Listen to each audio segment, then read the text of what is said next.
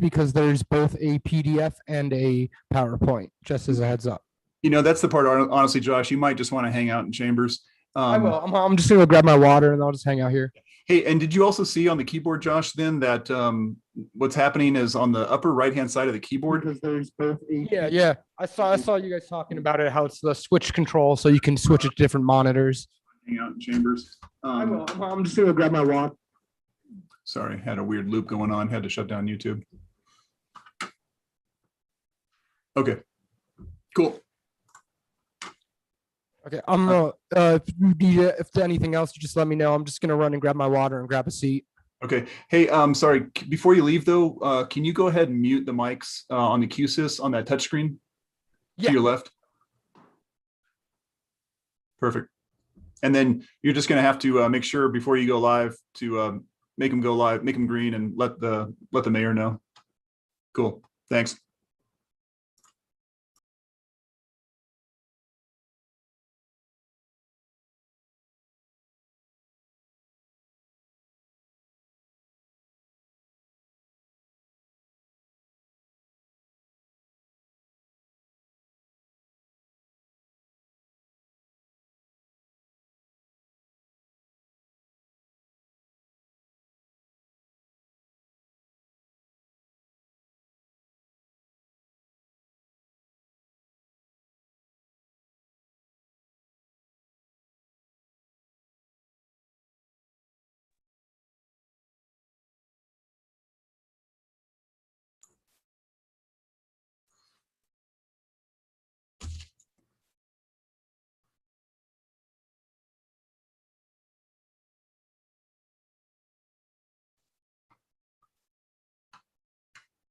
Hey, Diego, can you hear me?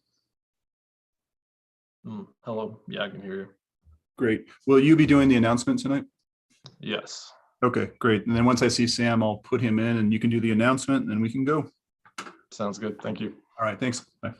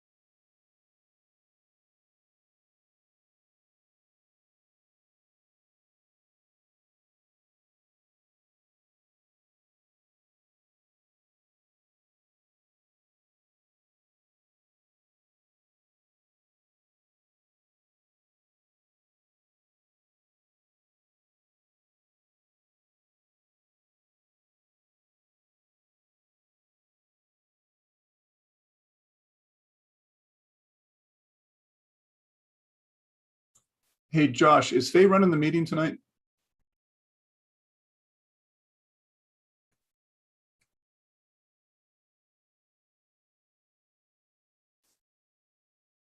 You're muted, Josh.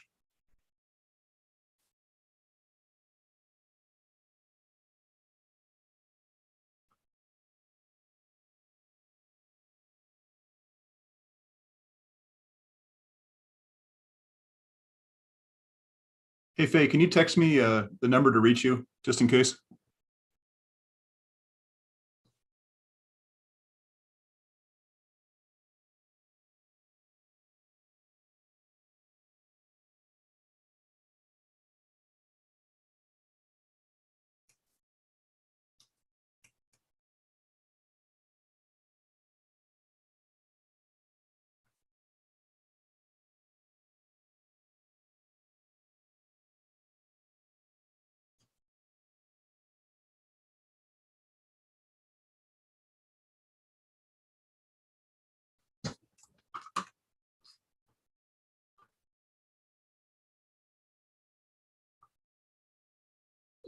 Hey, just a reminder, the green light on the lectern, you're still muted because of the QSys main panel. Cool.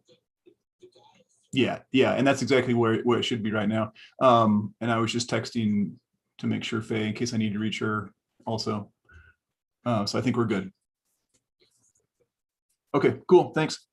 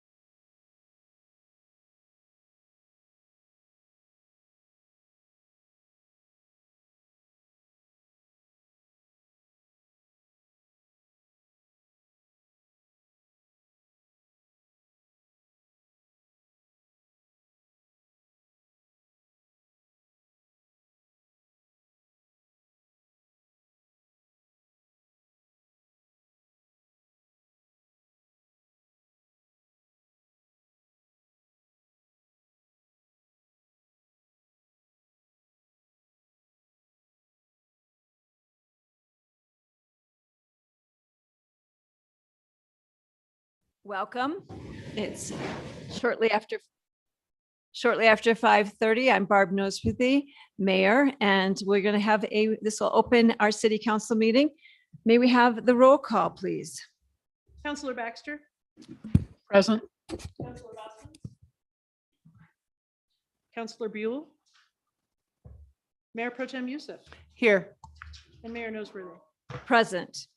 Do we have the introduction of the translator? We do, Mayor. We have Diego Pons with us. Thank you. Hi, everyone.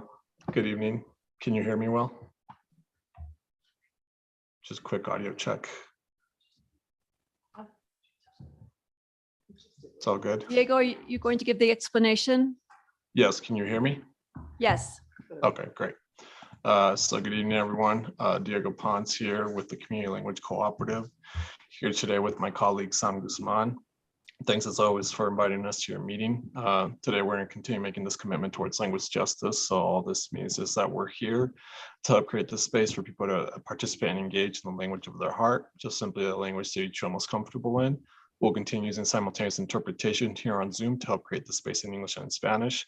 Once I finish saying this in English, I'll repeat it in Spanish. At that moment, we turn on the interpretation. Once interpretation is on, you'll be able to see that globe icon that says interpretation there in the bottom right-hand corner of your computer screen. Please select that globe icon when it appears on your screen, and please select your preferred language. If you happen to be joining today's meeting on your cell phone or your tablet, I'll instead ask you to please look for the More button or the 3 dots button in order to select your preferred language that way. So if you're not fully bilingual, we'll encourage you to please select your preferred language so you may utilize the interpretation if someone were to speak in the opposite language. If you are bilingual, however, you can just feel free to listen to everyone in the original language. You would not need to select any language channel, and you would not ever have to hear our voices. As always, when you select your language, you may check your original audio so you don't have to be hearing both languages at the same time. As always, we like to remind all people, please pay attention to the speed in which you're speaking. Just please make sure that you're speaking at a conversational pace, and please make sure that you do not pick up your reading speed. So thank you so much for those considerations. Buenas tardes a todos y a todas. Mi nombre es Diego Pons. Estoy aquí de parte de la Cooperativa Comunitaria de la Justicia del Lenguaje con mi colega Sam Guzmán. Muchas gracias siempre por invitarnos a su reunión. Hoy nos vamos a comprometernos otra vez a servir la justicia del lenguaje. Lo que eso significa es que queremos crear un espacio para que todas las personas puedan participar e involucrarse en el idioma de su corazón, que es simplemente el idioma en el que todas las personas se sientan más cómodas. Hoy vamos a continuar utilizando la interpretación simultánea aquí en Zoom para poder crear ese espacio en inglés y en español. Ahora, cuando yo termine de decir esto, se va a activar la interpretación. Ya cuando se activa la interpretación, usted va a poder observar ese icono del globo terráqueo que dirá interpretación ahí abajo en la derecha de su pantalla. Por favor, seleccione ese icono del globo terráqueo cuando aparezca en su pantalla y por favor seleccione su idioma preferido. Pero si usted está asistiendo a esa reunión en su celular o en su tableta, le voy a pedir que en vez, por favor, busque la opción que dice More o posiblemente el botón de 3 puntos para que usted pueda seleccionar su idioma preferido de esa manera. Y si usted no es completamente bilingüe, le voy a aconsejar a que por favor seleccione su idioma preferido para que pueda utilizar la interpretación cuando la gente esté hablando en el otro idioma. Pero si usted sí es bilingüe, se puede sentir libre de escuchar a todos en su idioma original. No necesitarían seleccionar ningún canal de idioma y jamás tienen que escuchar nuestras voces. Y como siempre, cuando usted seleccione su idioma, puede hacer clic en silenciar el audio original para no escuchar ambos idiomas al mismo tiempo. Muchas gracias. Thank you, Diego. It should be noted that Councillor Bosman's joined the meeting. And now I'd like to start by opening the meeting with a land acknowledgement. It is my statement. It does not reflect the view of the entire council. For thousands of years, this region was home to numerous people, bands, tribes, and nations. Each had their distinct culture, artistic expression, and community mores. In particular, this region was the ancestral home of the Nuchu, Dene, Pueblo, Hopi, multiple Apache bands, and various other tribes and Latinx people who used and stewarded this land. I recognize that indigenous peoples were forcibly removed from their ancestral lands by the US government. It is therefore important to recognize that the narrative of this region has mostly been told from the dominant perspective without recognition of those who came before us and who to this day continue to thrive, create, and connect with this land. Thank you for your respect in my acknowledging this legacy. Now, we'll need to identify or any actual or perceived conflicts of interest for anything on the agenda. Counselors? Okay. We have no proclamations this evening, so we will go into public participation. This section of the agenda is set aside for the public to provide comments or ask questions regarding items that are not scheduled for a hearing or public testimony, or that do not otherwise appear on this agenda. City Council will not respond to questions from the dais. Citizens should address their comments directly to City Council. As this is a hybrid meeting, the avenues for public participation have been adjusted. All written comments received by the city clerk by noon today will be delivered to council and will be summarized in the meeting minutes. We will start with those in the room and then move to anyone listening virtually. When you come to the microphone, I'll ask you to state your name and where you live, if you're in the city, the county, or if you're visiting from somewhere else. The clock you should be able to see the clock on the screen. You'll have 3 minutes. I will try to raise my hand at about 30 seconds, which is your signal to wind down. And I hate to do it, but I will have to end your comments at 3 minutes mark. So our first sign up, and if I mispronounce your name, please in advance I ask your apology. Excuse me, Mayor, to interrupt. Is your microphone on?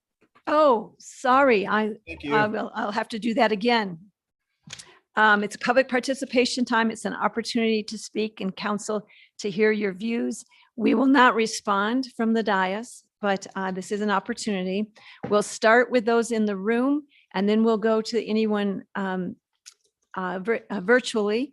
You'll have 3 minutes to speak. You should be able to see it on the screens. If you're virtual and you're watching, you should be able to also see the 3-minute timer. I will raise my hand at 30 seconds to get you to think about winding down. And while I hate to do it, I do have to stop you at 3 minutes so that we can move along. And finally, if I mispronounce your name, my apologies. Our first speaker, when you come to the dais, please state your name and whether you're from the city, the county, or somewhere else. Emily Frozen. Emily, please come up.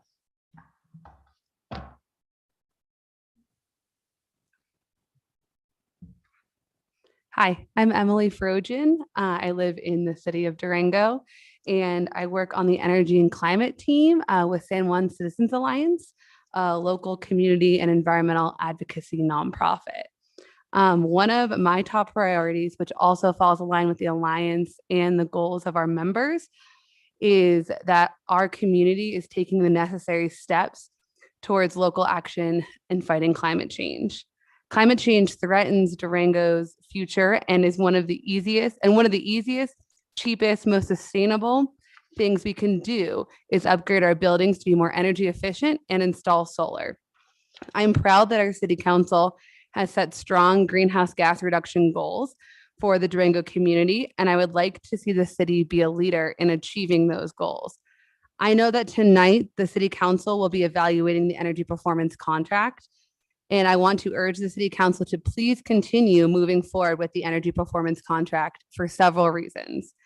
The energy performance contract is the most efficient way to update our buildings since it requires no upfront cost and can be done simultaneously and timely. Not to mention, city staff does not have the expertise or training to perform essential upgrades in-house or in a self-managed manner. Making energy efficient upgrades with the energy performance contract now saves Durango tons of money in the long run, while not sucking city funds from other essential areas of the city budget. The state of Colorado strongly supports energy performance contracts and has ample resources and grants that wouldn't be available if the city goes a self-managed route. The city needs to be a community leader in progressing towards the greenhouse gas reduction goals, and the energy performance contract is the best path in that leadership. Making an investment in energy efficiency is a huge step towards bettering Durango's climate impacts. On behalf of San Juan Citizens Alliance and its members, I strongly support the energy performance contract and hope the City Council will do the same. Thank you for your time. Thank you, Emily. Andrew, Alex, and Godfrey.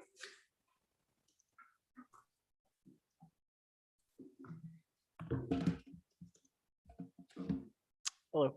My name is Andrew Elson Godfrey. I'm a resident of the city of Durango, and I am a strong supporter of the energy performance contract. Climate change is a real and present danger to all communities and is of particular concern to desert dwellers like ourselves. We must set an example for other Four Corners communities and continue forward with the energy performance contract. I'm fully in favor of this for several reasons. Number one, it won't cost us anything. It'll increase our use of renewable energy, and it will allow us to do these projects all at once rather than piecemeal. I want to thank you for your time and urge you to support the energy performance contract. Thank you. Thank you, Andrew. Katie Burford.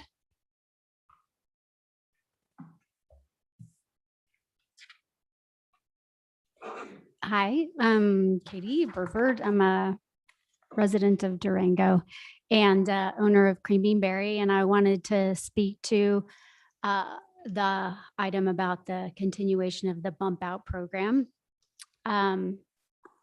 which I wanted to urge the council to approve. Speaking for myself, and I apologize for not having prepared remarks, but I just learned about this a couple hours ago. But it's been a tremendous boost for my business in recent years. During the summertime, my bump out area is full all day long. And the people that I see sitting in the bump out are families with small children, families with elderly people who are, after walking up and down Main in the middle of summer, often very tired and very need of a place to sit down.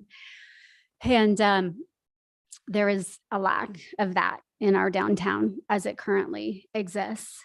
And so I think that the bump outs have offered a real wonderful opportunity to provide that, although it is a midway step. And I hope that we can get to something more permanent and aesthetically pleasing. But this is, I think, a great interim response. And I know that the item under consideration is calling for some design calling for fees and design enhancement. As a business owner, I'm totally fine paying the fees. I'm happy to contribute whatever is necessary for the program to make sense for the city and for its time. I would ask, as far as the enhanced design element goes, to consider that there's been new enhanced design elements for every year that this program has existed. And if it is continued, it will be temporary. And making any major changes will require an additional significant expense for the businesses that do choose to continue with it. And that would be on top of the fee that they need to pay. And so I would ask that those enhancements be kept to a minimum, or at least be more superficial elements, as opposed to major structural changes because of the expense that that would entail. Thank you very much for your time and consideration. Thank you, Katie. I can't quite read the first initial or letter, but Jake Moss. Okay, thank you. Hi, my name is Jake Moss. I live in the city. I just wanted to voice my support for the energy performance contract, simply because I am a big proponent of moving towards sustainable energies, and it seems like it's a no-brainer considering there's no upfront cost, and anything that we can do to move towards more sustainable energy sources is a good choice. So, thank you. Thank you, Jake. Renee Dickerson.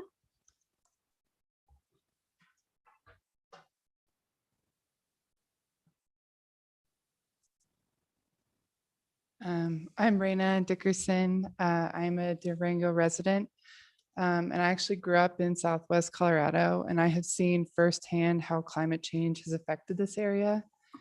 And I not only believe that our city needs to be a part of the solution, it would be really cool to see us be a leader in our corner of Colorado. And because of this, I fully support the energy performance contract, and I believe the city should as well. It is the only way the city of Durango can take the required steps necessary for reducing its greenhouse gas emissions in a timely manner. And so please support it, and thank you so much. Thank you, Renee. Sarah Birch.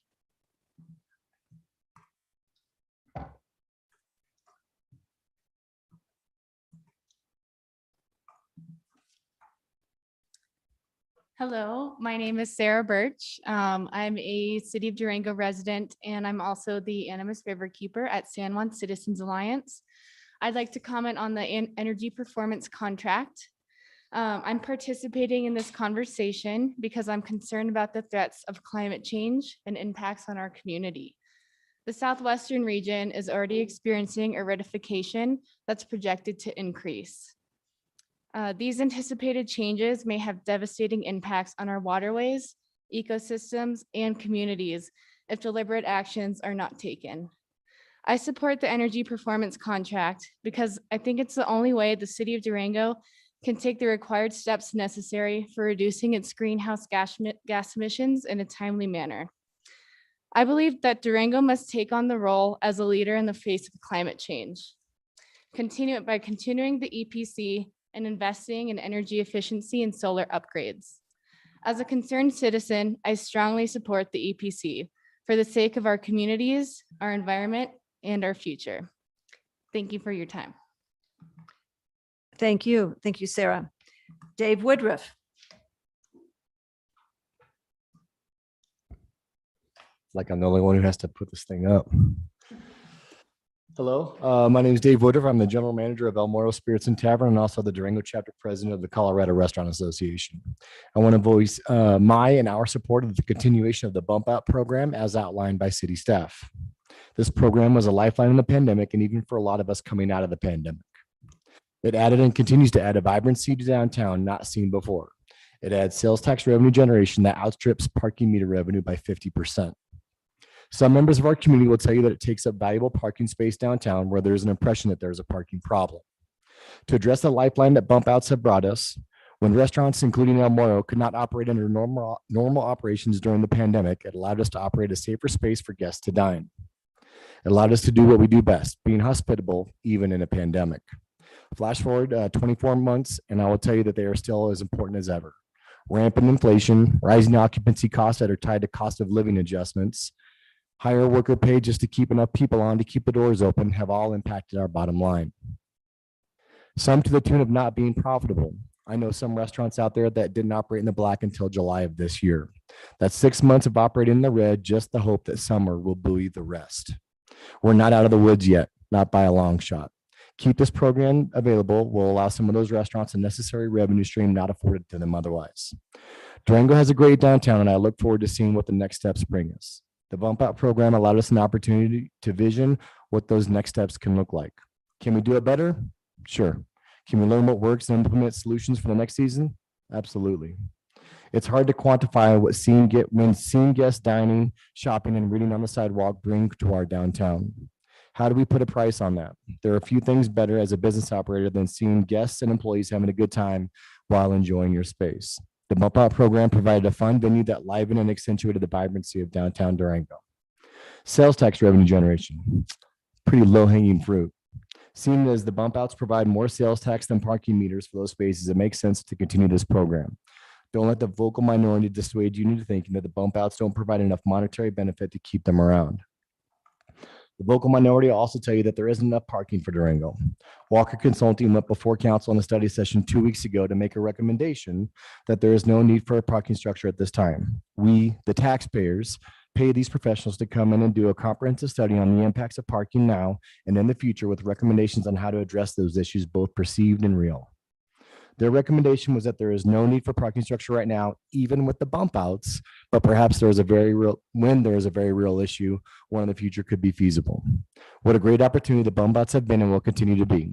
Please let's continue with this program and tweaking it as we see fit to ensure its success for both businesses, the residents of Durango, the tourists that come to Durango, and also the city. If you have questions about the program, then let's ask them to staff so you can all make an informed, well thought out decision. Don't decide in haste to scrap this program that has done so much for our community. You're welcome for 3 minutes. Thank you, Dave. Drew Roseran.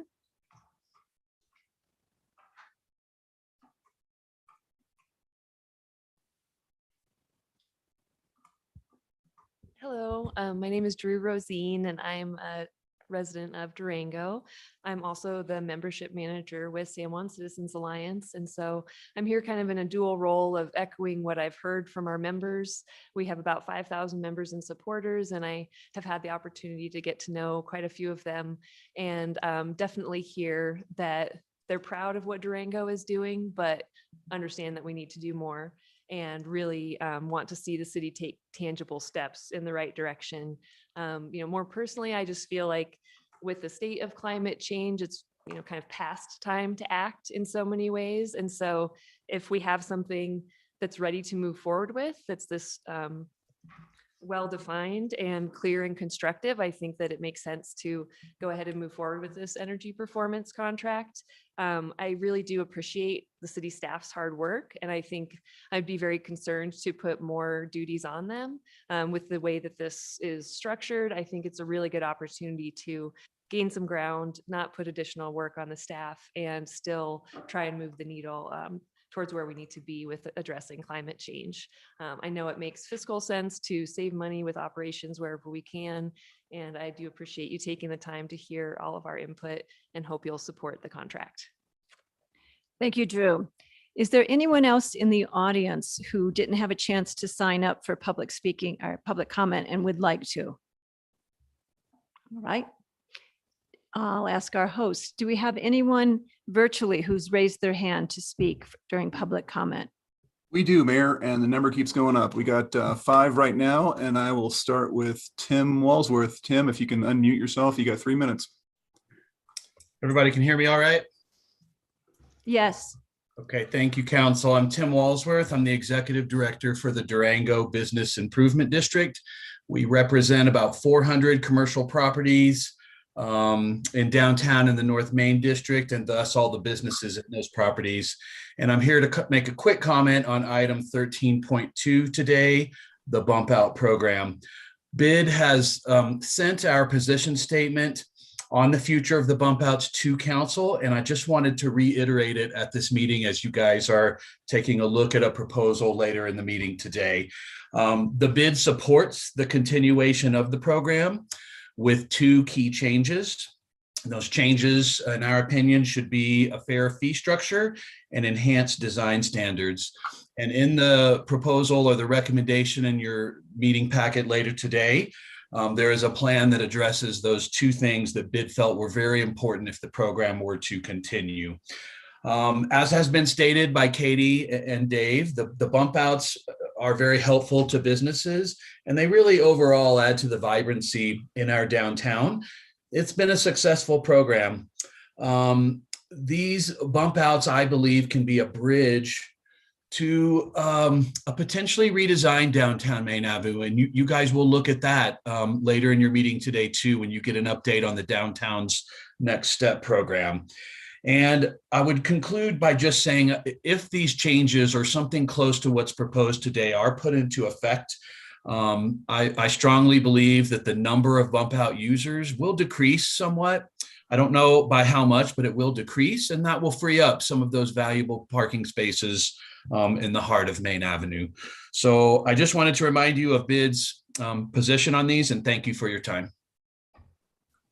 Thank you, Tim. And who is next? Next on the list is John Simpson. John, if you want to unmute yourself, you got 3 minutes. Mayor Noseworthy, John Simpson, city resident. I would like to discuss the energy performance contract. The construction of solar panels and the use of debt to pay for the solar panels is textbook municipal financing because it forces the people who will benefit from this project to pay for the project. But there's many faults in the rest of the project. First, the city appears unwilling to ask voters to approve the debt. Principal and interest payments will be required in the future. There could have been a question on the election on Tuesday, and so now the best time is next April. The legal argument that you don't have to do an election is that all sections in Article 5 of the charter must be considered. Which section of the charter is the city attorney referring to in particular? The best option is to have the water fund loan the money to the other funds. The interest expense would be deposited into the water fund. Your bond attorney and your bond advisors won't like this because they don't get paid. But there's nothing more secure than loaning money to yourself. You can't default on yourself. Next, using debt to pay for the toilets and light bulbs is financially a poor decision. Just pay cash. Last year, the city started a building maintenance fund. You can use it. Staff says the grant will be forfeited if the city pursues other construction by other means.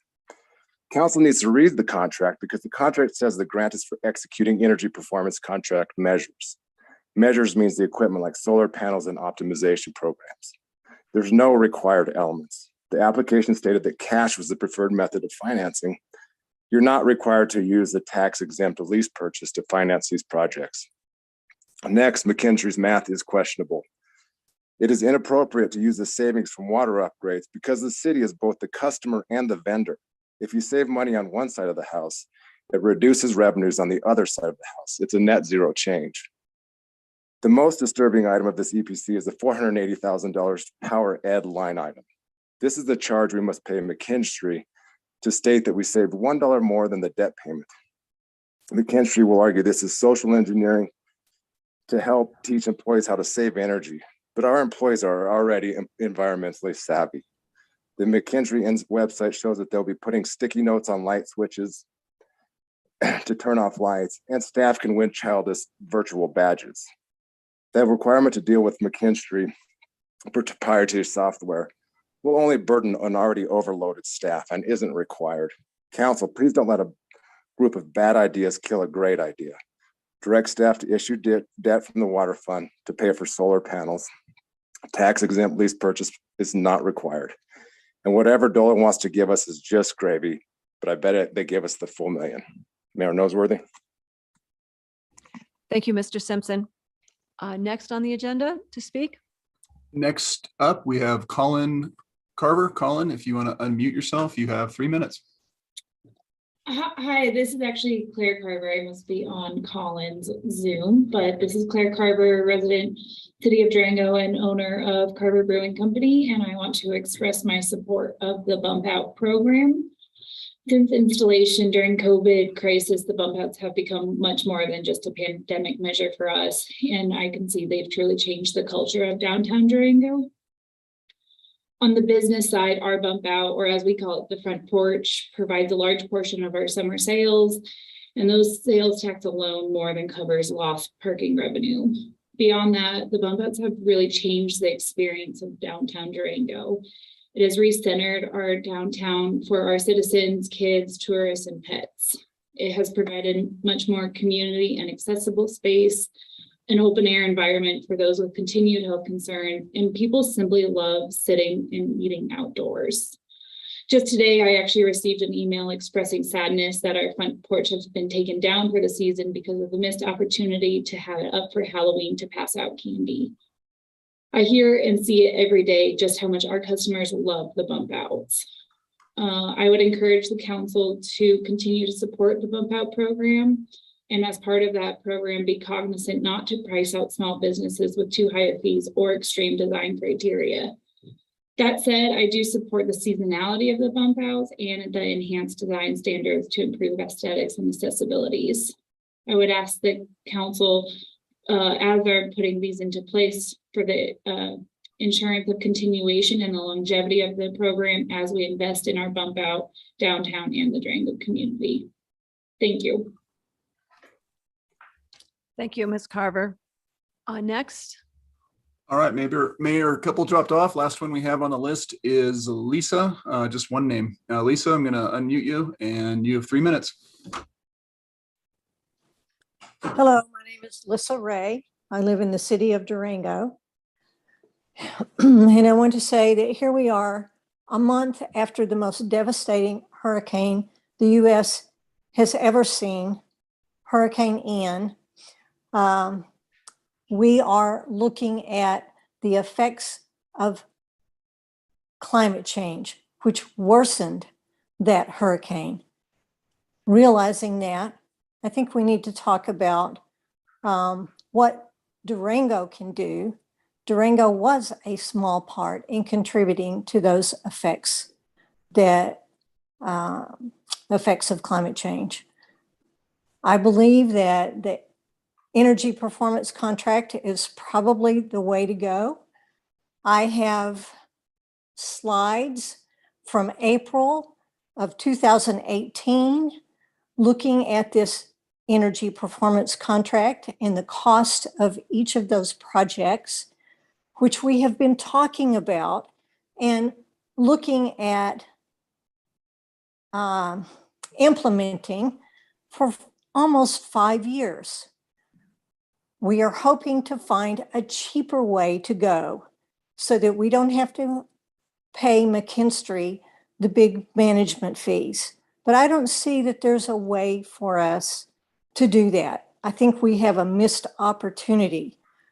During those 5 years, we have missed the opportunity to save from the projects that could have been installed during that time. We have increased the cost because of cost increases of supplies and labor. We have increased the cost of the loan because the interest rates have increased. And we have not been able to save from those projects that could have been installed earlier, but the city did not have the capacity nor the expertise to do so. And we still don't have the capacity or the expertise to self-manage those projects. Unfortunately, that leads us to hire McKinstry and have them manage the project at a cost. Yes, we also get free technology assistance by the Department of Energy, Colorado, which is a plus. And we cannot wait another 5 years to piecemeal these projects together in order to start saving and accomplishing our goals, which I strongly support. The greenhouse gas reduction goals the city has set, as well as the renewable energy goals that we have set. We need to start realizing those goals. So I am in support of the energy performance contract. Thank you.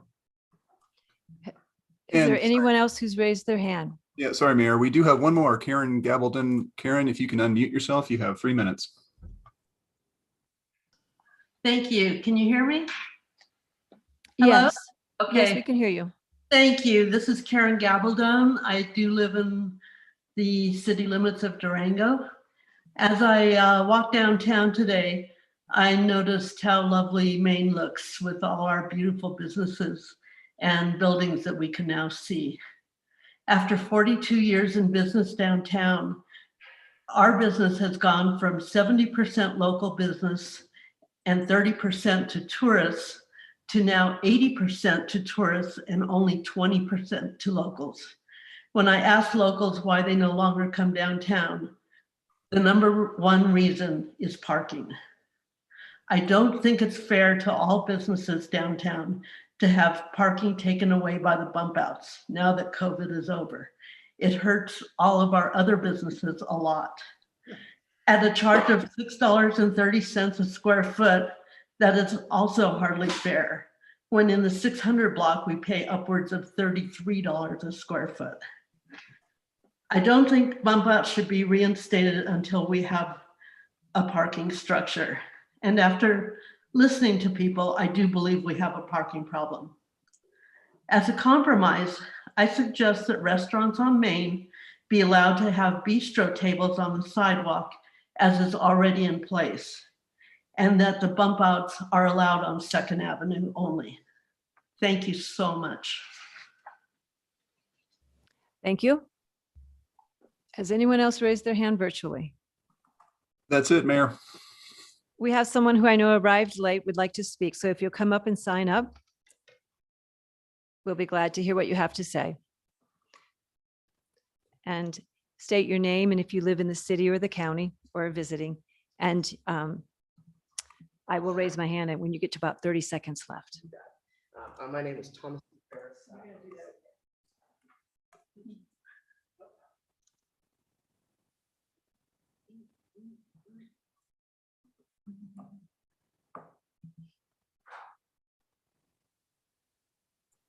I'm sorry, Mayor. We do have one more person online if you want to do that first.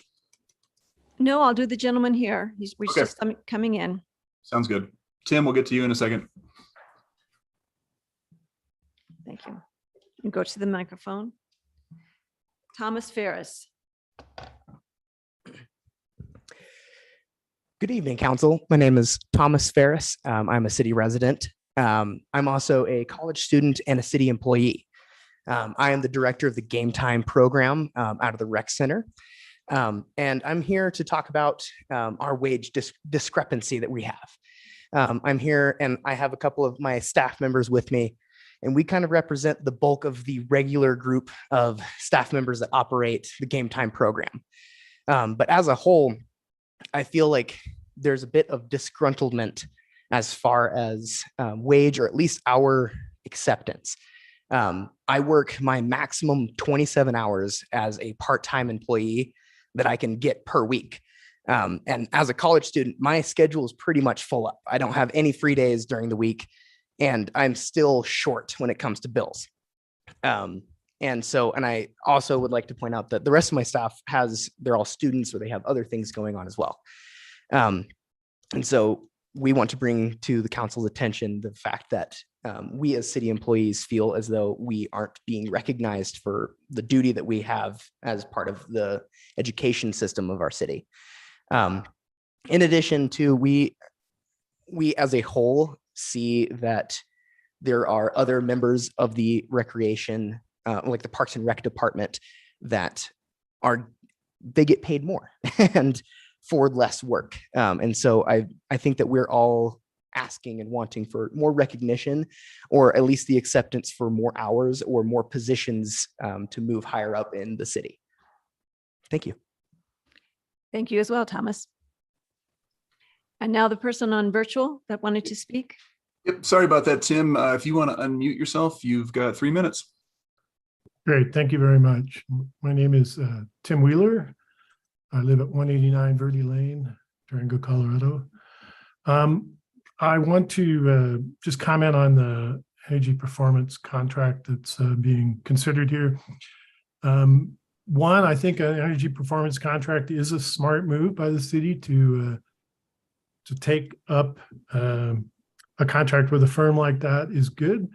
I do, however, feel that there are missed opportunities, and even though the city has been at this a long time, those opportunities have been missed to work with LPEA and the staff there to ensure that the contract can be carried out in a manner that utilizes as many local resources as possible, including community solar resources that LPA is in the process of developing.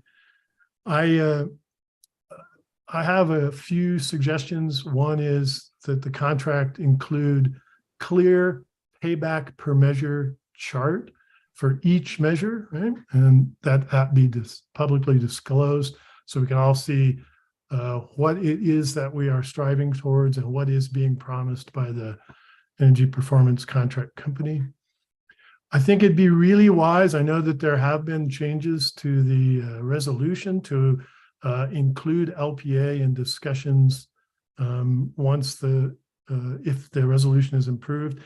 I want to highlight how really important that is, that the city continue to confer and partner with LPA who have resources that can assist in this, and that there be a real clear intent to direct as much as possible subcontract work to local organizations and businesses, and that the city really diligently confer with LPA on the Sunnyside Community Solar Project that's in process.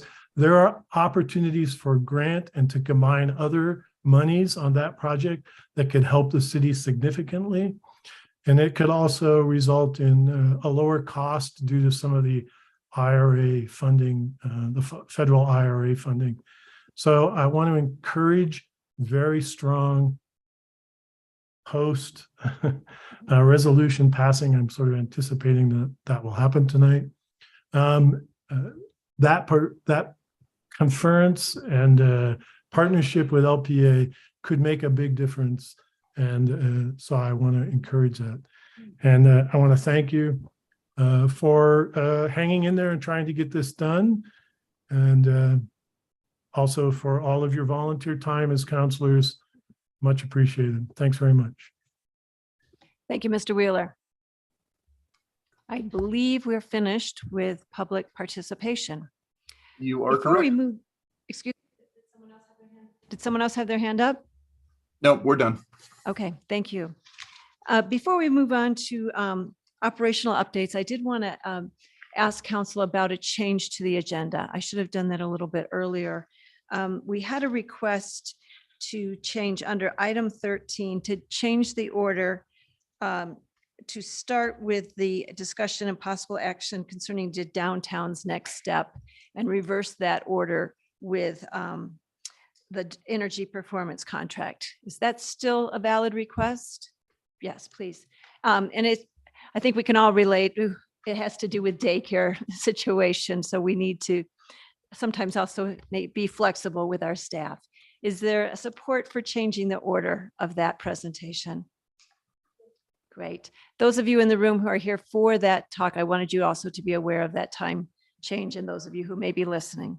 All right, we will then go to city operational updates. City manager, did you want to provide an opening to bring Eva up here? Yes, Eva Henson, our Housing Innovation Manager, will be here to give an update on some of the partnerships in housing that we've been able to accomplish.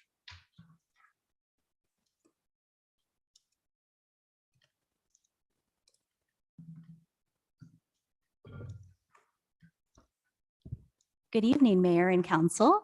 Eva Henson, Housing Innovation Manager.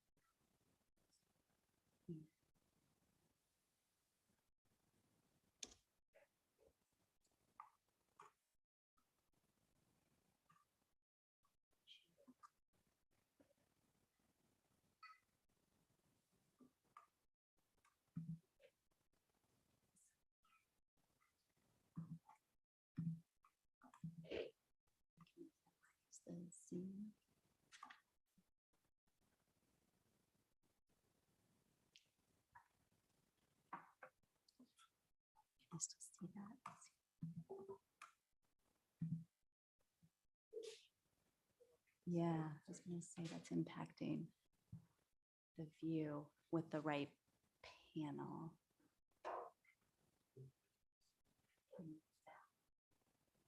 And then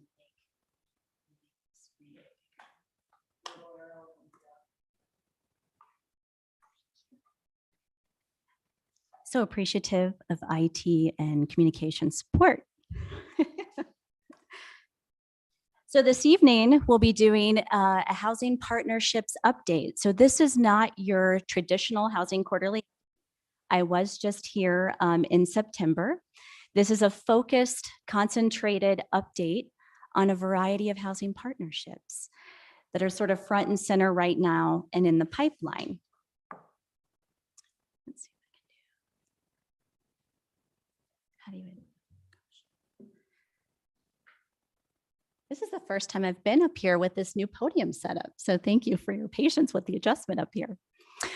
So affordability and economic opportunity is where the Housing Innovation Division lies. Community Development Department is undertaking numerous interrelated initiatives to accomplish AEO strategic plan goal objectives. The Housing Innovation Division provides a central point of coordination for all efforts related to the strategic plan AEO initiatives and housing objectives, the 2018 housing plan goals, housing program work plan, including any housing programs. A key takeaway that I wanted to highlight before I dive into the housing partnerships, the Housing Innovation Division is working in synergy and alignment with various city departments to identify factors that can be addressed through local efforts, then leverage those resources and partnerships, again, emphasizing partnerships, to positively impact housing opportunities to achieve tangible results.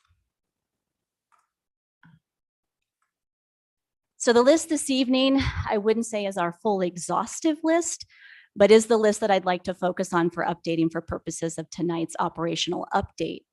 A few of those that we'll cover include Twin Buttes, city-owned parcels, including the RFQ for lead developer, the Gage Apartments, Three Springs Village 2, La Posta area, and including public and nonprofit partnerships. And again, just wanted to highlight the imagery that I selectively chose to share up there.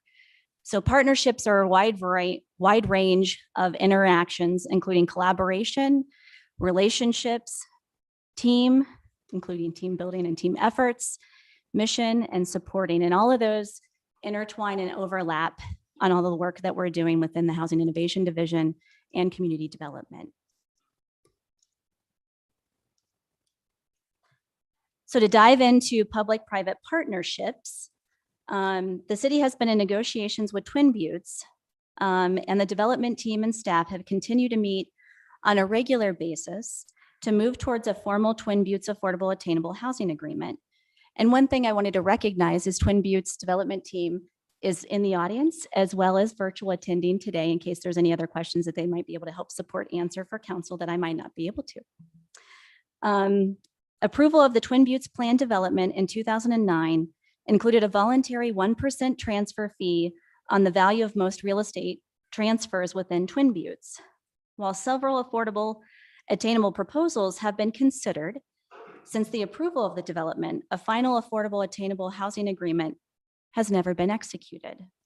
Staff has been working in coordination and collaboration with Twin Buttes development team since 2017 on a variety of outstanding issues related to the development, including finalizing this MOU that's been provided into your packet this evening.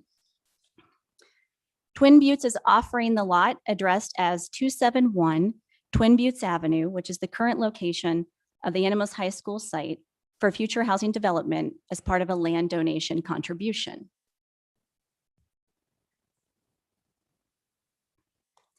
One of the things I wanted to recap as well for City Council, at the April 5th, 2022 study session, Council endorsed the collaborative plan utilizing the Animas High School site, 1% transfer fee and development of workforce housing in this location to satisfy Twin Buttes obligations.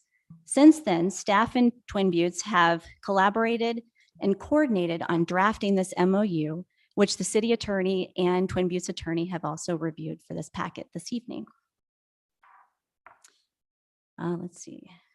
Twin Buttes has conservatively forecasted the 1% transfer fee will generate approximately $41 million over the next 30 years through 2052.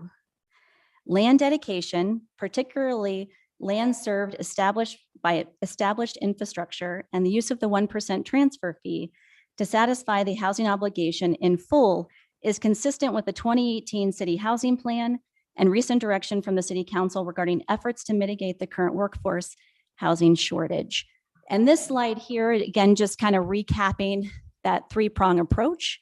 The current proposal anticipates that Twin Buttes will meet and satisfy 100% of their housing obligation in three ways. One, the 1% housing transfer fee, the land donation of the Animas High School parcel site as identified earlier, and a commitment to find a development partner who can develop the parcel with affordable and attainable units. And with that, I'll just pause. I didn't know if council wanted to ask questions or have me keep moving forward and then ask questions. I would be moving on to a different project. Okay. Sure.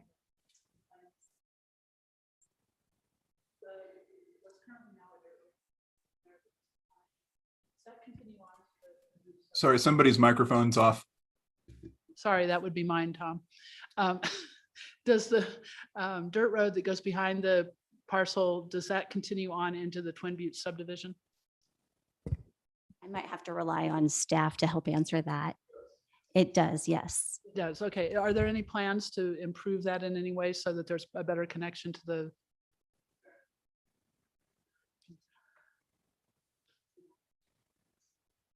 Thank you. Dan Burkhardt Planning and Permitting. I live in Durango, for what it's worth. Yes, that is actually Twin Buttes Avenue. So that will be fully improved with paved, everything else.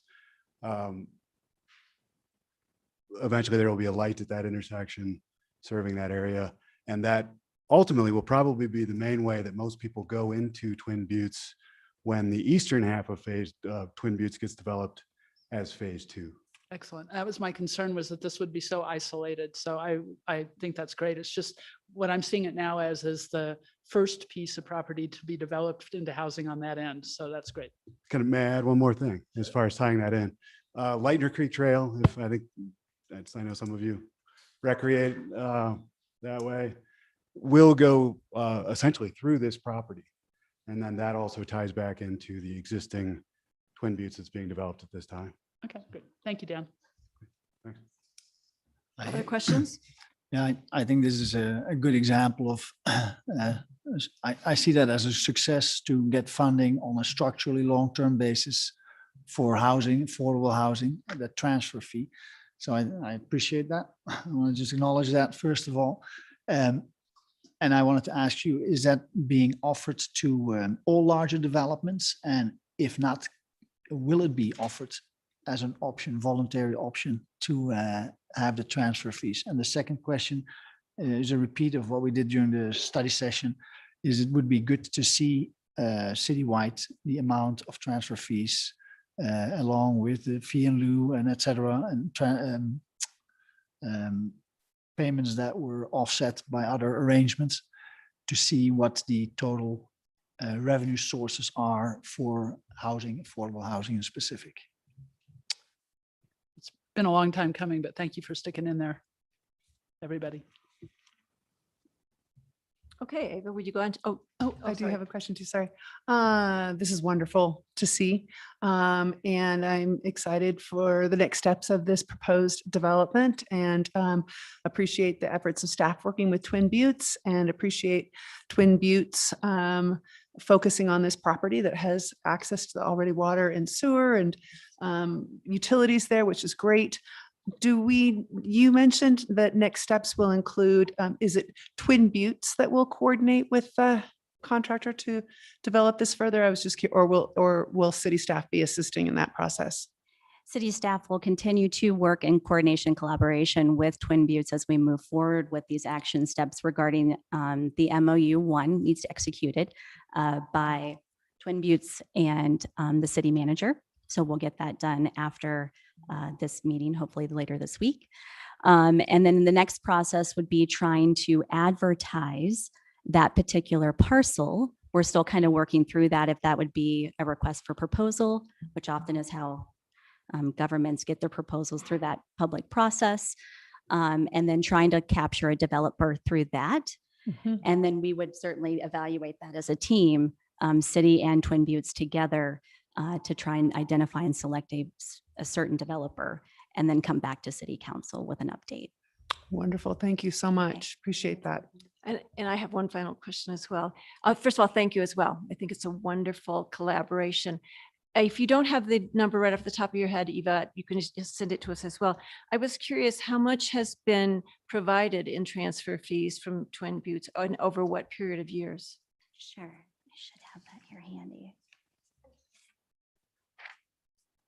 I think, yeah.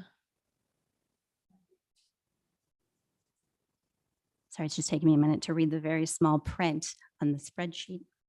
But I believe collections cumulative for the transfer fee for Twin Buttes as of 9/1/2022.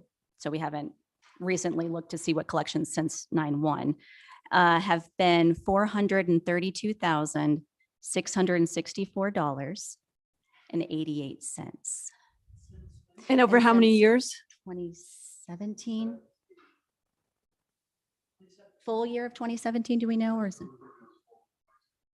Okay, thank you for confirming that. Okay. 2017. 432,000 over 5 years. Thank you.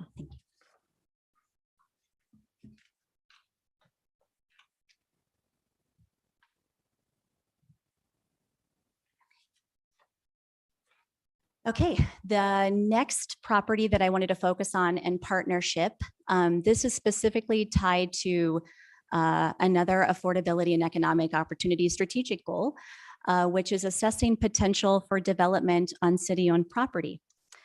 So in particular for this, in June of 2022, the city released a request for letter of interest and qualifications from qualified individuals or firms who can take on the role of lead developer and a public-private partnership to develop a vibrant neighborhood near the intersection of Florida Road and County Road 251.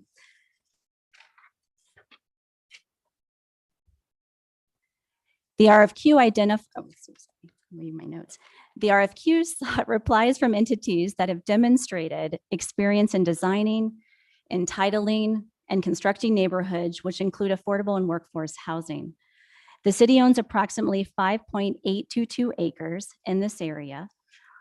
The parcels are currently designed or designated for medium density residential land uses and are adjacent to a signalized intersection of 2 major artillery roads with immediate access to city utilities. The properties are not currently within city limits, but are directly adjacent to city limits and are eligible for annexation. The city anticipates that a variety of housing options may be developed on these parcels, along with other complementary uses, such as commercial uses, parks, trails, and other neighborhood amenities. On July 28th, 2022, the RFQ closed. The city received 4 proposals. The evaluation team ranked and scored the proposals and selected the top 2 highest scoring teams. Interviews of these top 2 teams were completed in mid-September. Following the interviews, the staff team was unanimous in their selection of their preferred option based on how well the selected proposal met the evaluation criteria. On October 19th, 2022, Durango Crossings Partners, LLC, was sent a notice of intent to award as the 1500 Florida Road lead developer project. And wanted to identify as well that Durango Crossing Partners has representation this evening here in our audience. Thank you, Ken. So Ken Trujillo is here as well as representation for that entity, in case there's any questions directly for the developer. City and developer have agreed on initial commitments the city expects from the develop and likely commitments on behalf of the city. City anticipates that a variety of housing options may be developed on these parcels, as I identified before.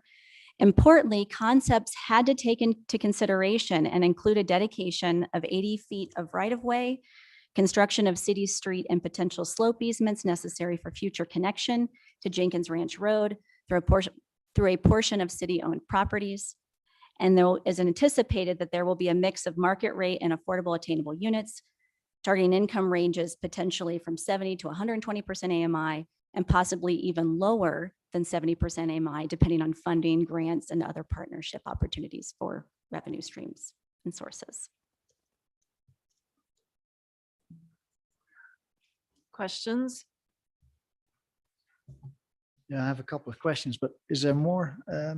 No, I don't believe I have. No, that goes to the next project. Thank you for that update. It seems like a good project, but I'm wondering in general about the use of city-owned land to partner with developers versus having city-owned land used for the very, very low income, which otherwise would not be served. And I'm thinking of, for example, the VOA or Habitat for Humanity. I think Habitat had shown interest in this property with a request for to present to us 6 months ago or so, or maybe even more. And they serve an extreme low income category for entry level. And if we don't support such organizations, we will always have that entry level gap. So that's my first comment, I guess. And the second one is, I didn't see any presentation material on the URA, but there is in the packet quite some comments on the URA. So this will be a question for you, but I'll read it out a little bit. If you can explain the rationale why this area would be considered for another URA. To set up and manage a URA, we will incur quite a bit of upfront and ongoing consulting fees with a limited to no effect on actual developments. That's just to set up and run an urban renewal area. And a URA will create another layer of bureaucracy and a layer of board meetings for any developer to go through, making any project more complex and thus potentially counterproductive to adding affordable housing or encouraging development. And in addition, it seems we are creating URAs throughout our city as soon as there is a potential development to justify the costs, while the city community development staff is doing all the work for the URAs, the same staff at present. So if we keep adding these little urban renewal areas, we might as well call our whole city one URA.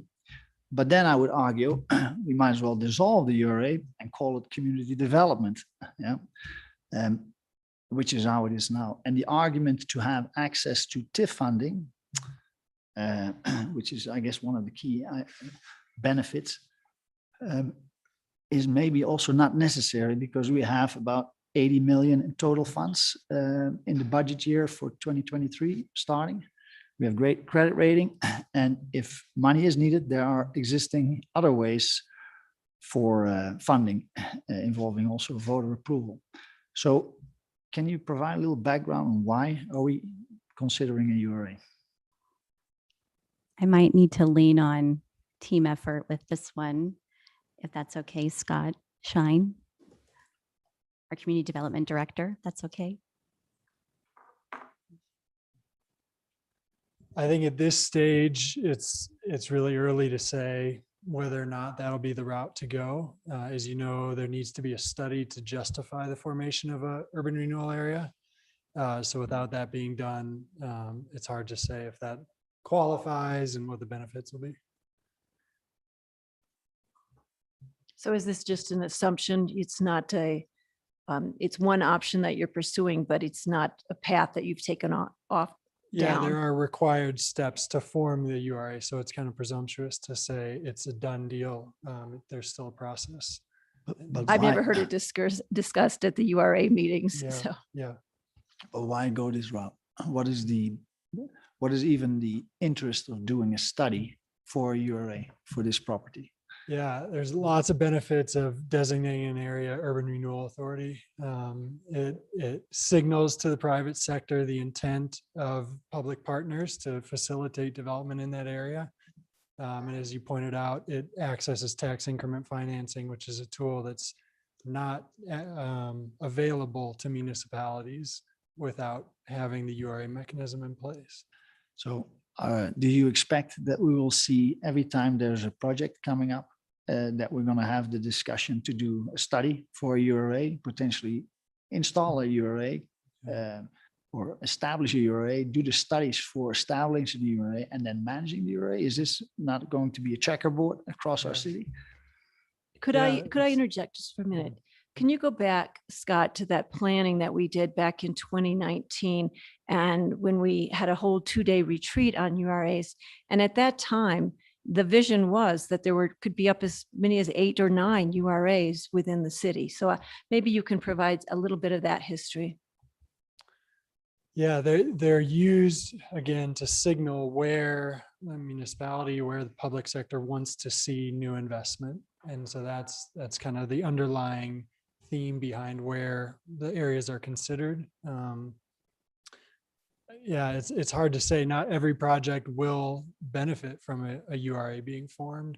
I think you're bringing up the point that we need to do that cost benefit analysis and say, at what scale does it really make it worth it to form an area, and the return on that upfront investment pays off. So that's something we're committed to, and we will continue to do. as projects come in, it's kind of a tool we have in the toolbox to facilitate projects like this. And it's not one size fits all. And in the interest of time, if I may, the URA discussion, it's not agendaized as such. Yeah. So I would like to also recognize that we're overdue, and I'd like to bring us back to the 3 other items you still need to discuss. We can have the discussion of a URA at the URA meeting, which is I next can week. ask you a closing question on this specific project and the item of URAs. Will we see as a council a cost analysis at a certain point before you do a study on doing the option with or without URA?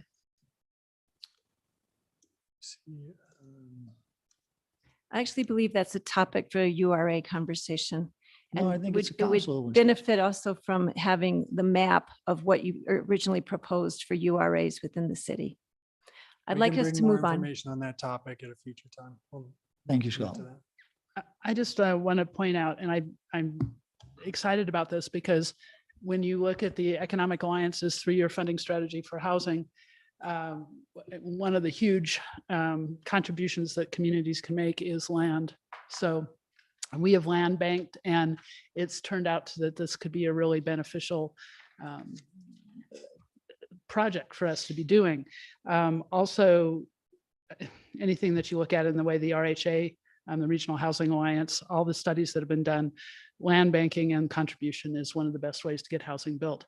And we're looking at doing it for affordable and attainable housing. And there are programs for affordable housing, which include federal subsidies. And currently there are no programs for attainable housing. So that's where land banking comes in. And so I applaud everyone for taking this on and making it happen. And I also want to say that oftentimes one project can generate enthusiasm in an entire area. And a URA being formed in that area with TIF financing can help stimulate that growth. And so I really appreciate both those considerations. Thank you. Thank you. I would like to come back to the questions about Habitat for Humanity. I would certainly, like to follow up with City Council more as a follow-up after the meeting in regards to their proposal. They were one of the top 2 candidates that were interviewed, and can certainly provide some context of why we did the notice of intent to award with Durango Crossings Partners LLC. We do continue to stay engaged with Habitat for Humanity and want to keep the door open for opportunities. And so I would say that this door is not closed for their particular model. It just wasn't the exact fit for this particular parcel and land and their proposed project. Thank you. I look forward to that. I think Habitat serves a percentage category, low income group for that we don't serve. There's nothing that serves that entry level, very low income, purchasable housing. So I think, thank you. I will remind everyone that we're partnering also with the Best Western, and that will be starting at 0% income going to 60%. And there will be, I think, over 100 units there along with the VOA. So thank you. Let's keep moving. Single Thank family you. Let's keep residences. moving. Yes, to the Best Western, it was not identified on the list, but wanted to give council a quick update. I engaged and spoke with TWG development team. Again, they're based out of Indianapolis. They do have the Best Western Hotel under contract. I confirmed with them today that they're just waiting on Division of Housing's loan documents. It's been a trickle for them, but they're hanging in there. They are doing a low interest loan through the Division of Housing for the entire amount for the acquisition, which is $7 million. So their anticipated closing date right now with the seller is Tuesday, November 8th. They are hoping to close and acquire the hotel sooner if possible, potentially maybe even this Friday. As soon as I know more from them, they will notify the city, and I will certainly keep City Council abreast of that development with that project. Thank you, Eva. Let's move on to your other items you want to discuss. Yes. Okay, try and be quick here. The Gage Apartments, just wanted to identify this project was actually approved in the spring of 2022. This will be located at 1275 Escalante Drive. It is a project that will consist of 89 units, of which 14 we have worked and negotiated with and confirmed that they will be rent restricted units for local workforce. I wanted to provide City Council a quick breakdown of those units, just in case you wanted to know about that. 1 bedrooms at 80% AMI, they will have 3 units. 1 bedrooms at 100% AMI, 3 units. 2 bedrooms, 80% AMI, 3 units. And 1 bedrooms at 120% AMI for 5 units. They recently came to community development and the city requesting a small fee reduction off of their building permit fees, which the overall fees are estimated to be $57,103 for the entire project. The development team has requested a reduction of $26,654, which is proportionate to the rent restricted units being provided. Not the exact proportion, but it's fairly close to what they calculated. It's a little complex. And so there wasn't exact rationale tied to the proportionate amount of the rental units. I guess I'll say that. But they will pay all the other fees that are required and are committed to seeing this project to going vertical. Grading has begun on the site and a building permit for the first building is ready to be issued. The project will be the first multifamily project in Durango built with modular construction. The first modular units are expected to be delivered in early December. The first building is anticipated to be completed by July 1st of 2023, with all 3 buildings being completed by October 1st, 2023. This is wonderful. Eva, I do have a question on that. And I wrote earlier, and I'm sorry, I haven't been able to check my email. Do you now require the 16% on rental, either inclusive housing? The Fair Share program does not currently require rental projects, and that has not been updated yet. Staff will be working on that to provide sort of the phased approach that I presented on September 6th, with doing a refreshed RFP to get a consultant to help with the feasibility study that's going to be required for that, as well as updating it. What I can say on projects that are sort of either already in city limits or are being required, too many A's and R's, to be annexed into the city. This is a particular project that impacted. The conversation does start with the delta of 16%. Because legally the laws have changed around that. So legally we could say any rental property needed to include 16% of the, no. Okay. No. And talking with the previous city attorney, Dirk Nelson, we've talked about this quite a bit internally. He has recommended that the feasibility study would be needed before wanting to recommend including that just as a blank slate into Fair Share. I think there's some other components of Fair Share that we've talked about that might need to be further evaluated and updated and possibly amended. So we're trying to look at the entire program and not just that rental component for the House Bill 21-1117 that does allow authorities to include rental development into the mix for affordable housing for inclusionary zoning. Thank you. Thank you. But in the meantime, you're working with developers to make it happen. So thank you to you and the developers. Yes. I appreciate that. Thank you. And just a couple other updates. Let's see, Three Springs Village 2. City Council allocated $75,000 towards the reevaluation of the existing Three Springs development agreement with the goal of making additional residential development more feasible. Let's see, we are partnering with the project manager for this effort with Dake Development Advisors. And so just wanted to bring that to your attention. And specific recommendations are currently being formulated on ways to stimulate new construction in this area. City staff also applied for state funding to support infrastructure construction in Three Springs, as well as a few other projects through the DOLA grant and Innovative Strategies Housing Grant, which is the House Bill 21-1271. That could facilitate new residential development along with funding resources. So just an update on that, just that things are ongoing. Eva, on that one, Sure. when do you think that we will hear from those grants? Yes. So the community development staff will have including myself, will have our pre-application meeting. We were notified from DOLA about 3 weeks ago that we are included in that pre-application interested list. And we'll be sitting down with them on Zoom on Monday, November 7th, to present our proposal. Monday, November 7th. And again, how much might that grant be? The max award right now has been 3 million. The range of awards had ranged from about 1 million to about 2.5 million. We will be seeking the full 3 million if we can. Again, to try and provide partnerships for additional funding for projects. Partnership to stimulate development, meaning assist with, for example, infrastructure. Potentially, and including fee offsets. I think that's sort of a twofold approach right now that we're looking at, so that it's not just one specific project. We're looking at a couple that we have in the pipeline with some of the partnerships that are already developed.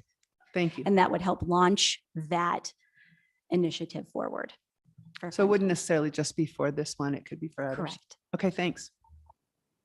And that's unique and creative and innovative of its kind for DOLA. Just wanted to bring that to your attention. Only one other organization has been awarded it for that purpose. So we're excited Durango's in the mix right now. La Posta, just wanted to bring to the attention that there will be a neighborhood.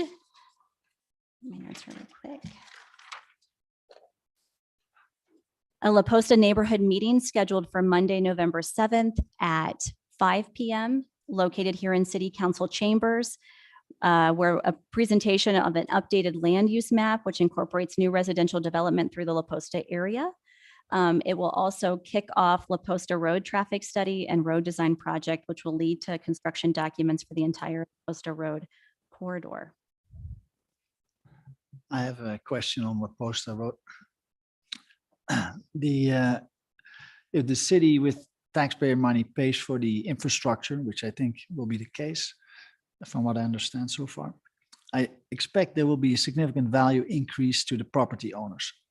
And one could argue that it would help property owners to develop housing, to have the infrastructure in place.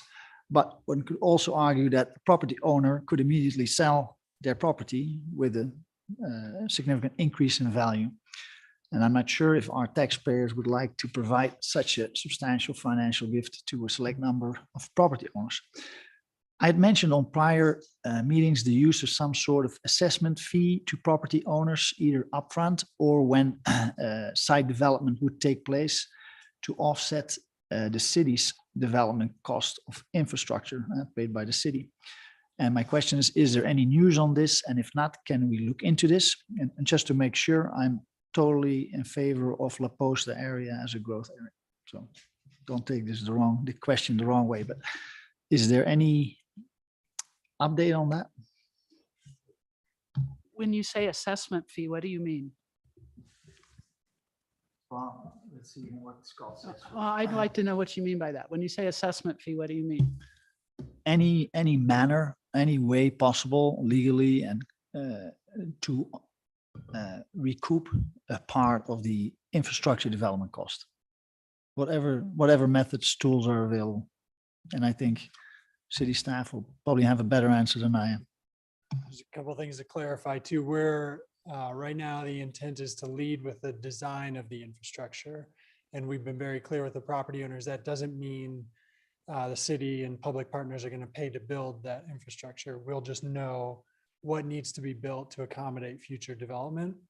We'll then also be able to look for federal money or state money to contribute towards that infrastructure. But I just want to be clear that our intent is to lead with a design, not to build it all out, without any contributions from the developer or the private sector. Does that make sense? I think that's exactly where I was going to. Yeah. And how would you, maybe this is too much detail. I'll ask the question if you can keep it short, maybe, so we can move on. But how would you deal with so many property owners if you have a master plan? And that's not going to be an easy thing unless the city would take the lead. Yeah. Usually those infrastructure requirements are triggered when they want to develop. And down here, we're pretty fortunate. We've got 2 or 3 pretty large property owners that would cover a large extent of the infrastructure. So that's a good thing about how this is setting up. The assessment fee sounds a lot like tax increment financing that URAs are able to tap into that you're talking about.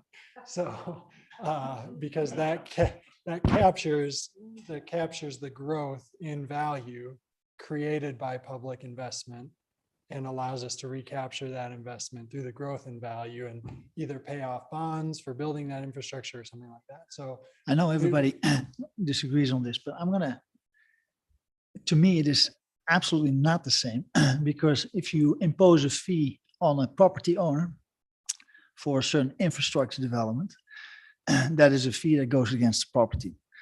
The tax incremental financing is future revenue increase in future revenue from sales tax or property tax that would incur anyway if a development takes place or value increases take place.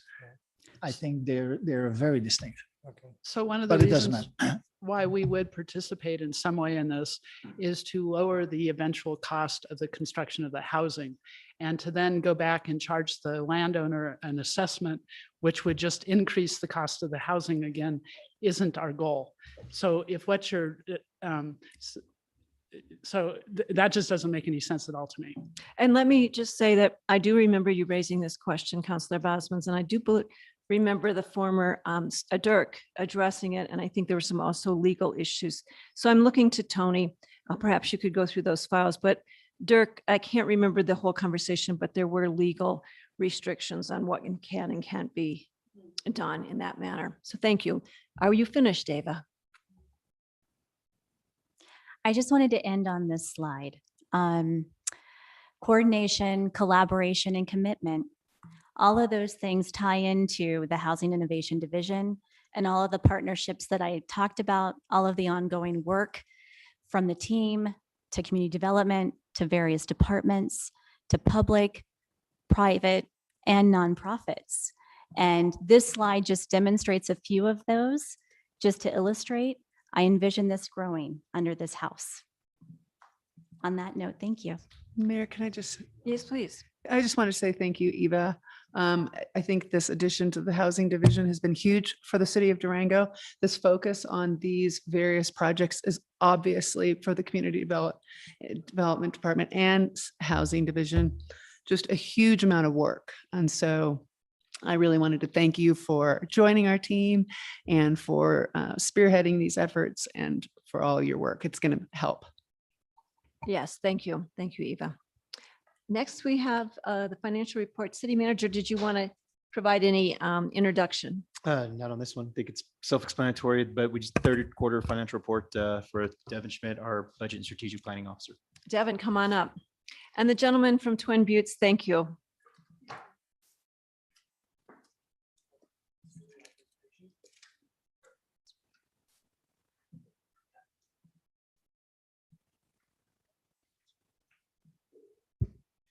Good evening, Mayor and Council. Devin Schmidt, Budget and Strategic Plan Officer. I'm going to take Council through a brief summary report of the Q3 financials, capital improvement projects, and performance metrics.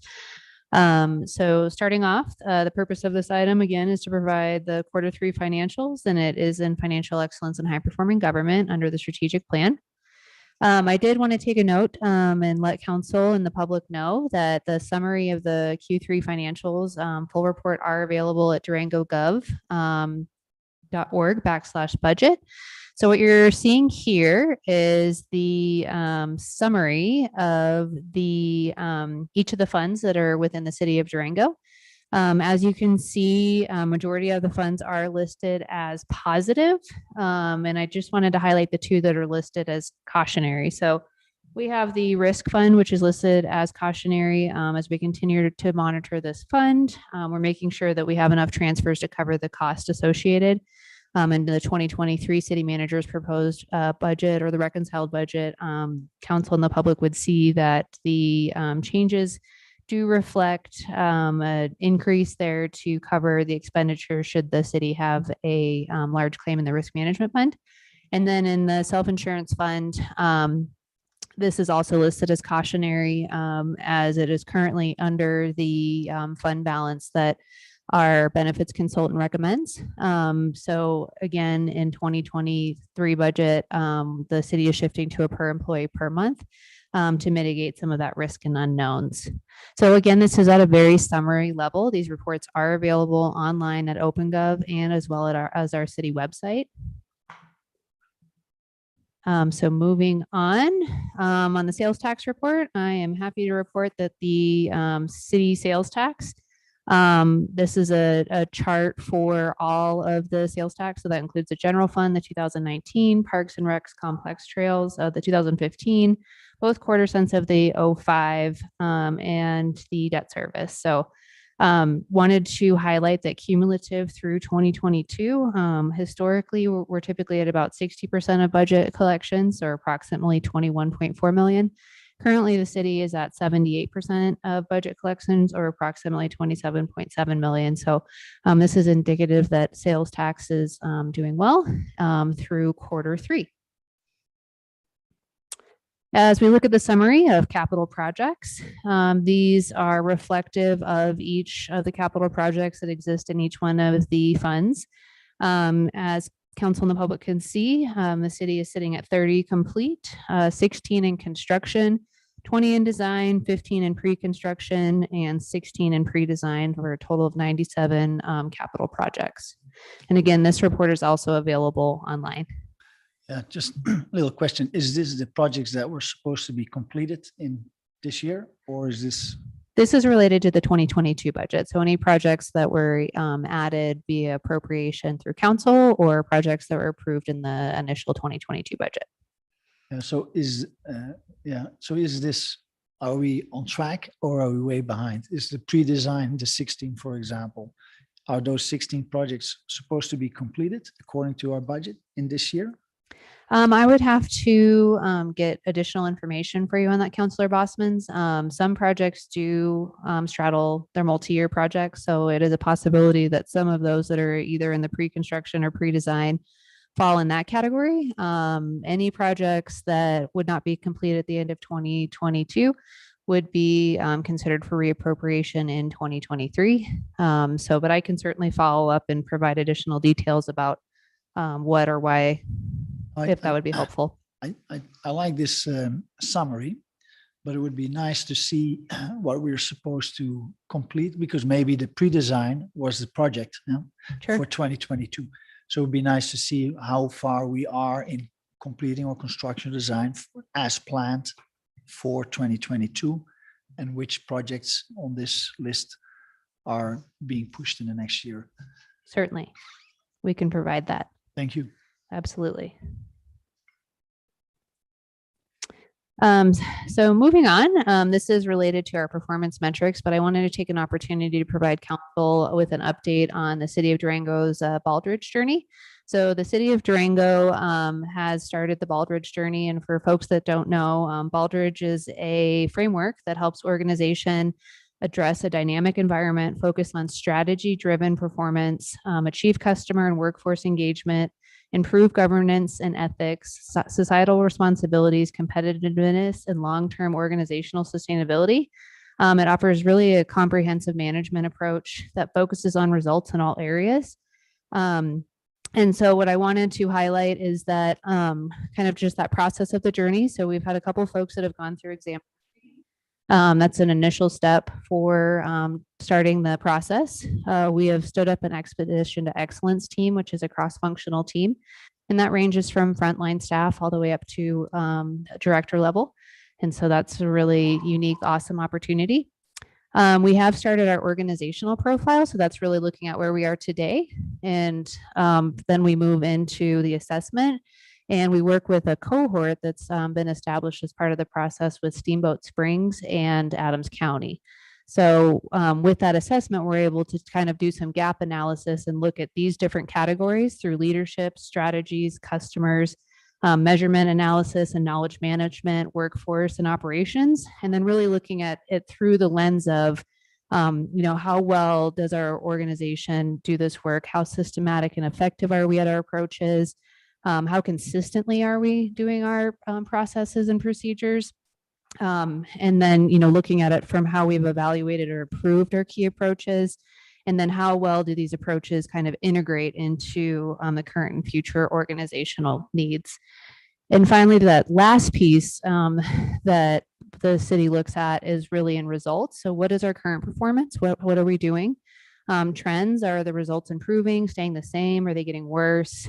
Comparison. So how do we compare to that of other entities? So we always look at other Baldrige best communities. So Fort Collins, El Paso, Greensboro, Tennessee, Irving, Texas. And then integration. So how are we tracking the results that are important to your organization? Are we even tracking the right things? And that bottom statement down there is really the why. Why would a city embark on this journey? And it's really that city government is rated in the top 10% of cities nationally for the best place to live and work, culture and recreate, and for job opportunities. So with that, I wanted to also let council know that we will have a performance metrics dashboard forthcoming. Yes, Mayor. Just on the Baldrige, can you explain that it's an award that's given every year and that until recently, and it's about corporations, and maybe Jose might have to jump in, and how few municipalities have actually been selected? Absolutely. It was set up as a system that was set up by President Reagan in a way to when the Soviet Union was going through, and how that American businesses could continue to remain competitive in the world market. Since then, it's expanded into nonprofit, healthcare, municipalities. I believe there have been 4 to 5 cities that have won the Baldrige Award since its time. And what it really does is it's a focus, it's a framework, and what I would call an organizational learning development, a theory, if you will, of how do you continue to be better? How are you pushing yourselves and knowing what it is that you say you're doing and making sure that you're proving what you say that you do? And I think there's parts in it to where you look at, if our strategic plan says one thing, does our budget match up, and where are there room for improvement that maybe we're not capturing the knowledge that we're looking at? What are our customers wanting? How are we measuring that we know that is what they want? So it's really a continuous learning model that really helps us and staff as we look at our organization, make sure that we're focusing on the things that are the most important, the areas that our customers are telling us that we should be focusing on, and are able to take that data and show that we're able to learn from those opportunities that maybe, at least for me, it's always the opportunities for improvements of areas that we're may say that we're focusing on, but we really find out that we actually focused on it as we need to be.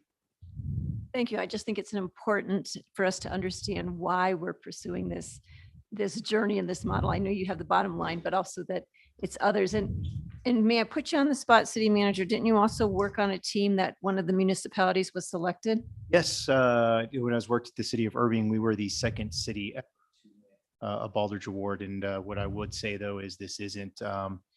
This is a journey. And I think that's the most important part, that there's a lot of cities that have gone through it and have never won it. And they continue to go through it for years and years and years.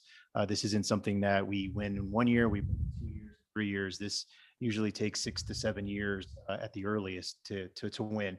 But it also allows us to have people from other organizations take a look at our framework and what we're doing, and for us to learn from Adams County, Steamboat Springs, but for them to also be able to point things out to us of where we're falling short on areas that we need to improve. So it really is what I call a pop quiz when we're quizzing ourselves every month to kind of see where are we, how are we doing it.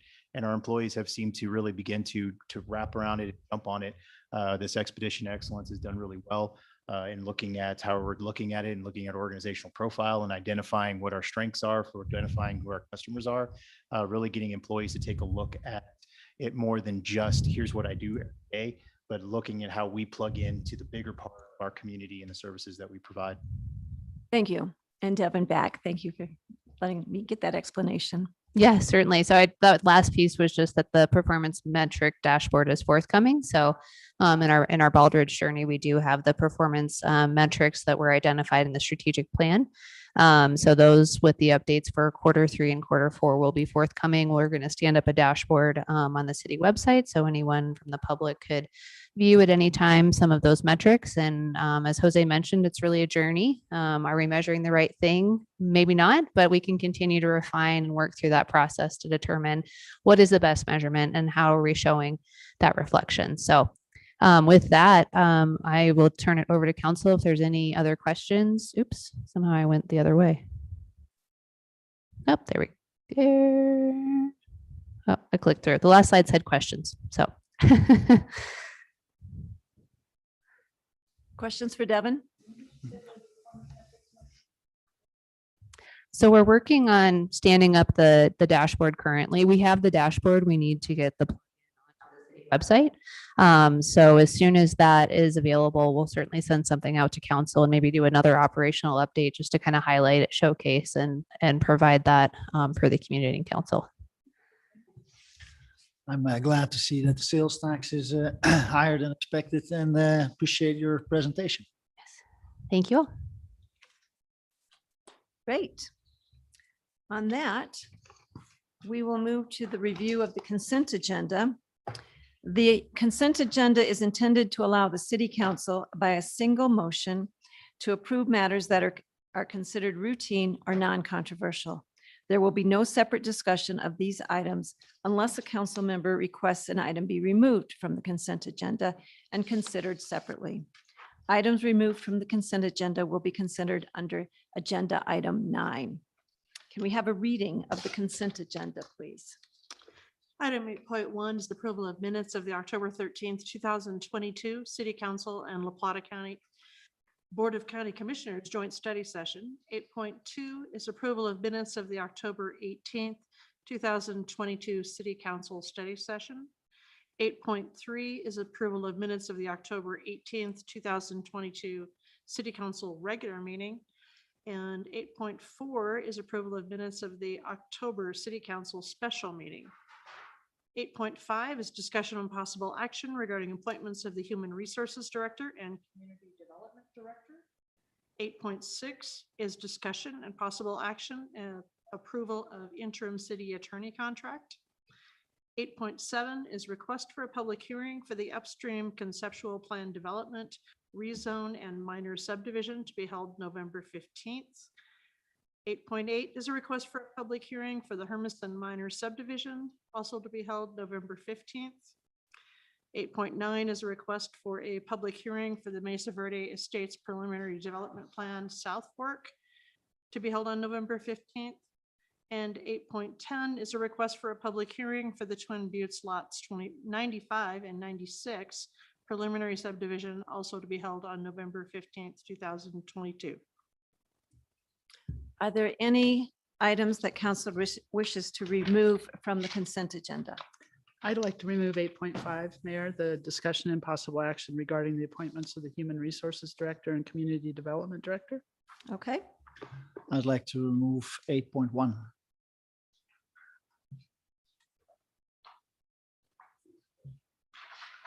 Is there a motion to approve the consent agenda with the items removed? So moved. Second. Any discussion? Then let us have this vote. Mayor Pro Tem Youssef. Yes. Councilor Baxter. Yes. Councilor Bosman's. Yes. Councilor Buell's absent and Mayor Nosworthy. Yes. Okay, item 8.1. Would you like to just explain what your thinking is? Yeah, and Or your questions on removing this? I'm sorry for bringing this up during the meeting. If I had more time, I would have sent an email. But in the minutes, it says that Olivier Bosman said it was important that the community knew a mill levy would not support extending services. And that is an incorrect part during the meeting.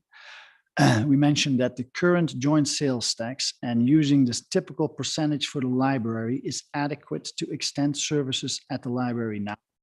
The city or library director, I'm not sure, had decided that extended services will not take place now based on worldwide economic conditions, expectations, and concerns that if personnel is added now, it might require letting employees go in case of a downturn. The discussion on a library district using a mill levy, which is paid for by property owners only, versus the current library financing via joint sales tax, which is paid for by visitors and locals, had no impact to the level of services being offered at the library. And I wanted to get this clarified for the record. And of course, you can listen to the meeting for the exact wording. Is that verbatim that from the minute, from the recording? What you just read? No, it's Oh, it's not verbatim. No, nor is the minutes. No, the minutes aren't there as a summary. I'm just was curious if that's a verbatim from the tape. What are you asking for? I'm sorry, I don't understand. To have that reworded to reflect. So it states that I said that it was important that the community knew a mill levy would not support extending services, and that is not correct. So can we just take that out? Yeah, you can, or you can just Okay, I have think the that minutes would be the reflect simple what thing is to what is do. being said. So the question would be to remove that statement from the record, from the minutes, or not the minutes, the summary that's provided. Great. Is there a motion? So moved. Second. Any discussion? Then please have the call. Mayor Pro Tem Youssef. Yes. Counselor Baxter, Yes. Counselor Bosman's, Yes. Mayor Noseworthy. Yes, thank you.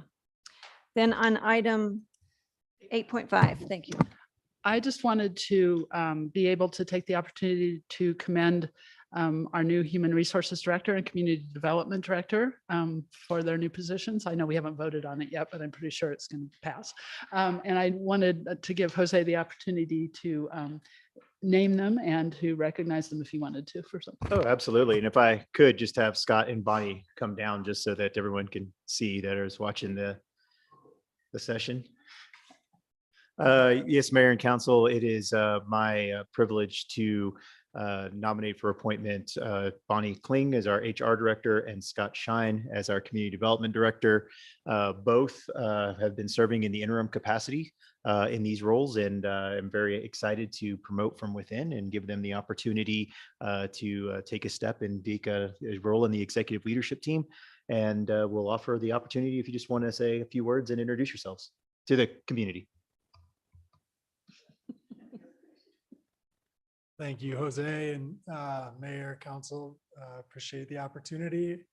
My family and I have been in Durango for 9 years, and it's flown by because we've loved being here as a family, been absorbed in good work here at the city, and look forward to continuing to build good relationships and accomplish great things for our community. So thank you. And welcome. Hi, thank you. I just want to say thank you for your support, and I'm very excited for this opportunity. I've been in Durango for 22 years now, and I'm really enjoying working in the city and loving giving back to the community. So thank you. And congratulations as well. Thank you. I would Congratulations. make a motion that we approve item 8.5. Well, second. Any discussion? Thank you to both of you. We Let's appreciate have the it. vote. Mayor Pro Tem Youssef. Yes. Counselor Baxter, Yes. Counselor Bosman's, Yes. feels absent, Mayor Noseworthy. Yes, thank you.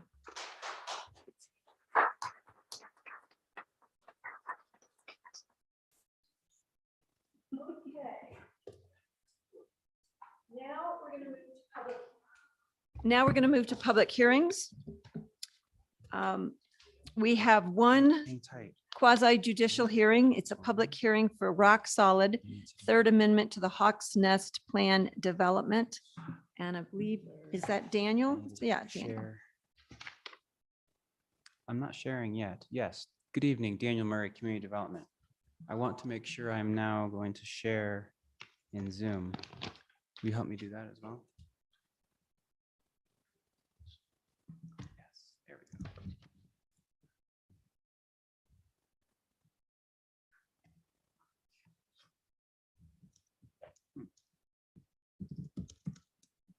Still stuck. There we go.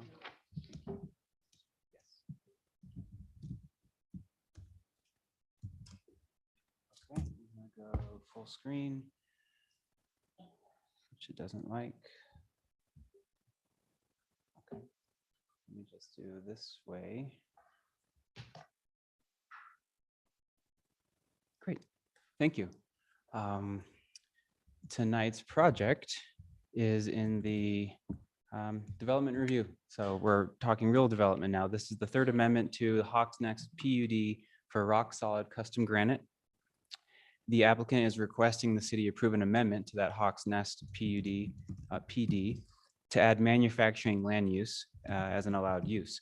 So the proposed use is Rock Solid. They do a stone countertop manufacturing and sales, which is currently operating on lot 2 and 3. And if approved, the language of manufacturing unlimited, including sales and service for metal stone monument works, would be added to the PD agreement. So here we are in the tech center, lot 1, and then 2 is what's shown in red. And all the way up to lot 6, city is an owner of lot 6, for example. Then across the street is more city property in our transfer and recycling center. Zooming in more, this is lot 2. This is the subject parcel to the PD amendment. And they, as I mentioned, they are operating also on lot 3. Lot 3 is already allowed for this manufacturing use. So it's just lot 2 that's being needed to have what I often refer to as a paper fix. This is just adding the language to the PD agreement. 3, the one just to the north. Lot 3, yeah, is 669. Mhm. Okay, thank you. For reference, lot 1 is the geotechnical operator, and that's our recycling center across the street. So to amend the PD, it's considered a major amendment, and the LUDC requires 2/3 majority of landowners. So when we look at the landowners in the PD, excluding the city as an abstaining member and excluding general common elements, we have 8 lots remaining, and they have obtained signature consent from 5 of those 8, which gets them to their consent majority. The criteria for a PD amendment, and I bolded the first one because I think it's the most applicable, which is changes in the area, the property, or market conditions. This area, and we'll look more specific at the PD language, had a bit of a transition of uses. It started out more office and restaurant oriented was its intent, and then it moved into, you can call it your heavier industrial uses. I think that subtlety may still hold, and this particular use lends itself to being a manufacturer because that use is all happening indoors. So there seems to be compatibility for such a use in this location. Other criteria includes changes in adopted plans, policies, and regulations. C, conditions were not foreseen at the time. So I think criterion A is what's most applicable in this case. This is consistent with the future land use designation of the property of mixed commercial light industrial. And then the LUDC does contain light industrial standards for such a use. The outdoor storage component on lot 3 is actually going through a separate review, minor site plan review. So this project has 2 fronts it's operating on, PD amendment, and we're doing a separate administrative minor site plan review for what's occurring on the, you could say, the storage lot. This is a little dense, but this is what the Planning Commission asked for, so I kept it in the presentation. You see here on the upper left, the uses are contemplated in lot 1 and 2. I mentioned they're a little more office-like, counseling center, retail, restaurants. And then in the middle of the screen, we get into lots 3 through 6. And it includes everything in lots 1 and 2, but then it goes on to create almost any use you can imagine, an amusement park, retail businesses. And we get through this list all the way to automotive repair, auction house, and here we are in the middle. There's your manufacturing use. So we're adding those 2 provisions to lots 1, just lot 2. This is not a opening up of the entire PD. It's just bringing these uses into this lot for this proposal. As part of review, we've consulted with city engineering for the minor site plan review. So that's when we're going to look at considerations for access and buffering and adequate utilities. There have been no public comments. We did follow the required public notice and postings. And on September 26th, the Planning Commission did approve this project 4-0, and those minutes are in your packet. Which brings me to staff's recommendation. The recommendation is for approval based on it meeting the LUDC requirements. It is a compatible use in this location, and the manufacturing use will meet the intent of the LUDC, and staff finds the proposal meets the intent of the LUDC and recommends approval of the Hawks Nest PD major amendment. And I'm happy to answer any questions. Thank you. We'll start by opening the hearing, the public hearing, right? Yes. So we will open the hearing and then we'll hear comments. Then council can ask questions. After we close the hearing, council can ask questions. Is there anyone here in the audience to speak to this item?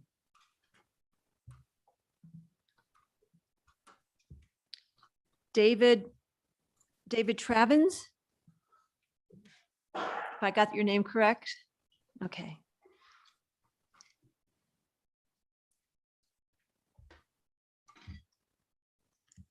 Hello, I'm David Troutner. My address is 649 Tech Center Drive. I'm one of the principal owners of Trout Stream LLC. We own lot 1. And I didn't have a lot to say other than that we support the approval of the amendment. We feel that their use of that property is consistent with the original intent of that development. And that's all I have to say. Thank you. Thank you for coming out to offer your opinion on it. Is there anyone virtually who's raised their hand to speak on this issue? There is not, Mayor. Great. With that, I'll close the hearing and open it up for questions from council.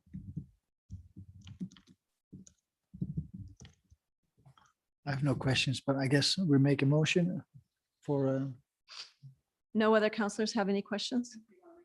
yeah, might as well. I make a motion to approve the proposed plan development major amendment to add manufacturing unlimited, including sales and service for metal and stone monument works to section 2 of the Hawks Nest annexation and plan development agreement, allowed land uses for lot 2. Second. Any discussion? Please call the vote. Counselor Baxter, Yes. Counselor Bosman, Yes. Mayor Pro Tem Youssef, Yes. and Mayor Noseworthy. Yes, thank you. Thank you. And thank you for coming out and speaking on behalf of this And issue. The applicant was joining us virtually, so he was also. Oh, present. okay. Yep.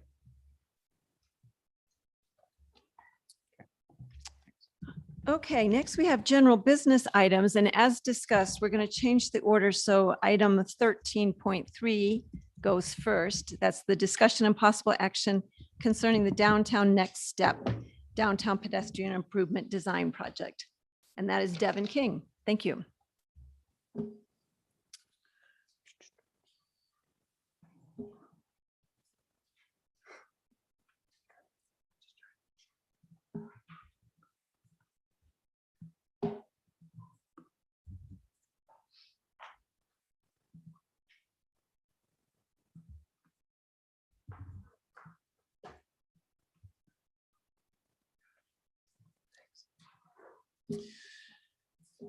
Good evening, Madam Mayor, City Council. Thank you so much. Appreciate the flexibility this evening. Let me see how intelligent I am with a PowerPoint. Perfect. So downtown's next step design scope. The recommendation was already forwarded to you from the Multimodal Advisory Board, so hopefully you all had a chance to look that over. But what I'm going to talk about tonight is just a real quick brief history of the project. I know you all kind of know it pretty well, but I just wanted to outline, more importantly, the timing of how we got to this point. So the downtown's pedestrian improvements project was originally prioritized by MAB, the Multimodal Advisory Board, for the 2022 budget. So that was back in 2021 that it was prioritized. And so that was prioritized for $400,000 was our estimated cost for the full engineering design at that time. So during that time as well, community development coordinated a conceptual design process with MIG that we're all pretty aware of at this point, called Downtown's Next Step, that came before you all. And that started in December of 2021 and then was completed in June of 2022. So by this point, we had already budgeted the 400,000. And again, we waited for the conceptual design to be done so that we kind of had an idea of what that scope needed to be for that RFP. And so that RFP was published for the downtown pedestrian improvements portion of it. It was published in July of 2022 this summer. So as far as the RFP scope, it was calling for a traffic study of Main Avenue and surrounding streets, which includes Second Avenue, narrow gauge, and cross streets. So again, since we were doing some improvements to downtown Main, and we were also taking a look at, currently we have made the speed limit for 15 miles per hour. And so we were going to take a look at that, impacts to traffic signals, and just look at impacts of surrounding streets additionally. And so full engineering design of the MIG conceptual plan was also part of that scope, a maintenance plan. So that's taking a look at snow plows, and just some of the other maintenance requirements that would be part of that new design. And then 4 public meetings. So just to outline what the scope we were looking at is. So the RFP process closed at the end of August. We received 2 proposals, which I know that you all have heard many times that this year has been interesting with getting proposals.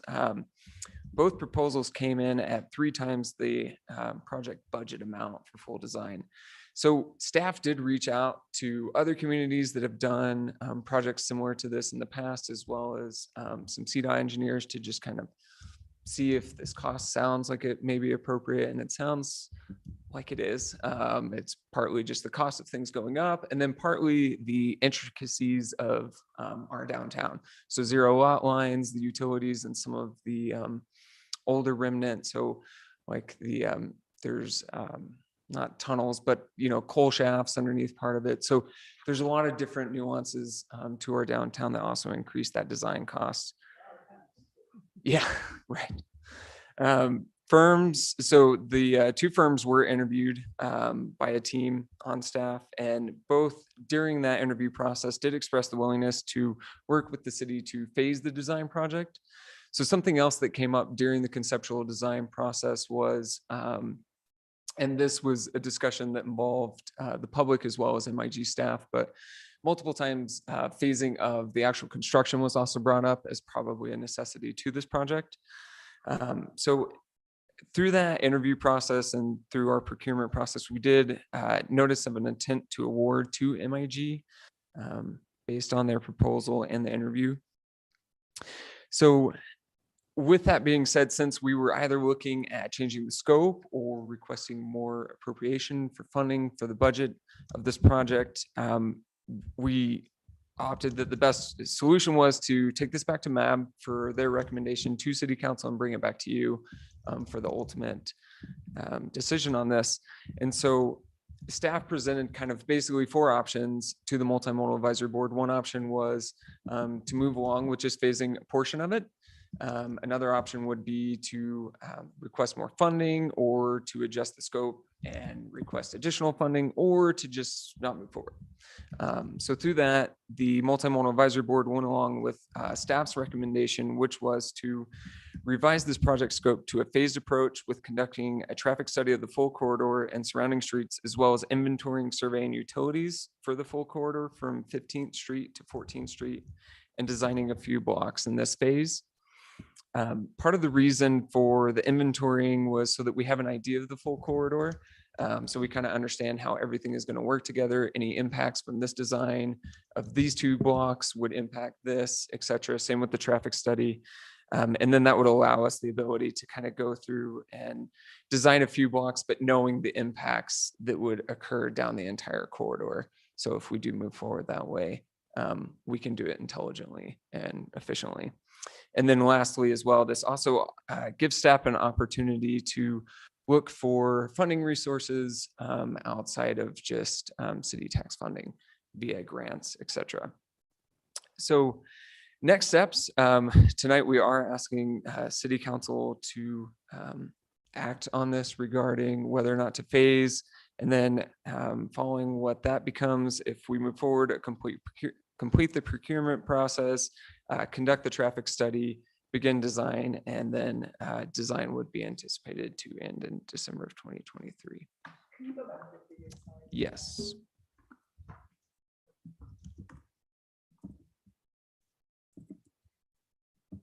And so this is the direct recommendation that was also forwarded to you previously. I have a question. Yes. And I see Allison here.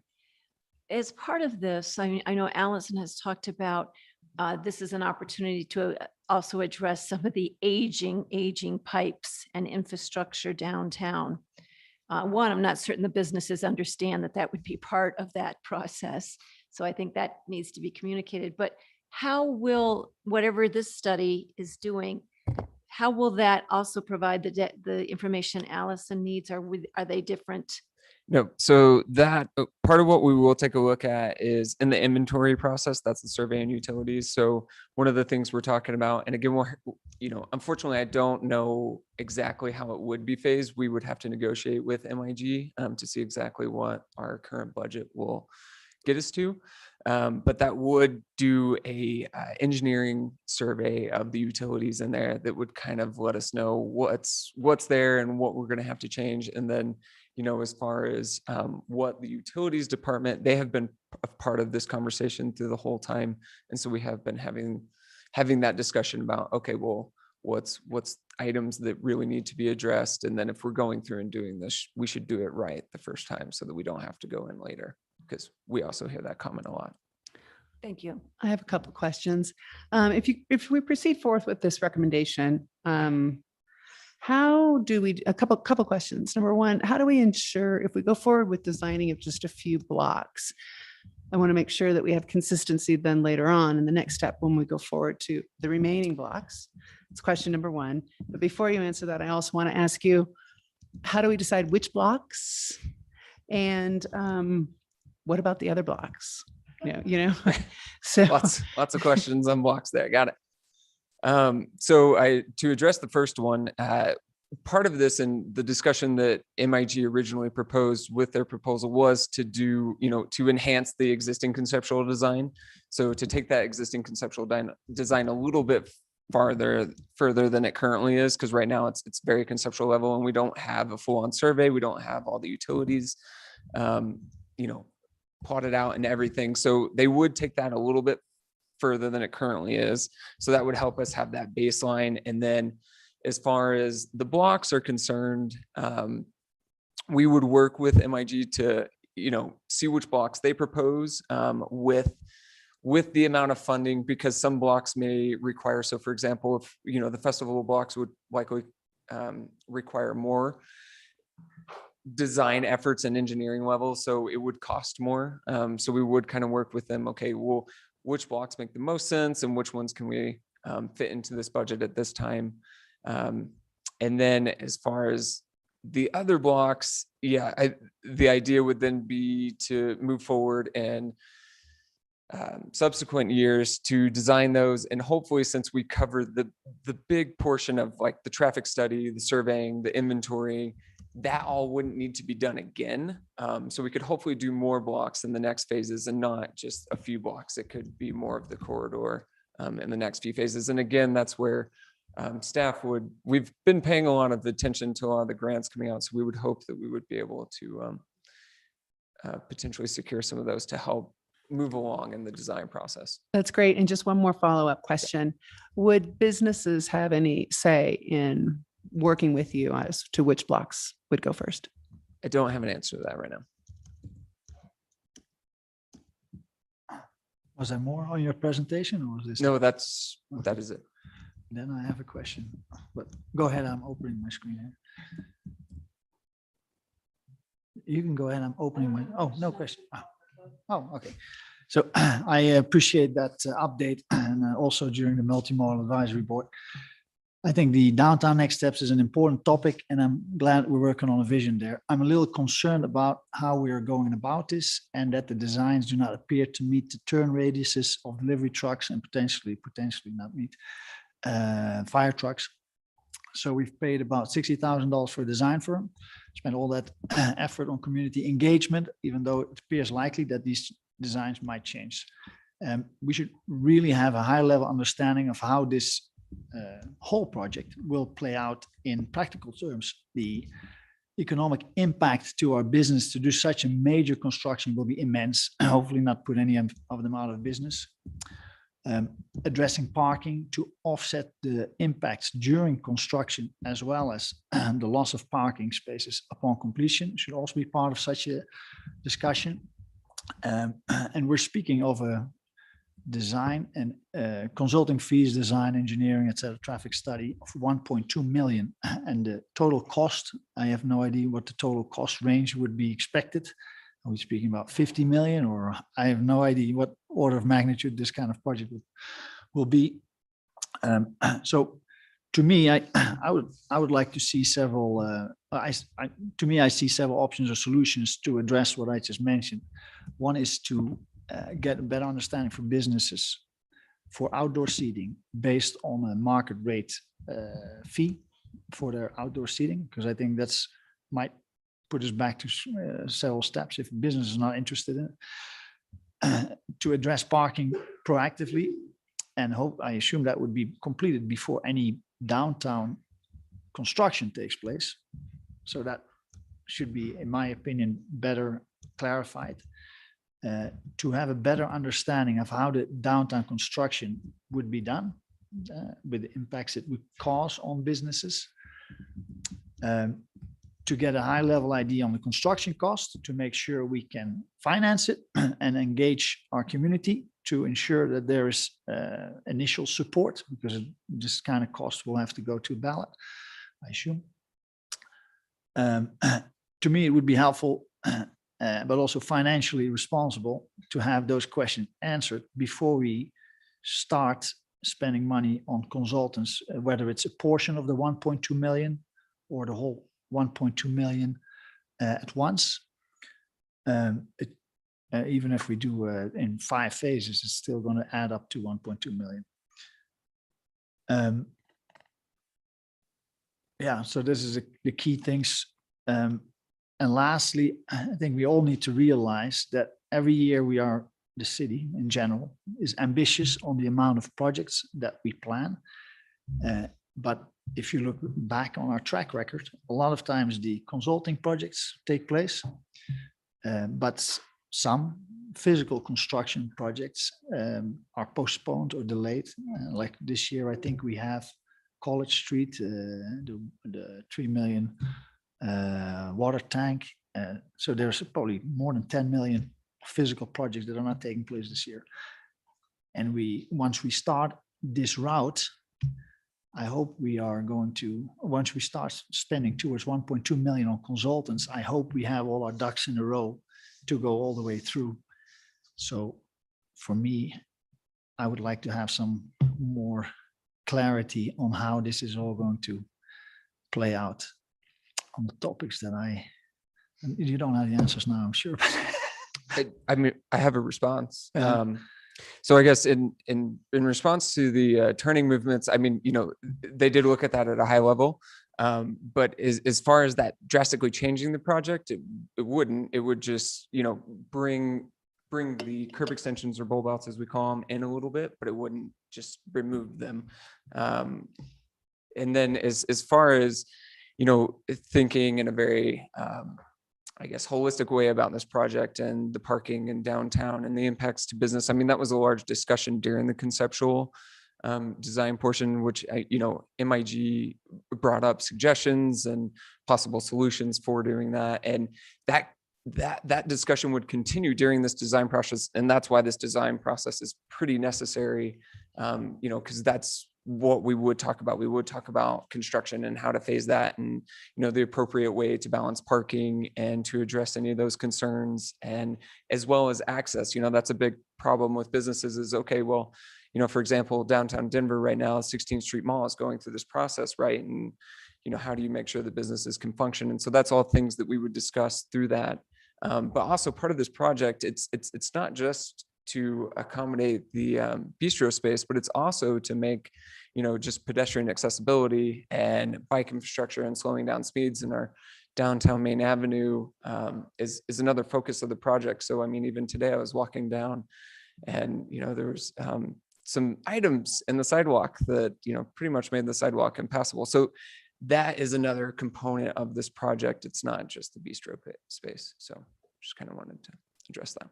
Thank you for responding. I just wanted to say I listened to this meeting, and because I wanted to hear what the MAB board had to say about this. And I really appreciated their concerns and their thoughtful responses, and your explanation to Councilor Bosman's questions during that meeting also. And I appreciate the way you're speaking to it now about what the benefit is. So I just wanted to have you pass that on to the board for me. Thank you. I will. Thank you. Is there a motion? do you have a, I'll make the motion that we accept the MAB recommendation made at the October 19th meeting.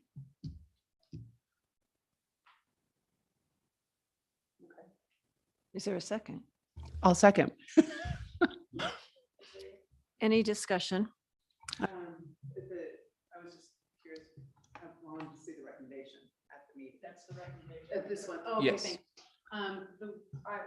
Only future discussion I would, or additional discussion I would have is that Melissa, your microphone's off.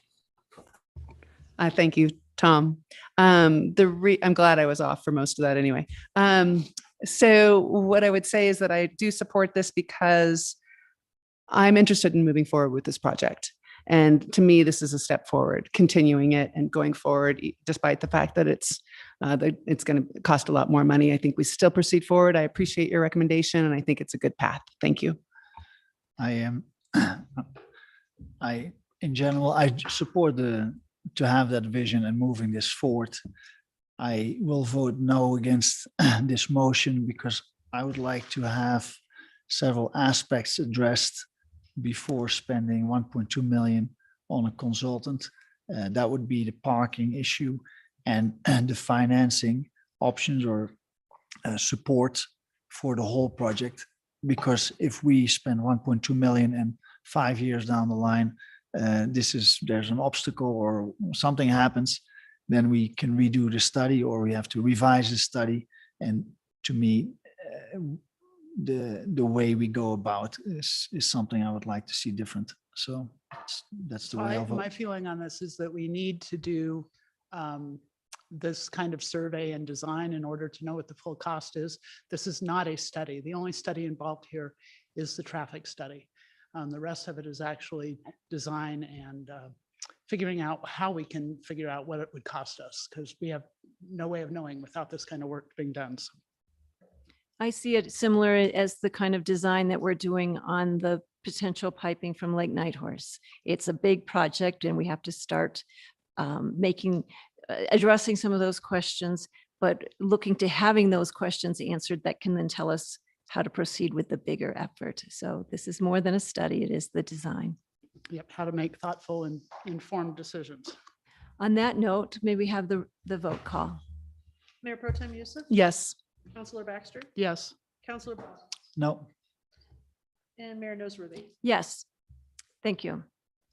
All right, the next item we're in, because we switch in Devin, thank you. The next item we're going to move to is discussion and possible action concerning the City of Durango's energy performance contract. Yes. No, we were just switching the one and the last. Yeah, so if we switch to one in the last. Okay. We're switching. Oh, I see. So Devin, you threw me off there a minute. All right, Marty, let's pull Tommy up. that's why, because Yeah, the bump outs make more, yeah. You know, these meetings that start at 2:00, they go a long day. So no worries. Thank you. It does Cool. tie more closely. And Tommy, there you go.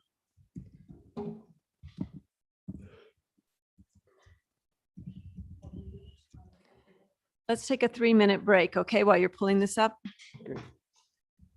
3 minutes. That's the same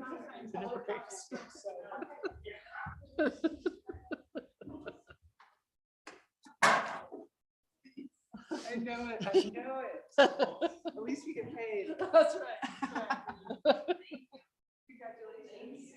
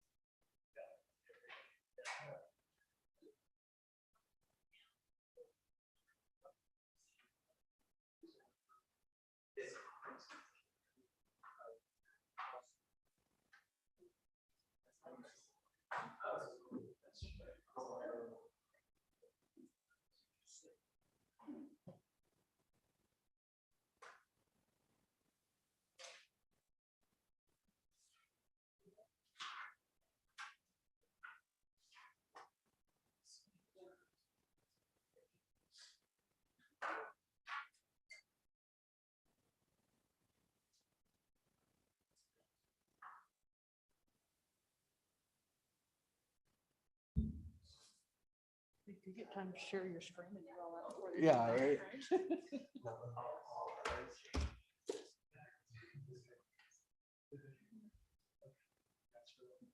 Yeah.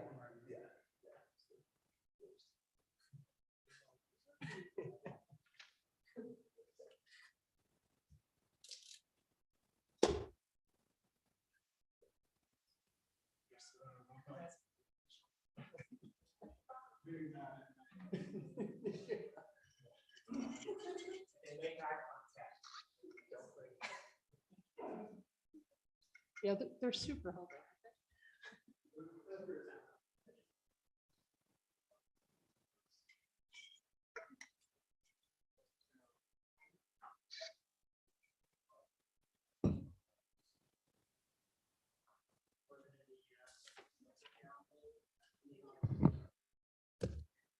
Tommy, I haven't had a chance to read your answers.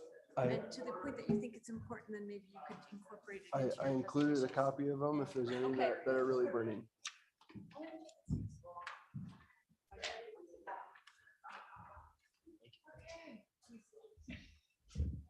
For being timed.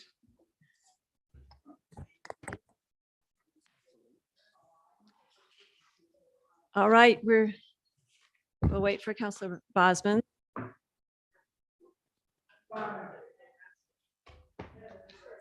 Yes, ma'am. She has only found out. She wants to be part of it. Definitely.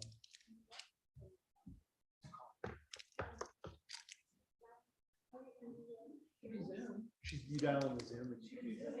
Yeah, she can do it anytime. Unless- Now that she.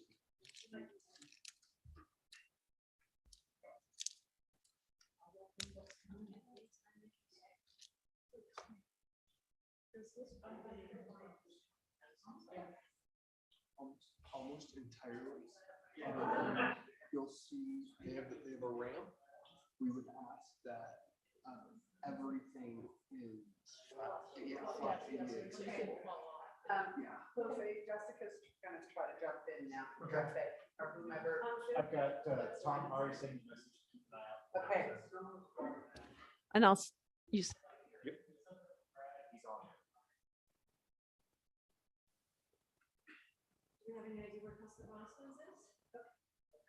I'm going to have us resume because we did say this would only be a 3-minute break.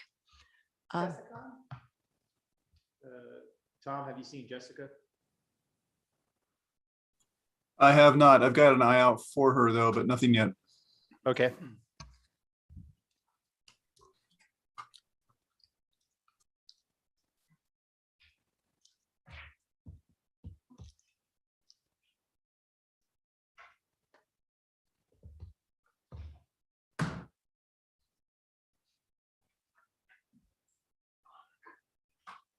We are waiting for Counselor Buell. She's had work engagements, but had indicated that she would try to join us as soon as she could, and she's trying to zoom in right now. She was just promoted to panelist, should be there pretty darn quick. Yep, she's there. Great. Can you make it so we can see Jessica? Is that possible? I don't have video. I'm sorry. Can you hear me? Oh, okay. No problem. You let us know if you have something to say. I So will. if- And if I lose connection, I'll try to jump back on. I'm so sorry I'm not there in person. Understand. Everyone's had something come up with their ability to participate at one time or another. Okay, Okay. thank you. Yeah. So, Tommy, we're going to have the 3 to 5 year pilot of the bump out program, your findings and recommendations. Yes, good evening, Madam Mayor and Council. Tommy Crosby, Economic Opportunity Coordinator. I'm here tonight to speak as a follow-up to the September Bump Out Program update with a discussion and possible action regarding the 3 to 5 year pilot of the Bump Out Program. I include some items in the meeting packet, a drafted update of 2023 design guidelines, the existing license agreement for bump outs that has not yet been updated pending approval or extension of the program. We would make updates on that as well. So starting, you've seen this slide before, just providing some program background, wanting to emphasize that the beginnings of this program date back to 2017 when staff first started to look at the feasibility of bump outs in Durango. Since 2017, we've seen the COVID pandemic bringing the COVID emergency order for bump outs to be launched on Main and Second Ave. Just today, we finished the 3rd year of the bump out program. Today was the official day for businesses to decommission bump outs. And each year, like was alluded to in public comment earlier today, we've seen incremental updates, improvements and strengthening of the bump out program, specifically along enhancing those design guidelines. The biggest piece of feedback that I want to follow up on after the September update is the questions and comments regarding potential enhanced design guidelines. So this is a multi-department effort, and staff has been trying to figure out the best path forward if the bump out program is going to be extended, on what are some of those pain points for staff being a cross departmental program. How can we best balance design with practicality? And then for some of the community concerns and council concerns that we've heard with some of those design guidelines, we really looked hard at those potential 2023 design guidelines, and we honed in on a handful of items that we think address all of those concerns. First and foremost, I want to start with ADA accessibility and making these bump outs more accessible. ADA access has been a part of the design guidelines the last couple of years, but one step that we're going to be taking moving forward is actually having our land use and development compliant staff member working with businesses before, during, and after bump outs are installed to make sure that they meet all those criteria. So there will be an actual formal inspection by city staff. Currently, there's only an inspection undertaken by Durango Fire Protection District to make sure combustibles and fire retardant materials are being used. But this would be the first year moving forward that we actually have a city land use development code staff member making sure that all of these bump outs do meet ADA curb height requirements. I see a hand. I just didn't know if you wanted us to ask questions as we go or wait until you're all done. Maybe it's after I run through the 5 design guidelines that I'll highlight, and then I can open it up. Does that work? Sounds great. Great. So a second piece of that ADA compliance is we would not be permitting pavement level bump outs. We would ask that all bump outs are curb height. Any bump out that is above curb level, we would ask that the entirety of access to that is ramp accessible. Another piece of feedback that we really worked hard to incorporate in the design guidelines would be signage not being permitted on the infrastructure of the bump out. So making clearer line of sight from street to building facade and from one side of the street to the other that would not be obstructed by signage. And with that, advertising would not be permitted. So, if a certain bump out materials, tents, etc., we would not be permitting advertising on those bump outs as well.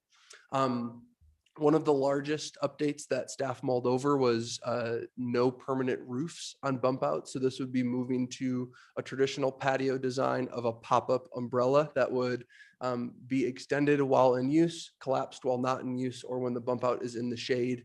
Again, in an effort to preserve that line of sight from street to building. It will, ideally increase traffic safety, making sure that those corner areas aren't being obstructed by any overhead obstruction, being a roof. And then, like I alluded to, the last and I think strongest part of our potential enhanced design guidelines would be actually having staff inspections. We've been working closely with our new land use and development code technician to ensure that he is on board, and he is fully on board. Pending tonight's decision, we're going to get a checklist and actually determine what that inspection criteria would look like moving forward. Happy to answer any questions about proposed design guidelines at this point. Melissa, you had some questions? Do you want me to go first? Okay. I'll start. I'm sure we probably all have questions, but so ADA ramps. Is it possible that you go back, please, to the picture of the ADA ramp of Cream Bean Berry? I'm sorry to bring it up, Katie, but it's a good, so can you explain about, are you wanting them to be flush, the entire platform, the entire bump out to be flush with the sidewalk? So for an example like this, Yes. one alternative that we would offer Cream Bean, and understanding that Mod Street is the construction company that built this bump out, they offer a feature that would, maybe you can see the cursor here, it would be a version of this ramp offering a lip. There would be no lip. So this lip would be eliminated, and the length of the curb, the ramp would likely be shortened. So this whole entire, this would no longer be a step up, it would be a roll up or a ramp up. Because that was my next question is, are we taking these ramps too far into the sidewalk?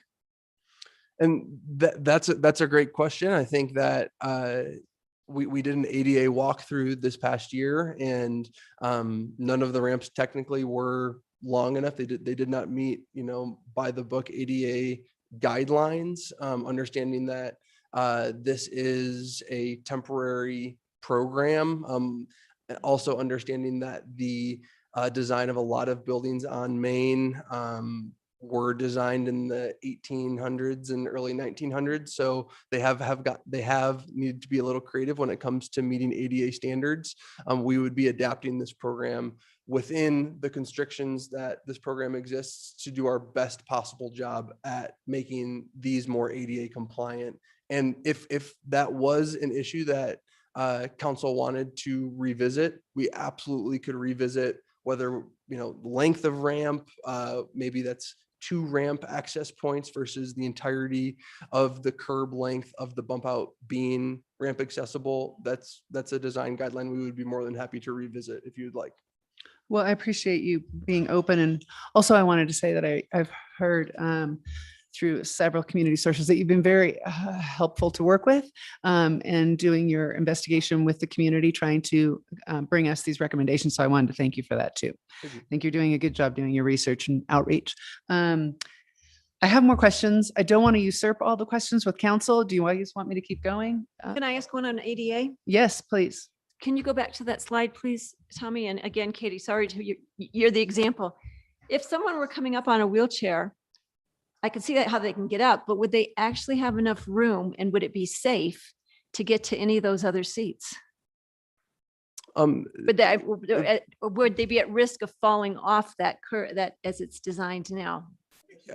I think it would be the same risk of falling off of the curb of a normal street if there was on-street dining. The turn radius on this bump out looks pretty good. It's tough to say without having exact dimensions in front of us, but it does look like they have, once you get up on the ramp, you have access to turn either to the table to the right or the table to the left. But there are no chairs on there right now.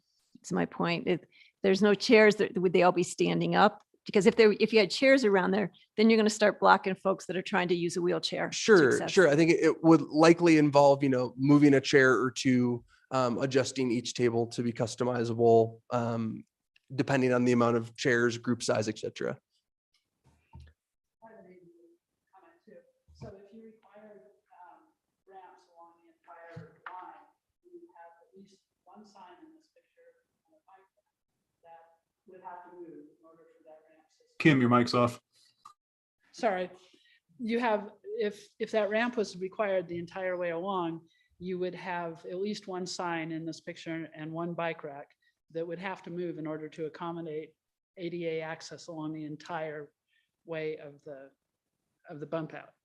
Yeah, and one thing I'll note, this is just one example of 28 bump outs. Each has its own, it goes through its. Them, if they're at the curb like this, there's going to be signs and there's going to be bike racks in the way, because that doesn't change. The distance of the bike racks and the signs from the curb is no different. Correct. And so the bump outs are right up against the curb. So if you require ADA ramps all the way along, you are going to run into some issues like that.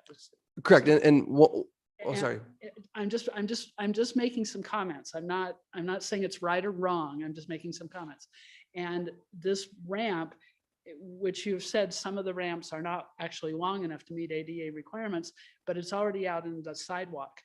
And the ramps are going to create, if someone in a wheelchair is trying to go along the sidewalk or someone who trips over that, there are some really significant issues there. So I'm concerned about that idea. I love the idea of having the floor of the bump out be flush with the curb, because I think there's a lot less problems there, but I think this is going to be challenging, very challenging. Sure, I appreciate the feedback, and I really appreciate the concern about making sure our bump outs are accessible to all community members. I will say that this is one example of 28 bump outs that we had this season. Every single bump out goes through its own design. It goes through its own review process. Every single bump out has unique signs, infrastructure already in place that we need to work with that business directly to adapt to. I would say, in my opinion, that the ideal design is flush with the curb.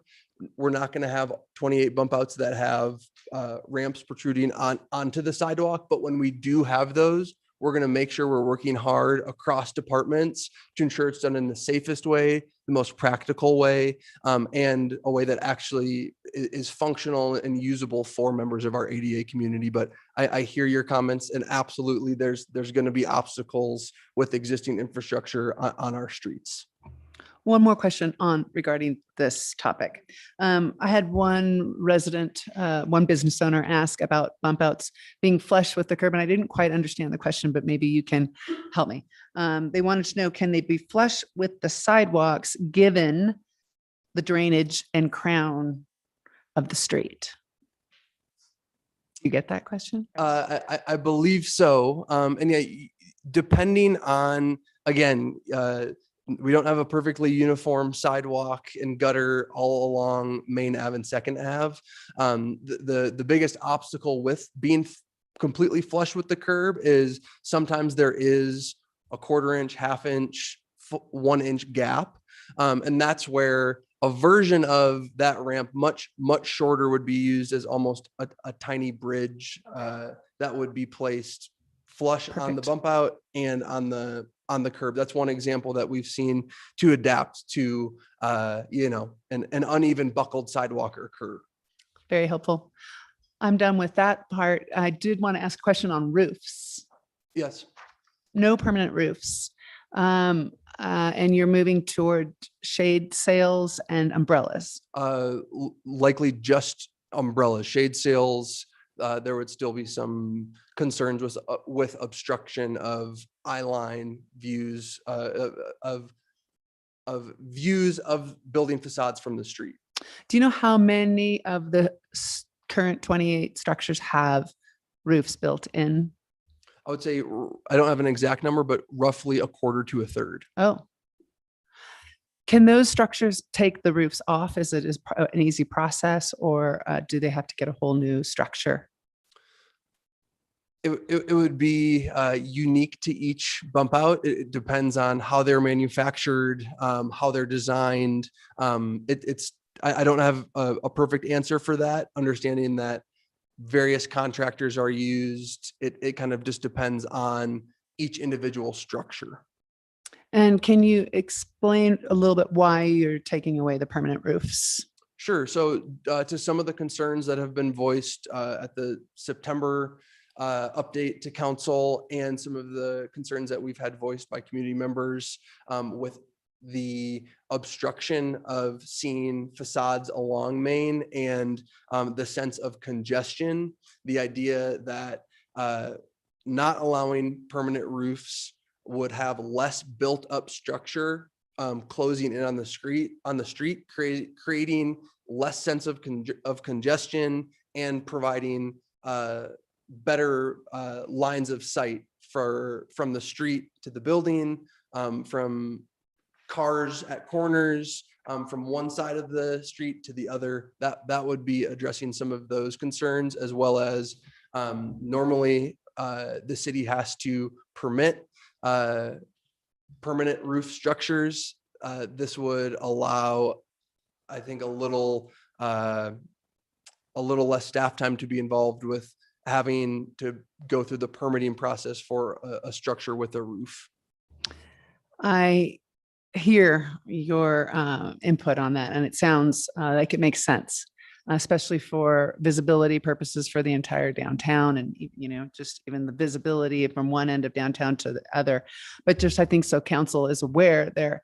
I know of one business at least who has invested a significant $20,000 just last year just for a permanent roof. So there's those issues as well that we have to take into consideration as we move forward.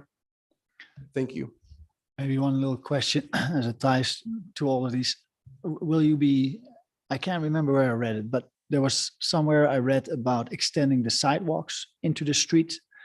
How would that play out with ADA and all the same topics we just spoke of? Obviously, the roofs would be, if any, against the street side, but can you give a little background on that and where that comes in, or was that part of this presentation already? Absolutely. I'd be happy to speak to that. So we've been referring to that idea as the pedlet. It would be a temporary extension of the sidewalk. We've identified a stretch of roughly 4 to 5 businesses on the 700 block from Derailed to the Durango Rug Company. That is the highest concentration of single business bump outs on Main and 2nd Ave. We would potentially pursue the idea of extending the sidewalk with a temporary deck kind of design that would allow more robust bistro table seating along the businesses. So it would be tying into some of the elements that have been explored with Downtown's Next Step and what the design might eventually move to, while at the same time reducing the sense of congestion and built up structure on the street. We specifically targeted that 700 block as you have 4 businesses with bump outs on the west side of the street across from 2 businesses on the east side of the street. And it does create a little bit of a pinch. So that would offer, again, a little bit of alleviating that sense of congestion, alleviating the sense of built up structure right on the street. And it would tie into Downtown's Next Step and actually provide an experiential way of visioning that. I actually completely agree. I think I was not aware of that option, but I think it would be a good taster for a future design and get more commitment. And we probably would satisfy address a lot of the concerns with the flea market look. Why would you restrict it to those 6 bump outs and not do all the bump outs? Because if half of them have a third have a roof, they have to make significant changes. If the level is not right, they make significant, they're going to have to face a lot of this stuff anyway.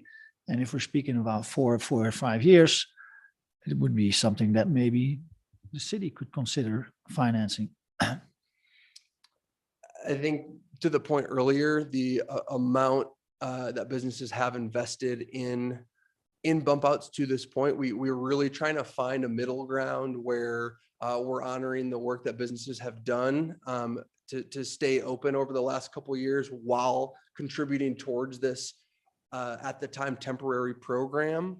So we want to, again, honor the investment that businesses have made, while at the same time understanding that this is a temporary pilot that we're proposing.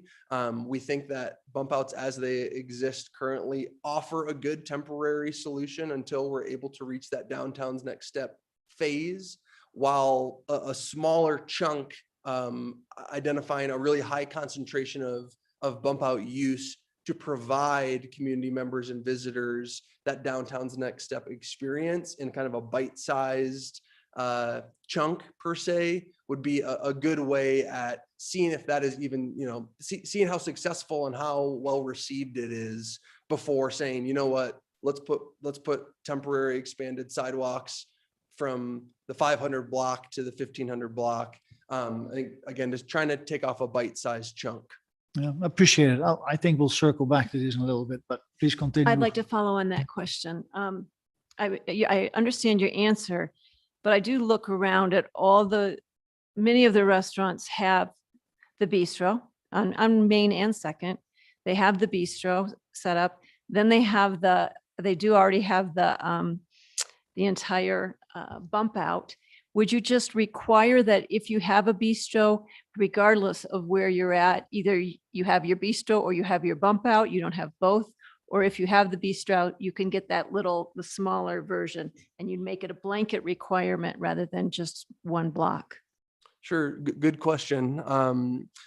One thing that we've really tried to hone in on of businesses that do currently have a bistro set up and a bump out is maintaining 6 feet of unobstructed public right-of-way sidewalk. To Councilor Baxter's comments earlier about the signs and the tree wells and the bike racks, we've really tried to be, I would say, a little stricter when it comes to the bistro and bump out businesses. And as long as those businesses are paying the bistro fee, meeting the design guidelines of the bump out, we've allowed them to maintain both, knowing that one of the two, the bump out, is temporary and the bistro table is a year-round program that they can use for the other roughly 6 months of the year when bump outs are in storage.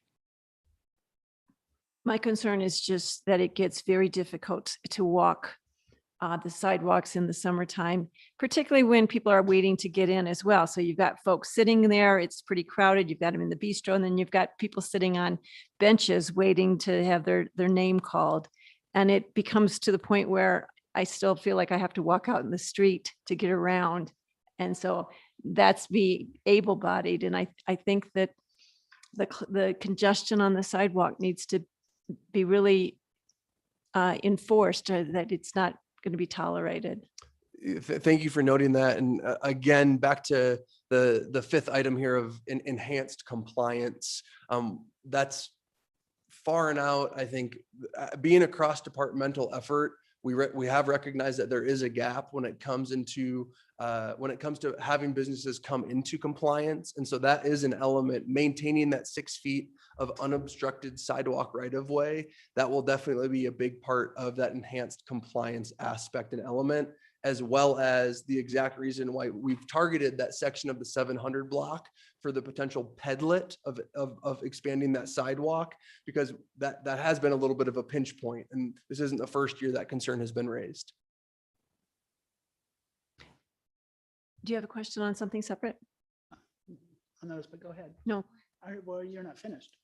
No, I'll go back when I see another. Oh, okay. So when you say signs not permitted, is the business name not allowed on the bump out? Correct. Okay, so, and advertising is not permitted on the bump out. Correct. I'm not certain how 6 umbrellas create less obstruction than a roof or a sail in viewing the building facade. I'm gonna go back a couple slides here. Here you'll see, likely an early morning shot of Cream Beanberry with their umbrellas collapsed. From when they're open 10 a.m. to 9 p.m. Those umbrellas would be up, but for the rest of the day, they're going to be collapsed, and they're going to be maintaining that line of vision from street So from 8 to a.m. facade. 11 a.m. that they would be down. It- So I just don't see that, because umbrellas usually have an arc, and so they take up some space this way. And you have a whole bunch of umbrellas, and I don't see the logic that umbrellas are less restrictive to side of view than a roof is. If I I'm could not just getting that connection. piggyback on that, the other thing I would suggest is it feels like roofs are much more stable and secure in the wind and the weather compared to umbrellas. I would just add. Yeah, so I'm not advocating for roofs, but I'm not understanding how umbrellas are any better than a roof. I realize that when they're closed, they're not up, but you just said she's there from 11 till 9 o'clock at night. That's most of the day.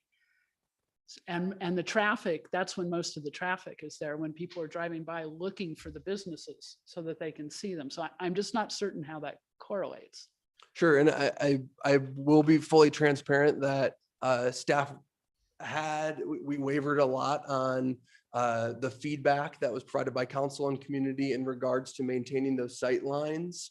The roofs versus umbrellas versus nothing at all conversation took up a lot of our time when revisiting these design guidelines.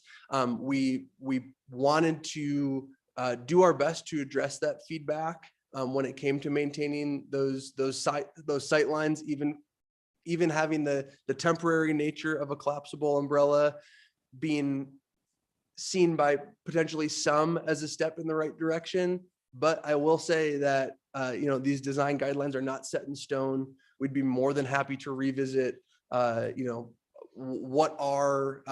we could bring together that cross-departmental cohort and figure out a best path forward with roofs versus umbrellas. No, so I like your idea of the sail shade personally, because they're removable. So you can take them down when you're not open and you can put them back up. And they don't take up, they're not as like huge as a roof, and they're not as big as umbrellas either. So I actually think that there might be something there to that, and they're only this thick. But anyway, so I didn't see how that correlated. between the Can I two. add on that, please? One of the concerns I have, and I'm not advocating for it, but when I'm trying to cross streets, and I walk downtown a fair bit, and I've noticed it also of tourists, in some cases, when they have almost an enclosure, they're not seeing the cars are not seeing the pedestrians trying to cross.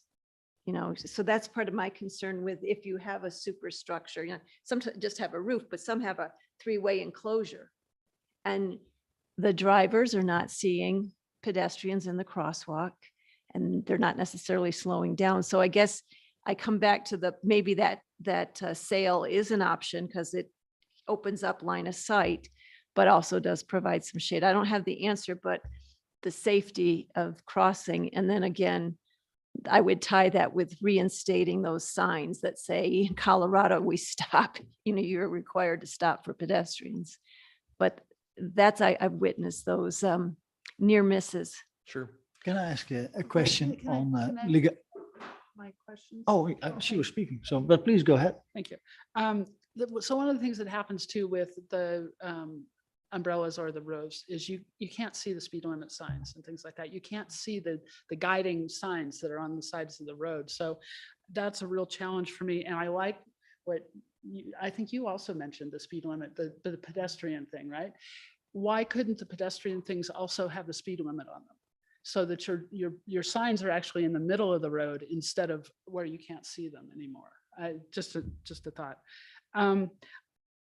So right now we allow any businesses to have bump outs. Correct.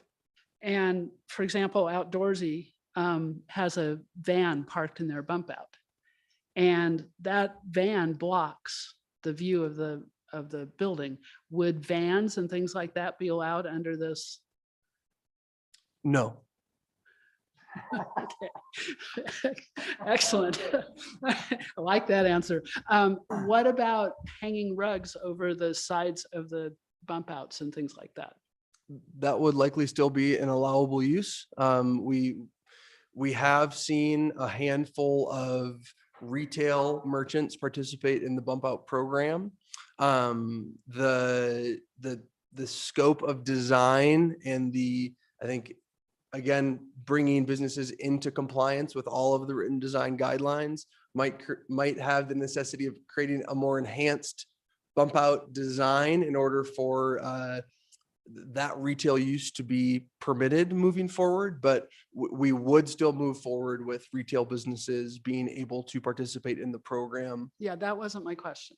Would they be allowed to hang their rugs over the edges of the bump outs?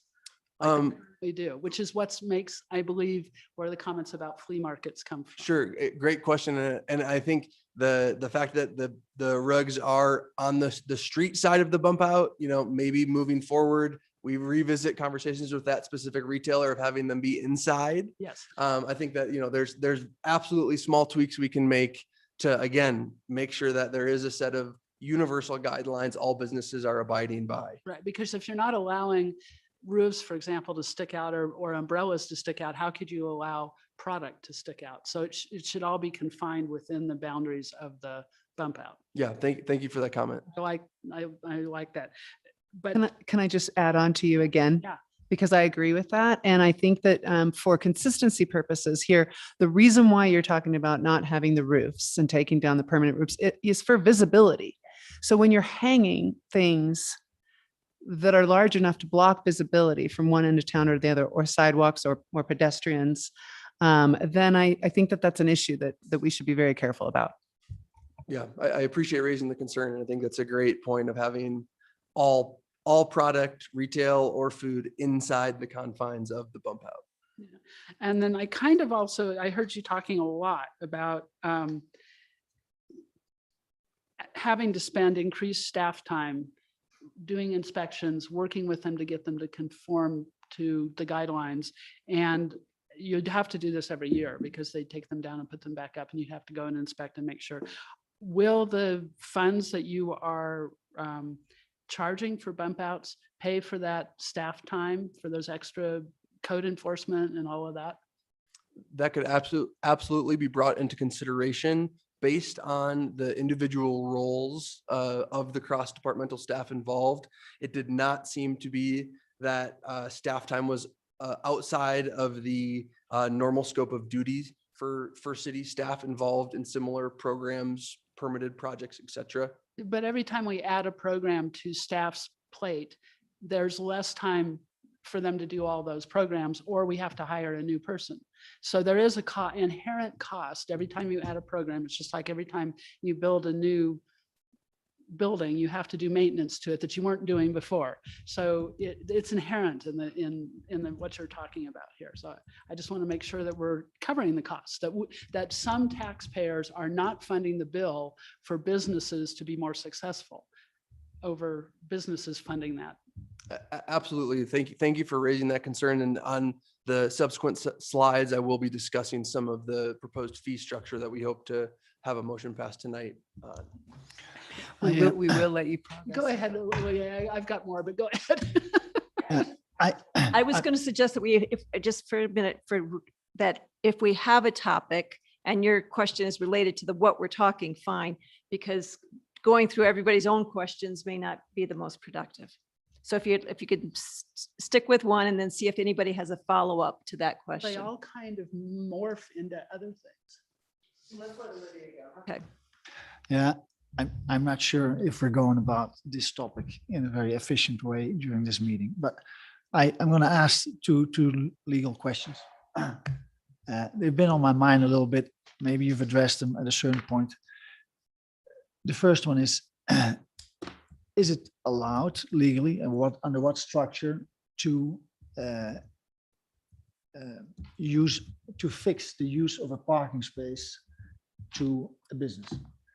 Because the reason is, if I have a residence, I cannot secure the parking space in front of my house. It's part of the street. So that's the first one. Did you ever have that topic? Yes, so each business is required with the state of Colorado to file a temporary modification of use permit. It's different if you are a business serving alcohol or not. But each business is required through the state of Colorado to file every year a temporary modification of premise permit. And that would be for what? For the parking space in front of their business? For the parking space, yes. So under this program, every business owner for every year, the bump out in front of their business, they have to file that, or do I miss Correct. it? Okay. So that was the first one. So that clarifies. So it's different for residences. This and the fee structure you come to later, but I saw the email today about a lady that has to secure 2 parking spots every once in a while in front of her business, and she ends up paying more than the whole fee structure that's being proposed. So that's another topic. The next legal question is if another company wants to use those parking spaces in front of El Moro, and they say, I have a food truck, or I want to sell ice cream, or I sell a fruit stand for the next 6 months.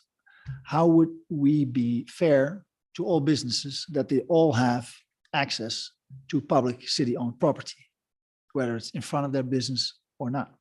Great question. And I think I hope I'm not misconstruing the example you gave of kind of mobile food vendors and food trucks, just because in city code, there are specific parts, city right of way cannot be used for mobile food vendors and Okay. food trucks. I just picked anyone. Could be flea. I can sell socks. I want to sell socks, and Sure. I want to do it right in front of Elmoro.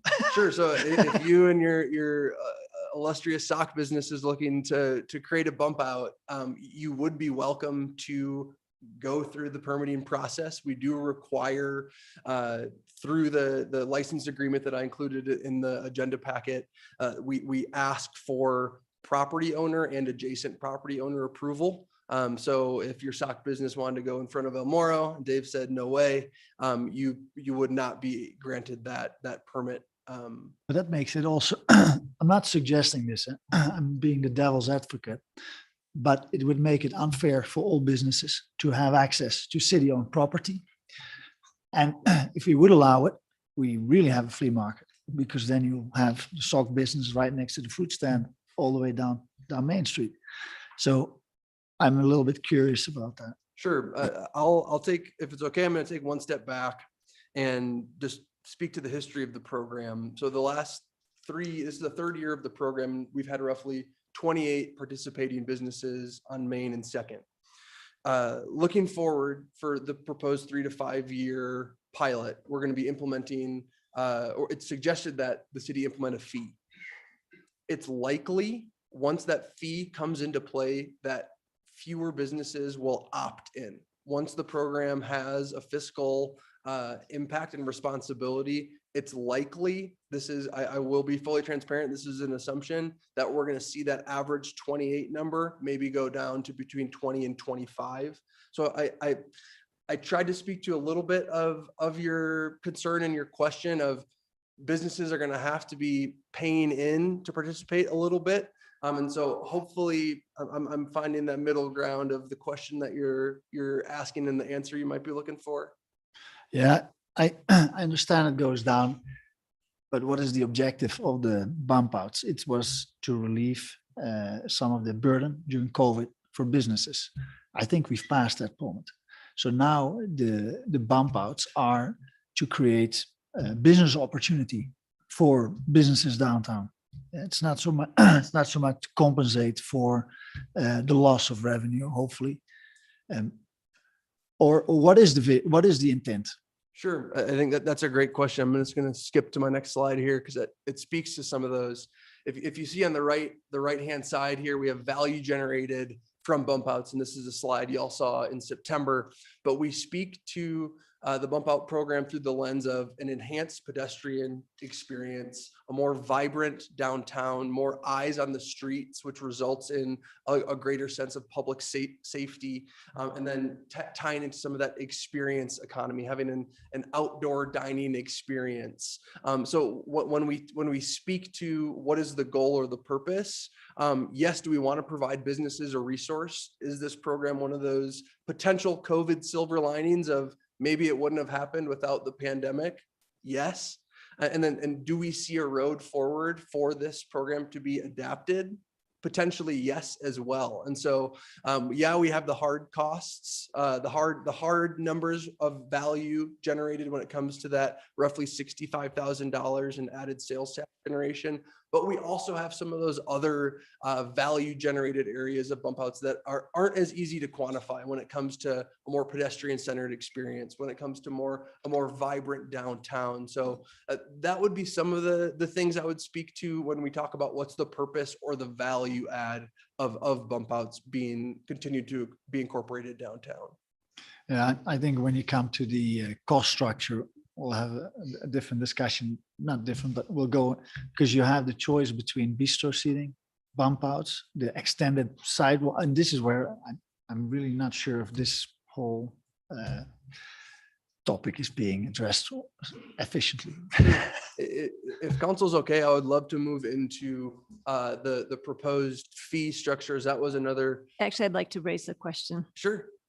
And it goes to what Councilor Baxter said. You know, you can talk about the city's staff time, but if you're really going to be making certain that folks are compliant, I think you need to think about whether or not you're going to have to hire at least somebody for the 6-month period or, whatever the period is. I think just saying we're going to use the people we have,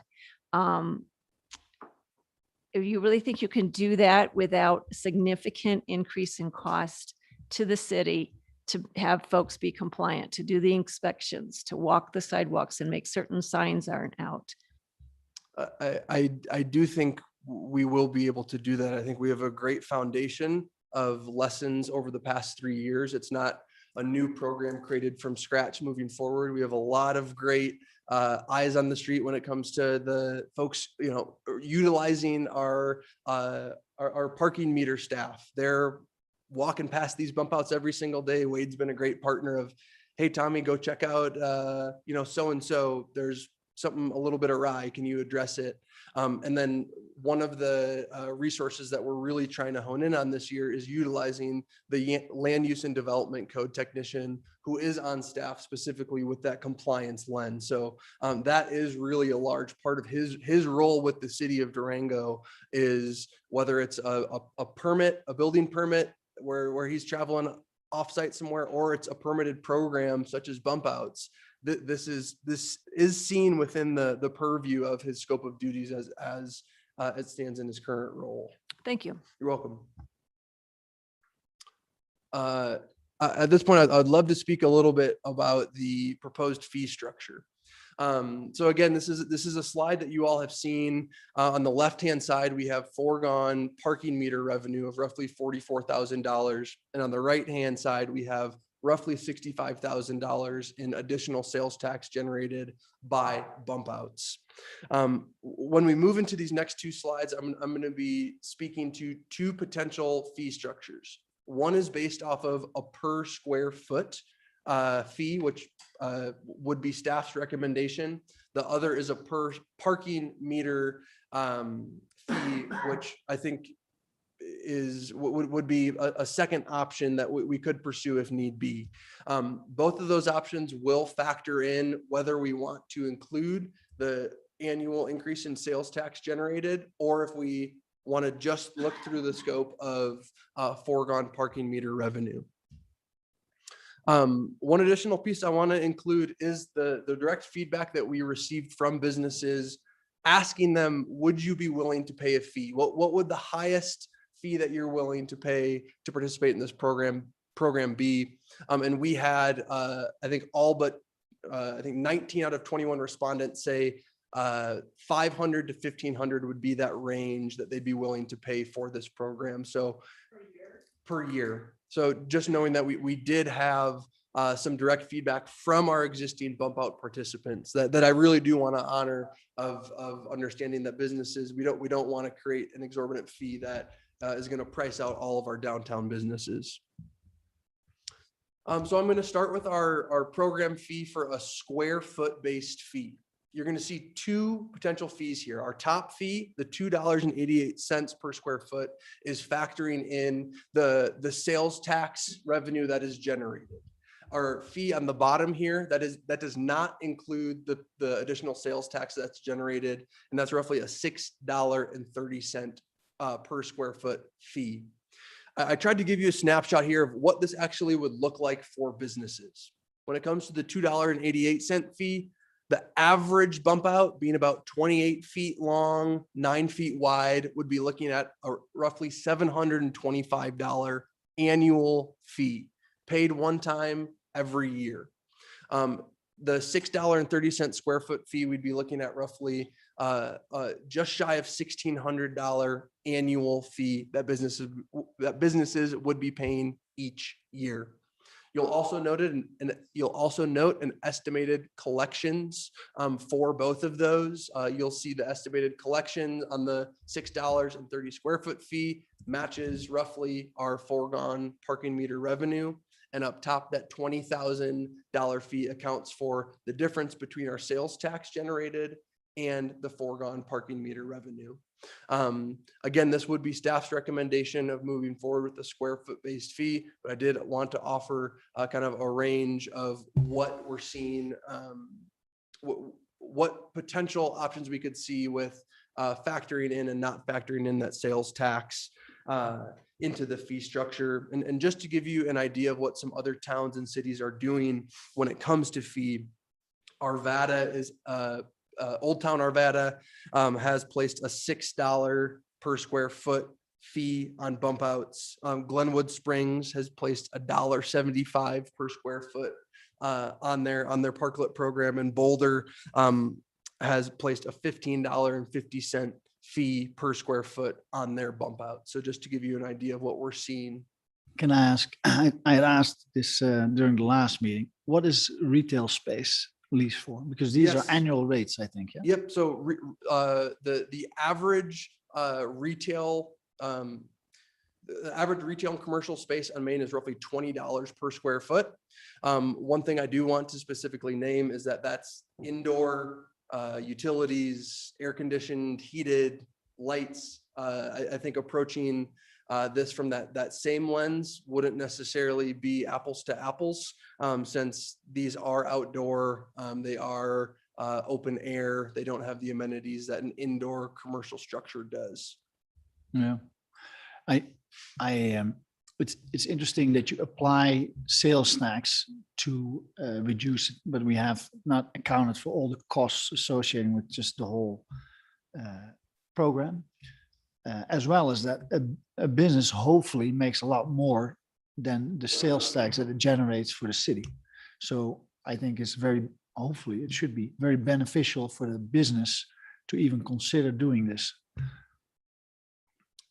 Yes, I think that's, why I'm here today is part of this is trying to represent the business community in Durango of seeing the value add of this program, not just from like I spoke to earlier, not just the sales tax generated, but customer experience, creating a more vibrant atmosphere downtown. I think that there's a lot of value added from the bump out program. Now, you said $20 a square foot for commercial retail space on Main Street. I have seen two prices not that long ago, and they were significantly more. Yeah, So- that was an average from I believe the 500 block to the 1500 block. I'd be happy to pass that on. I'll interject that Tim Walsworth, right after our last meeting, sent council that listing, and it varies the closer, and it's a spreadsheet. So we've all had that information. Oh, It's a that's nice. spreadsheet. The closer you get to the train, the more expensive the retail is. So he's doing an average. And he did also indicate that it's a few years old, but we have seen the data. So, and I must have missed that document or email. That is confirms the $20 a square foot annually. That was the average, yes. So looking at the, Monthly, say it again. annually or monthly? Off the top of my head, I would need to look at the spreadsheet that Tim sent over. I don't have an answer off the top of my head. Well, there's a significant difference there. I can follow up on that. I apologize. I don't have that off the top of my head. So question, this may be a legal question, Tony, I don't know. But the transportation fund is what receives the parking revenues. That's one of the ways that they're funded. Can we eliminate that revenue stream for them, given that? I mean, or do we need to make sure that we commit to funding that revenue stream through the general fund, which receives the sales tax revenue? That's one of my concerns, because the transportation fund right now, we're already talking about in 2024, they might be broke. So, and not that $45,000 is going to stop them from being broke, but it might employ a transit driver. So just a thought, a consideration. Right, and I can get with staff and talk about that and do the research that's necessary to answer that question. That would be great. Thank you. And I do have these numbers. I pulled it up and it's an average, a low of 17 to high of 23, and it's an annual. And it goes from as low of $12 to $15, the further away from the train, to 24 to 35, the closer to the train. Are there any other questions on the per square foot based fee? Yeah. So how did you go from 20 average to 6.3? What is the logic? That was based specifically on foregone parking meter revenue. We tried to use that as what is the number that we're trying to justify to make sure that this program isn't, like Councilor Baxter mentioned earlier, falling on the taxpayer. And so that was the number that we used when we were trying to hone in on what would a fair fee be. So I'd like to suggest that, Tommy, you keep going through this and maybe we can try to limit. I know people have questions, but we also have to reach some decisions and have a few more things yet to cover tonight. So let's have you go through it and. Thank you. So second slide, this would show the parking meter based fee. Factoring in sales tax would be roughly a $390 per metered space fee. Not factoring in sales tax, it would be roughly $829 per metered space. You're going to see the cost per business increase slightly for both scenarios in this situation, but just wanted to make this available for you to digest as well. Noting again, staff's recommendation would be a per square foot fee. And you have other items? The last item would be asking for council to put forward a motion. Staff's recommendation encompasses approving a 5-year pilot of the bump out program, honing in on some of those design standard updates, accessibility requirements, enhanced compliance efforts, and implementing a per square foot fee. And one thing I will note is that we haven't dived in head first yet to reworking the license agreement and fee. We haven't completely overhauled the design guidelines, wanting to pull back the throttle a little bit on how much staff time is being invested into this before we do have a recommendation from council of how they would like to move forward. Now I'm thinking there are some questions based on the 5 years, which you've just brought up, and we're all aware of that. So other questions that we haven't, not a rehashing of anything that we've already discussed, but other new questions. That's a good point because the proposal was a 3 to 5 year program. So what made you choose 5 years as the motion? Some of the feedback we received from council as well as from members of the bid board and members of the participating bump out businesses has a better understanding of how much should a business be investing in this program. The 5-year pilot would give businesses the opportunity to see a return on their investment. If this is a year-to-year program, there's more uncertainty for businesses of how much they would like to invest. I think giving the business community as much time allowable to have that return on their investment, as they're going to be having to meet stricter design standards. They're going to be seeing a fee. I think that the 5-year timeline would give them the most certainty we're able to offer at this time. And how do you envision this 5 years competing or complementing or working with the downtown revisioning plan? I mean, 5 years is a long time, and I don't see Devin here. We had to go home. Could they not be ready in 3? Sure. I like the language you used of complementing and working with. I don't think that this program would be competing. I think that the goal of the bump out program is to act as that bridge until we get to the implementation of downtown's next step. Hopefully being able to implement, a bite here and a bite there of what some of that practical visioning of downtown's next step might look like. Maybe that looks like the pedlet I spoke to earlier of expanding sidewalks in certain sections. But I would say downtown's next step will receive priority when it comes to making sure we minimize disruption. If bump outs are seen as a disruption to that construction, that construction period and phase, we will absolutely take a look at whether 5 years is the right call if downtown's next step has the funding to move forward in 2 to 3 years. So thank you for raising that question. I also raised the question, and I think the public should hear this, of are there potential ways to use some of the lodgers tax to address some of the costs associated with this, the bump out program. Yeah, great question. Or to either, or even not even to limit it to that, to address the improvement of the downtown experience or the North Main experience. That could be facades, things like that. Are there ways that that could benefit this program and the businesses downtown?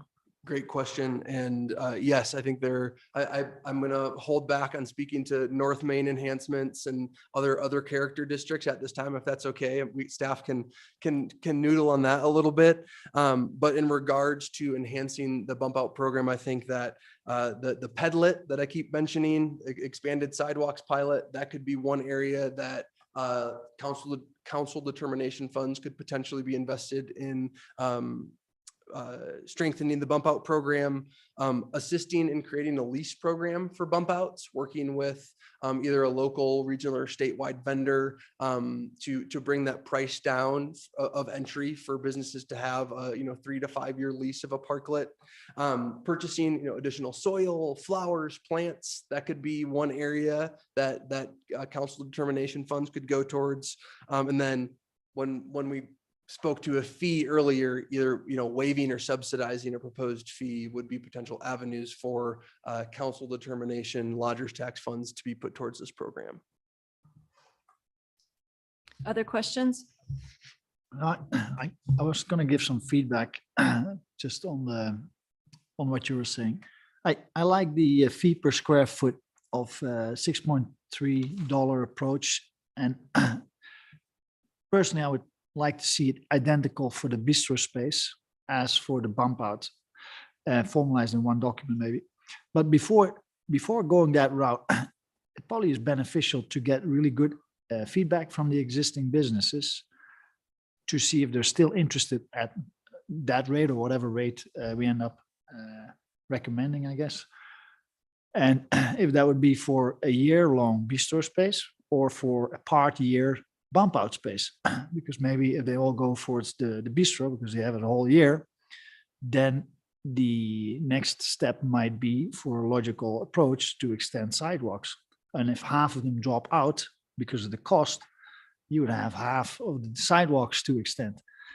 I'm just thinking logical here.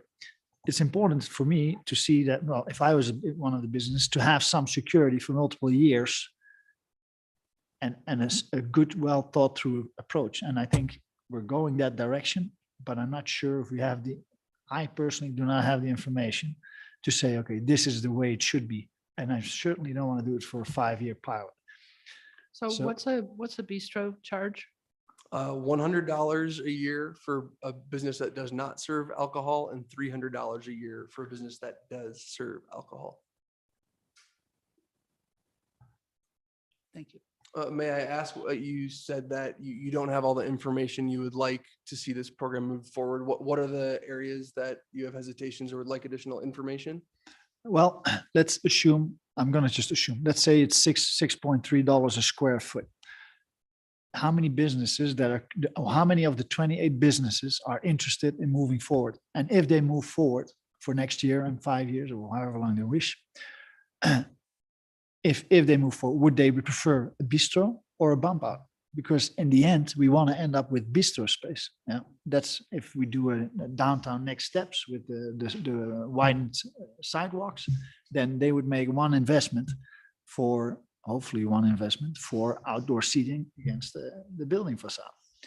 So that information I think would be beneficial because we do this for businesses as well as our whole community to have the better experience. And as you said earlier in the slide, but I think the ones that have to be committed to it is not only our community, but it's also businesses. If everybody drops out for a certain rate, then what are we doing? We might as well eliminate the whole bump out structure.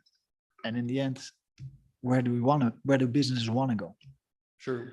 So if we have that feedback, for me, I think would be very good.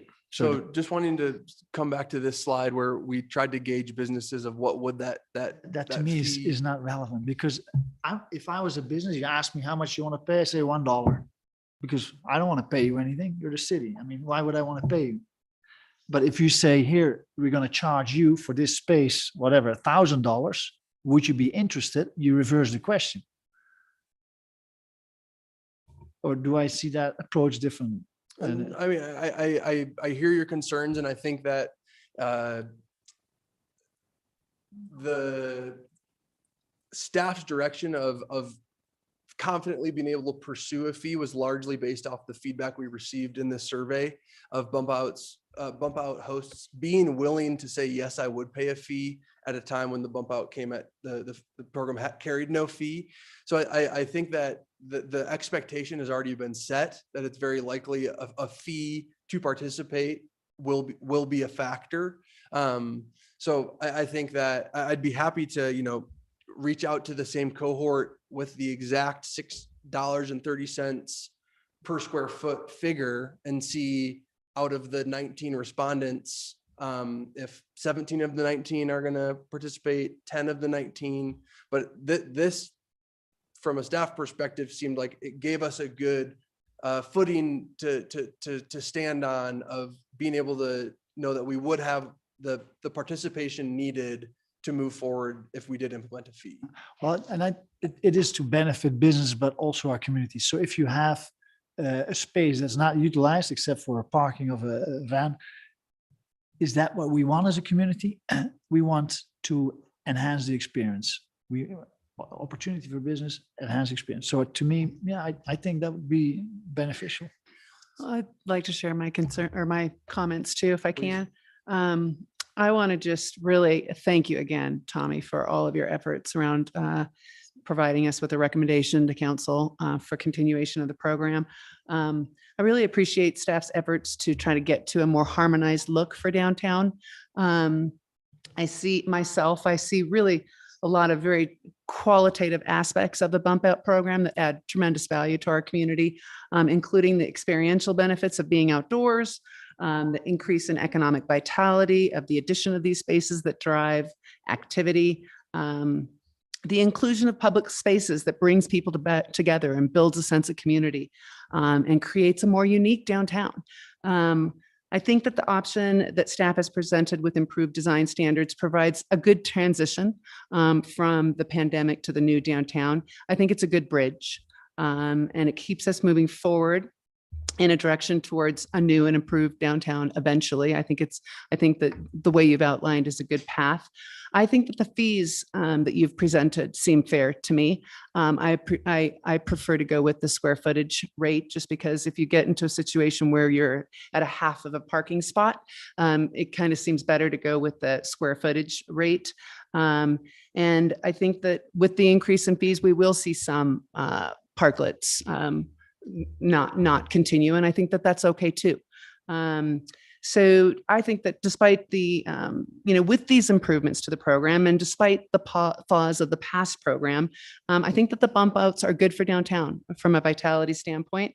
People are in them all the time. Some people prefer to be outside. They won't go indoors for various reasons. And I just really appreciate I appreciate that and I respect that. I'm trying to be kind of inclusive in this, and I appreciate staff's ability to be inclusive in that.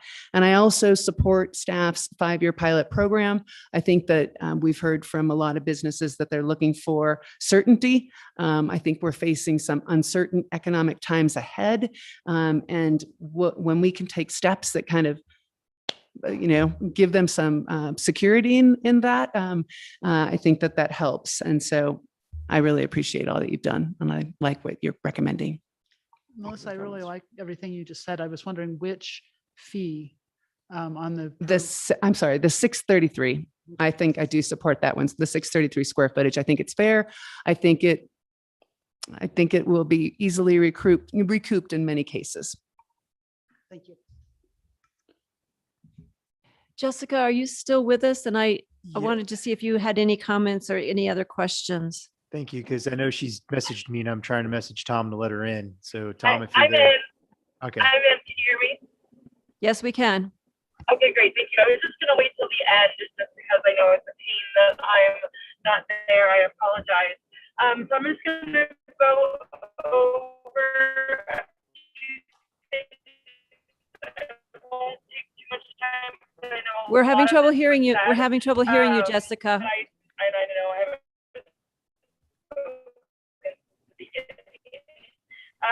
So Tommy, thank you for You're breaking up, Jessica.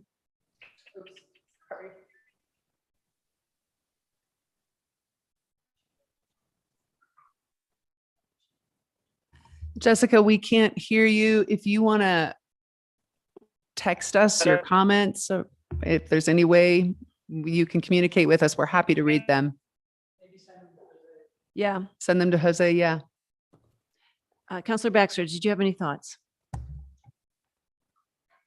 Yeah. We'll give Jessica a chance to speak. Go ahead, Jessica. No, I think it might have been my feedback on her. Oh, okay. This was a very challenging, and it still is a very challenging, but I'm getting there.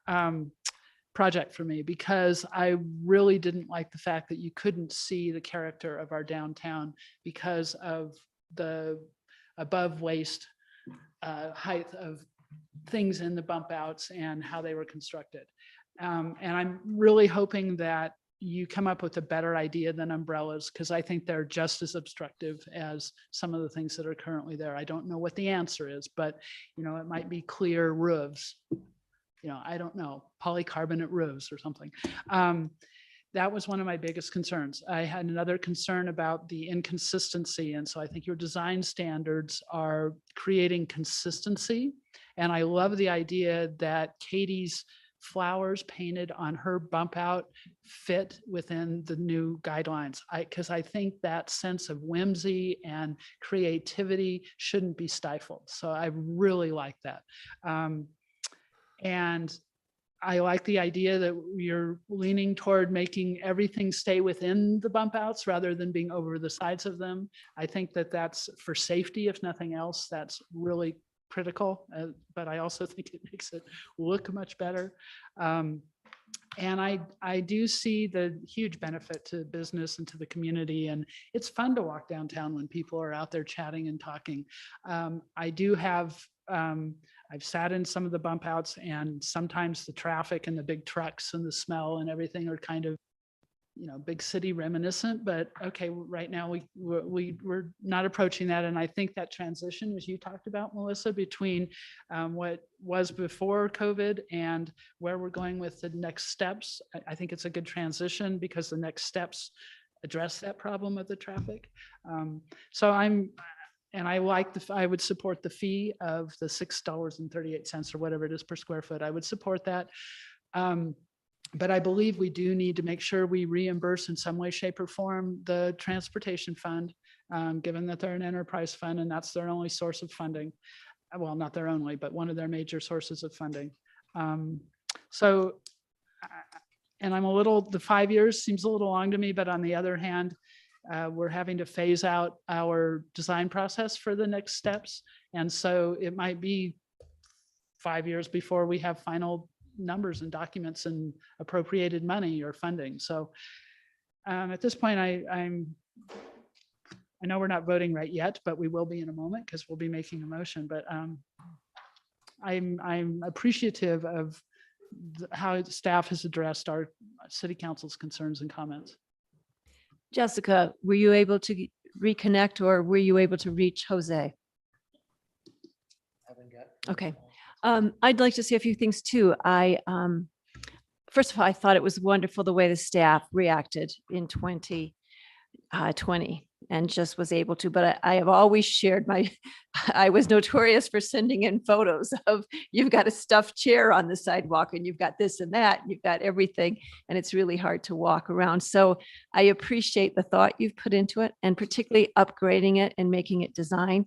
I will look to the businesses to also do that enforcement, to make certain they don't have extra signage, those what do they call those signs? Sandwich board signs cluttering up the sidewalk taking place there, because I think part of our attraction, if we want this to be a walkable area, is to make it walkable. So I think that's important. I was wondering if there's any opportunity for, and I do support the $6.30. I think that makes sense. I guess I was wondering if there was any opportunity to reduce the year commitment, because I don't want to go so far out that it might delay other things that need to take place. And so I wanted to ask the question in your conversations, but not to stall the decision, but was that hard and fast that it had to be 5 years? Because you talked about 3 to 5. Great question. And yeah, it's something that we really tried to look at. What are other cities around the state doing?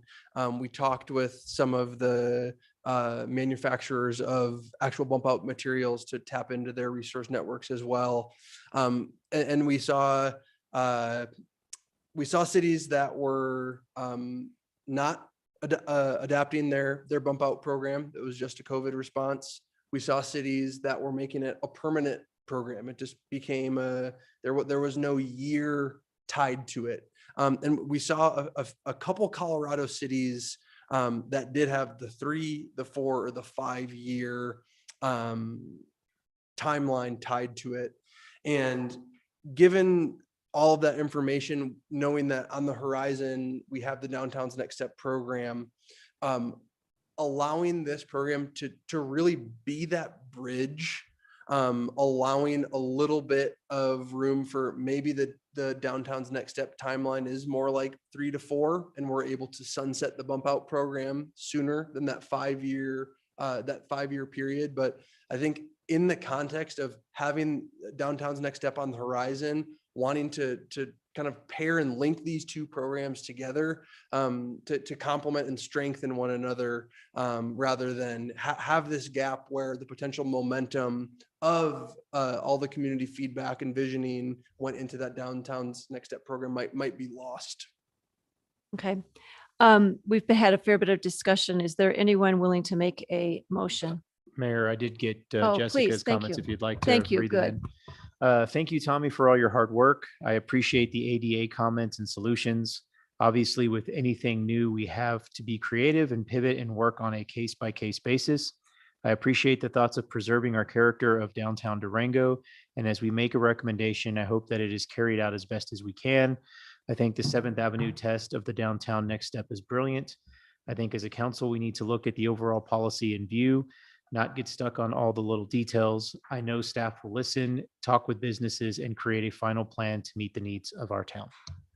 And with that, I'll make a motion that council approve a 5-year pilot of the bump out program with updates to the design standards, accessibility requirements, enhanced compliant efforts, and implementing a fee per square foot as we discussed. I'll second. And that discussion and first question would be, I'd like the specifics. That would be the $6.3 fee. $6. But I have that it doesn't have to be in the motion because you offered 2. Yeah, but, right. Is there any other discussion? Yeah, can I ask a question? I'm not sure if I can do that, but the pilot program on 7th Avenue, is that of the 7th block that Jessica just referred, where you move because of all the bump outs? You're moving out to the sidewalk. Are you going to still have some sort of bump out, or is it all going to be bistro seating then? It would be a more robust bistro table setup. So there would be the only thing in the traditional bump out space would be an extended boardwalk style sidewalk. Yeah,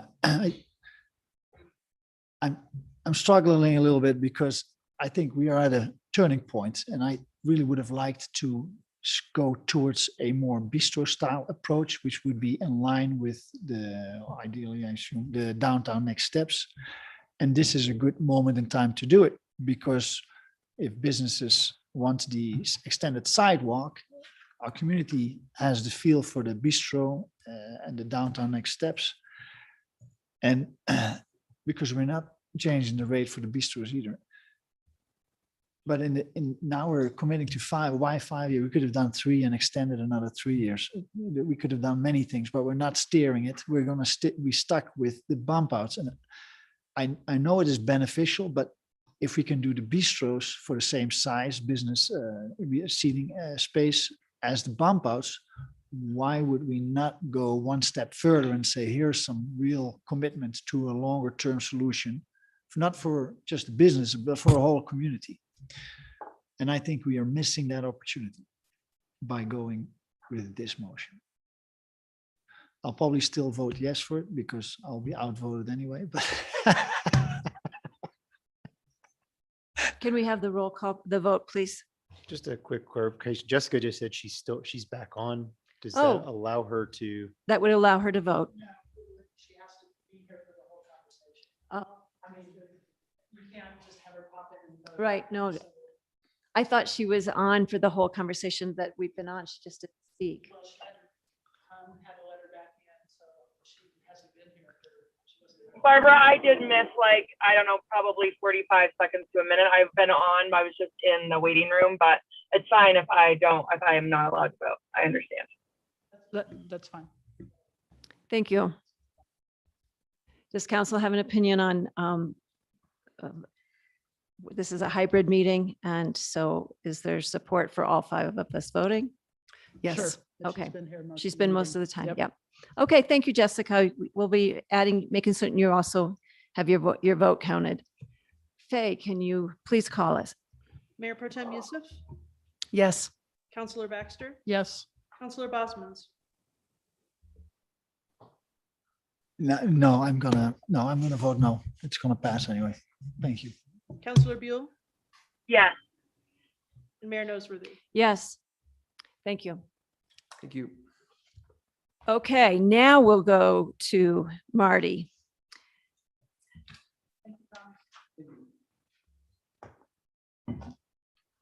I will remind council that we have an executive session yet tonight. And Cool.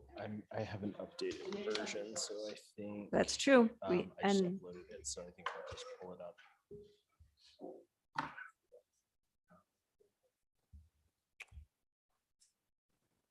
City share.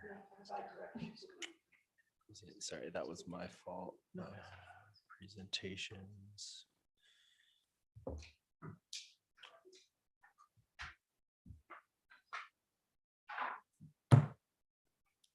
This one. Great. Yep, great.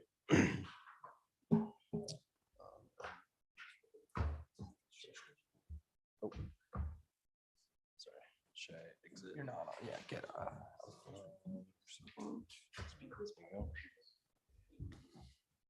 so while Marty is setting up and getting set up, I will just make a few comments that we have seen, gone through this in detail at just a recent meeting. And Marty, I also want to acknowledge that you put a fair bit of work into consider you and with Allison and others to what the staff costs might be in associating with this. So I'm hoping not to go into lengthy time period. I think we've all seen it and should have all done the reading of this material. Thank you. Great. Thank you, Madam Mayor, Council. And yes, so this is the review, discussion, and possible action on the energy performance contract. So just a reminder of the strategic plan and operating plan that this project points to, reducing the carbon footprint, increasing renewable energy, and fiscal responsibility. As you mentioned, Mayor, significant discussion occurred on October 4th, and the YouTube recording for that starts at about 1 hour and 4 minutes, so that can always be used as a reference. I am going to move through this material quite quickly. Thank you. So again, the energy performance contract is a long process. Well, it's a process with several steps, and we've completed the audit of our facilities, and now we are seeking approval to move forward into the implementation phase. Key points in favor of an EPC. So it is financially beneficial, which I'll go into the detailed breakdown there in just a second, but it's also more expedited compared to self-management across all projects in the identified scope. The Department of Local Affairs grant plays a central role in the financial consideration. And I'll also speak to the DOLA grant as well. The financing mechanism means the city does not have to pull funds away from other opportunities. So again, the idea of an opportunity cost. Yes, we may be able to put funds towards some of these projects, but that means we're, as a municipality, not spending that capital that we have on hand for other things. So it's an opportunity cost. Whereas because an EPC allows for a financing mechanism, which is not always accessible to a municipality, we in some ways get to have our cake and eat it too. Now there is a interest rate associated with that financial cost. So it's not a free ride, of course, but it, in terms of not having to appropriate upfront capital. And then again, this is across city staff, has broad support from department directors and staff and facility staff. Considerations, an EPC must be performed on city-owned facilities. So there are some questions about the community solar and LPA and things like that, but if it's not on city-owned facilities, it doesn't fit into an EPC. And to the second point, an EPC is working on energy efficiency, water efficiency, and solar, but it is by no means the only way to address these issues. And I think one of the things that has hung up the EPC is the fact that anytime an idea for energy efficiency or solar projects comes up, it's like, oh, can we throw this in the EPC bag? And sometimes the answer is no. It's not, just because there's a solar project doesn't mean it's necessarily a good fit for the EPC model. So the EPC should be seen as just one step on the city's ongoing effort for energy efficiency and solar, by no means the only step and by no means the only approach. Again, TELP financing, this financing mechanism can be used in conjunction with appropriating upfront capital. So those two options are not mutually exclusive from a financial perspective. I realize this is very small, but I wanted to run through the financial analysis that was provided in the agenda packet. So the summary of that analysis is that when taking into consideration city staff time, the DOLA grant, and the cost of delay of utilities, the energy performance contract is less expensive. There is savings on every single project compared to trying to self-implement across the board, across 30 projects. There wasn't a single project that financially, when taking into consideration those factors, that said self-management was financially beneficial. So a very quick rundown of the math here. We have a $100,000 example project. We're saying to go out to bid through the formal bid process, to have that be managed by CIP staff. A conservative estimate would be 100 staff hours. Conservatively assigning a $50 an hour cost to that city staff time, which is it's certainly on the low end when you include benefits and the level of that these staff are compensated professionally. So you have $5,000 of equivalent staff time. In this case, the formal bid process would be estimated to save 12%. So off of $100,000, 12% off of that is $88,000, but you have to add in the cost of that city staff time. So that brings it up to $93,000. Again, the DOLA grant is at 16%. So these two columns, the 93,000 and the 84,000, are comparing just the cost of staff and self-implementation compared to the EPC when the DOLA grant is applied. So already the DOLA grant, again, plays this major factor in the cost savings on the EPC. So already the EPC approach is more financially beneficial. Then take into account that self-management there would be a delay there. And so we are continuing to pay for electricity or gas costs through our utility bills that we would pay for one more year while we're waiting for this project to be implemented, self-implementation. So in this example, we see a 23% cost savings on this project by doing the EPC. Now, again, this was just an example, but every single project using the actual project numbers provided in the packet shows that this direction to be financially beneficial using the EPC. Can I ask a question? I would like to answer questions at the end of my presentation, if that's at all Yes. possible.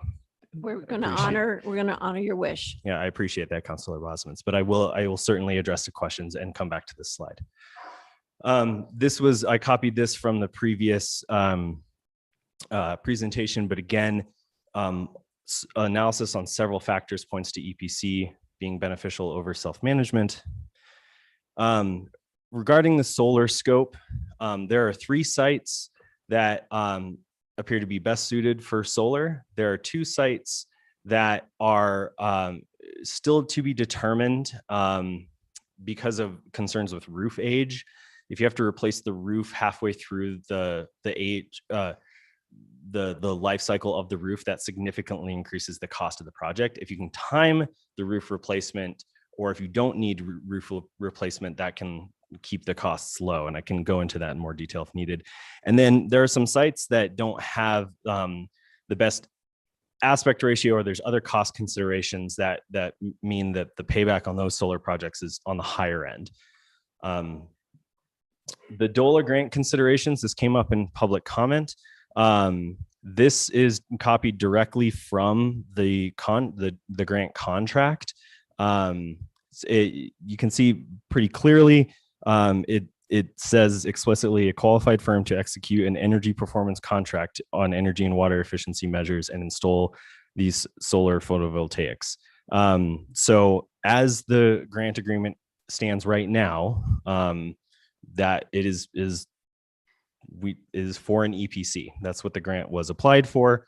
And as the grant contract stands right now, that's what we would have to use the money for.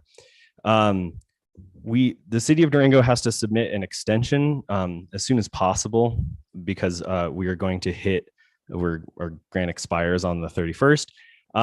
And then there is an opportunity for amendments to the grant contract, although DOLA representatives have advised us that the further those stray from the original grant application, the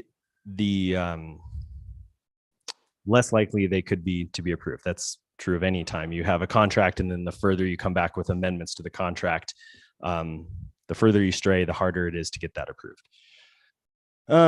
So again, why are we going to a resolution when the project still has several phases to complete after this? Well, staff need direction from council to know that this is something that council either is or isn't interested in moving forward with. Again,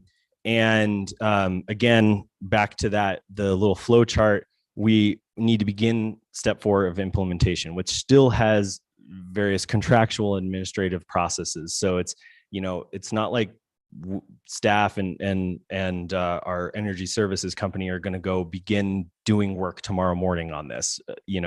There's several more phases here, but we need to have council direction that this would indeed be the direction you want to go. So the staff recommendation is to approve the proposed resolution with, at minimum, the partial solar scope. Again, the 2 choices really on the table are full scope, all 7 sites, or partial scope, just those 3 sites. The 3 sites, and I can go back to the list if needed, again, are the most straightforward. Of course, the more solar, the merrier from a sustainability perspective. But again, there's mention of LPA, community solar, and other solar projects. So there could be more cost-effective ways to pursue solar. And I can go into that into more detail.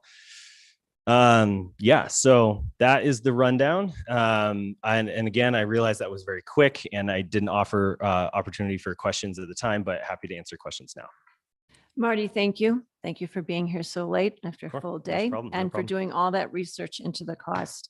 I'm going to open for questions. I'm really going to stress the fact that they're questions, not necessarily trying to sway things, but asking questions so that can help inform any vote. Absolutely. Yeah, thank you for the presentation. I'll ask a very specific question before I go through my other questions. So you have all an opportunity to ask before. Can you go to the second slide when I had that question?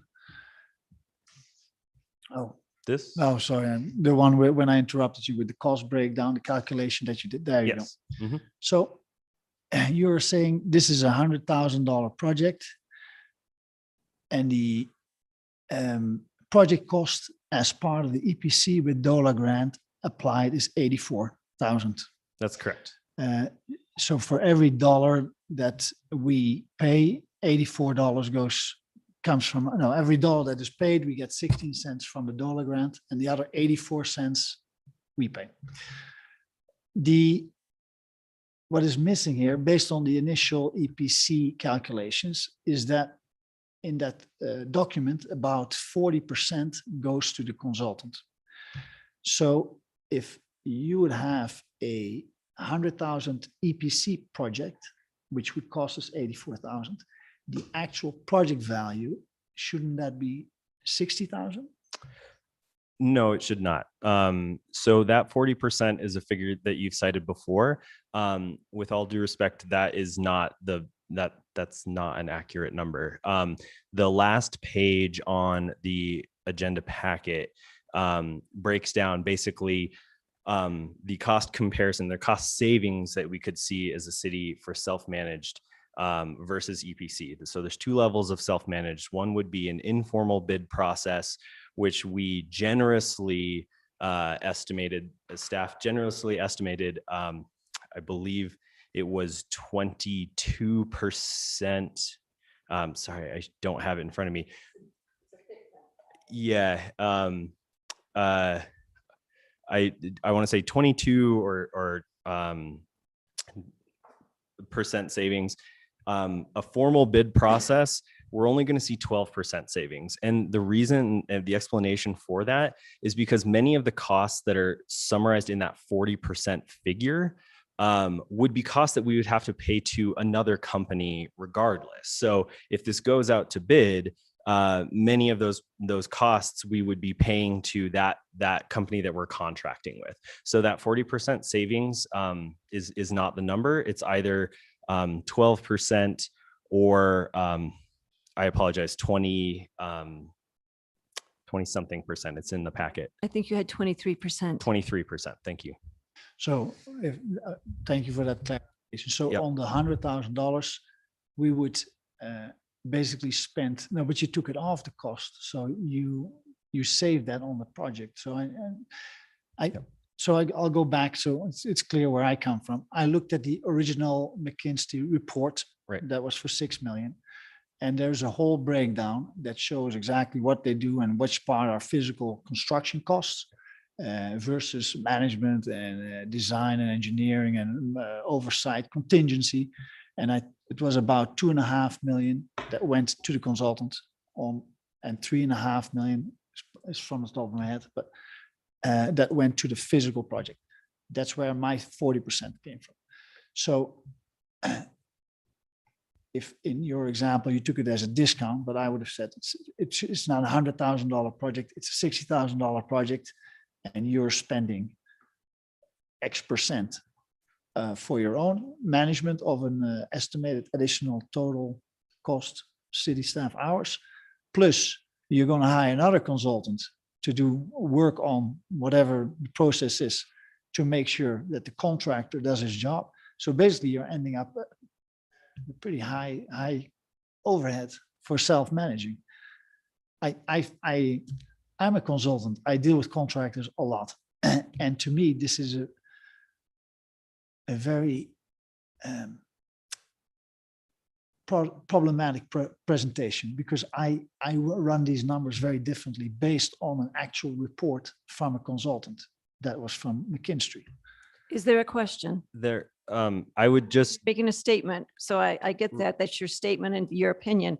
But I guess what we're trying to get is questions that will help make a decision rather than your own personal opinions at this point. Well, no, this is the same question is it correct to say it's $100,000 project, even though it's a $60,000 project?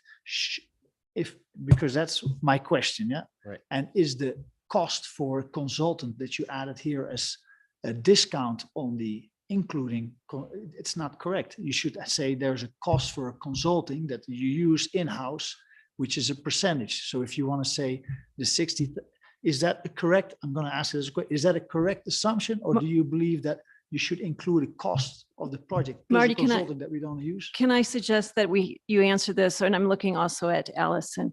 Whenever we do a CIP, any of them, we call it one project. This is the cost. It may involve hiring a consultant. It may involve all of the construction, but the whole project, whatever the staff time is, everything is the cost. Would this be any different than a CIP? No, it is, we are bundling 30 projects and using a single contractor to manage those. Understood. I would just direct council and any interested members of the public to the agenda packet and to the table that breaks down those percentages of that 40%. So that, again, that 40% includes costs that we would see even if we broke the project out into 30 separate projects and paid individual contractors for their work. Every contractor is going to charge us contingency. So that was contingent, other examples like that. And so that is where I worked with Allison and Jennifer Holland to come up with this 12% number and this 20 whatever percent number. And that is the number we're using to say, yes, we could save there are some savings if we would do this on an a la carte basis. But then there are substantial costs to doing it on an a la carte basis. And I think you've made that Yes. clear, so I don't think you need to go back into it. I appreciate it. yeah, but no, I- absolutely. And the details are in the agenda packet. And You further put detail. together the Yeah. most thorough research I could have imagined. Any other questions? And I want to offer to Jessica, who we can't see and has difficulty raising her hand. See, Jessica, if you're still with us, do you have some questions? I am with you. No, I don't have any questions. I appreciate the cost breakdown and all the time you put into this, Marty. I appreciate it. Thank you.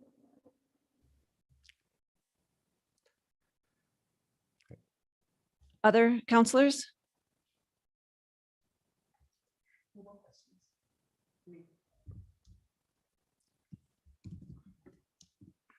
I'd make a motion that council adopt the resolution authorizing the city manager to pursue an energy performance contract for the city of Durango and establishing parameters therefore, and that the selected scope option for the resolution be option A, partial solar scope. I'll second.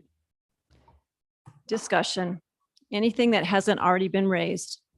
Yeah, I'm going to clarify my position, which will explain my vote for the record. First, I appreciate the public comments on the EPC. Totally agree to climate change impacts and addressing greenhouse gases. I think there is a significant cost to complete the EPC, not an upfront, but we have significant around $80 million in total funds. So we have access to money. But a lot of the projected savings go to consultants.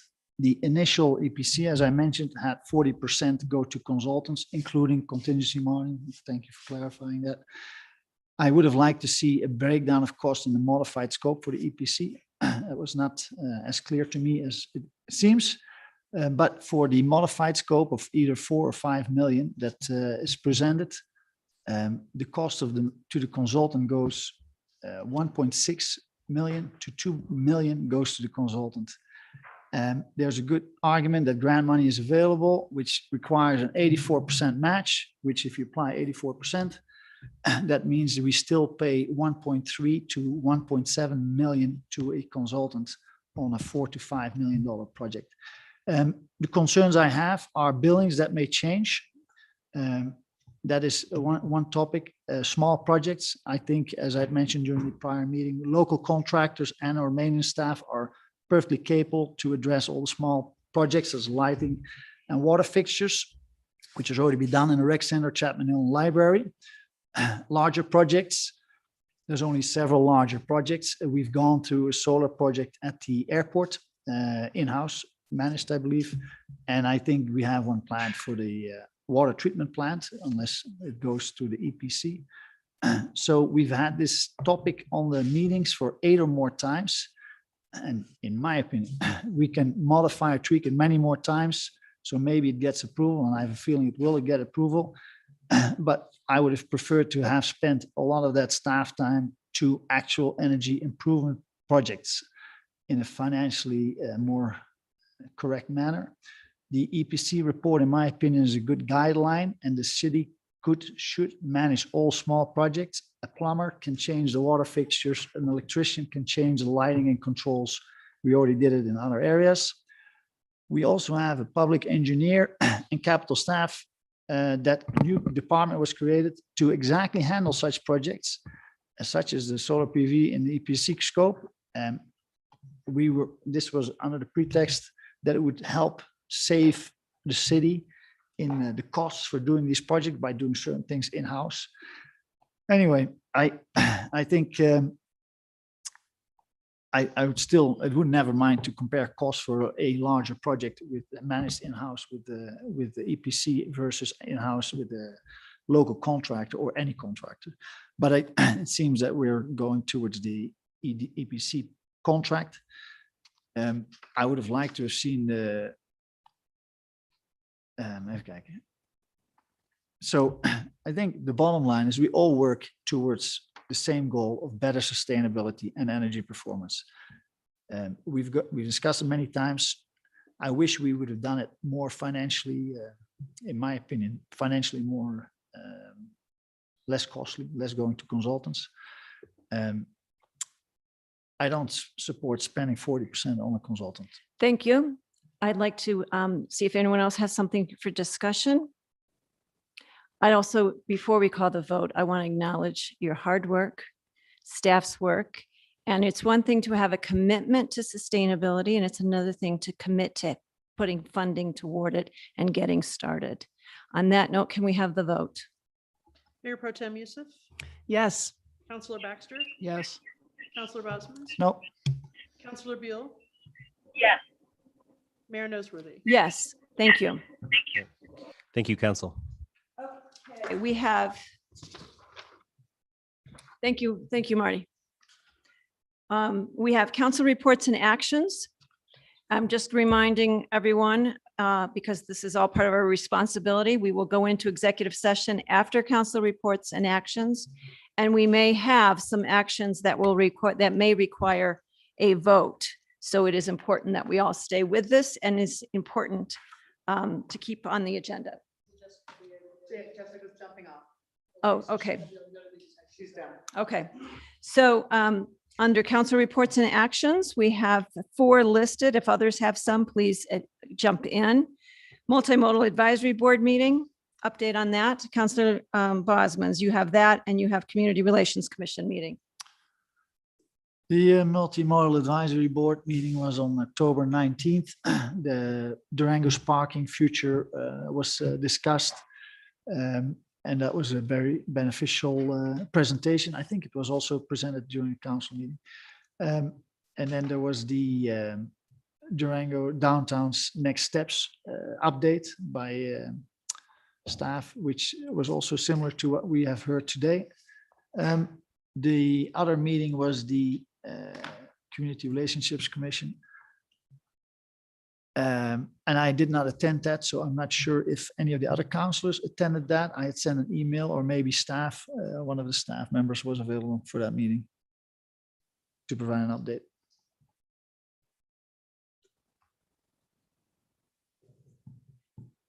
There's nothing you wanted to relay from this Community Relations Commission? I had asked if another councillor could attend that meeting, and if in the absence of another councillor, if staff was able to, the liaison from staff was able, and then I can pull up the email if you want me to.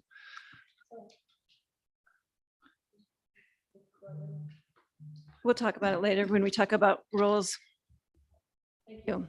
Okay, the executive session. I'm going to read this, and then I'll need someone to read the motion. Okay, I have it here too. Okay, item 15.1, discussion and possible action concerning a motion to convene an executive session to conduct a conference with the interim city attorney along with special counsel for the purpose of receiving legal advice on specific legal questions as permitted in CRS 24-6-4024B related to litigation and settlement offers in cases recently filed in district court, one by John Simpson against the city seeking an order requiring the city clerk to make the 2021 financial report immediately available for public inspection, and the other case filed by Matt Roan against the city seeking the recording of the executive session held by the city council on July 27th, 2022, under the Colorado Open Meetings Law. I'll make a motion that council enter into an executive session for the discussion and possible action concerning a motion, to conduct a conference with the interim city manager. Let me start all over again. It's a late day, I know.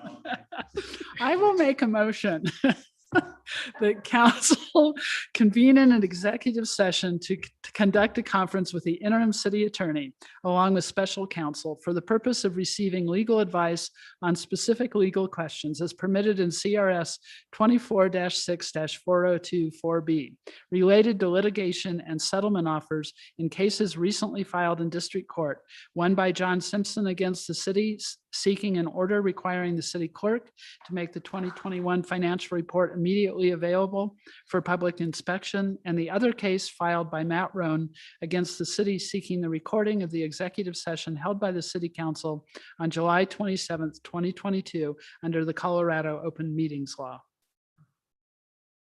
Is there a second? I second. Is there any discussion? Please call the vote. Counselor Bosman's, Yes. Counselor Baxter, Yes. Counselor Buell is not with us. Is that correct? Mayor Pro Tem Youssef? Yes. And Mayor Noseworthy? Yes, we will go into executive session. I cannot indicate when we will come out. Am I?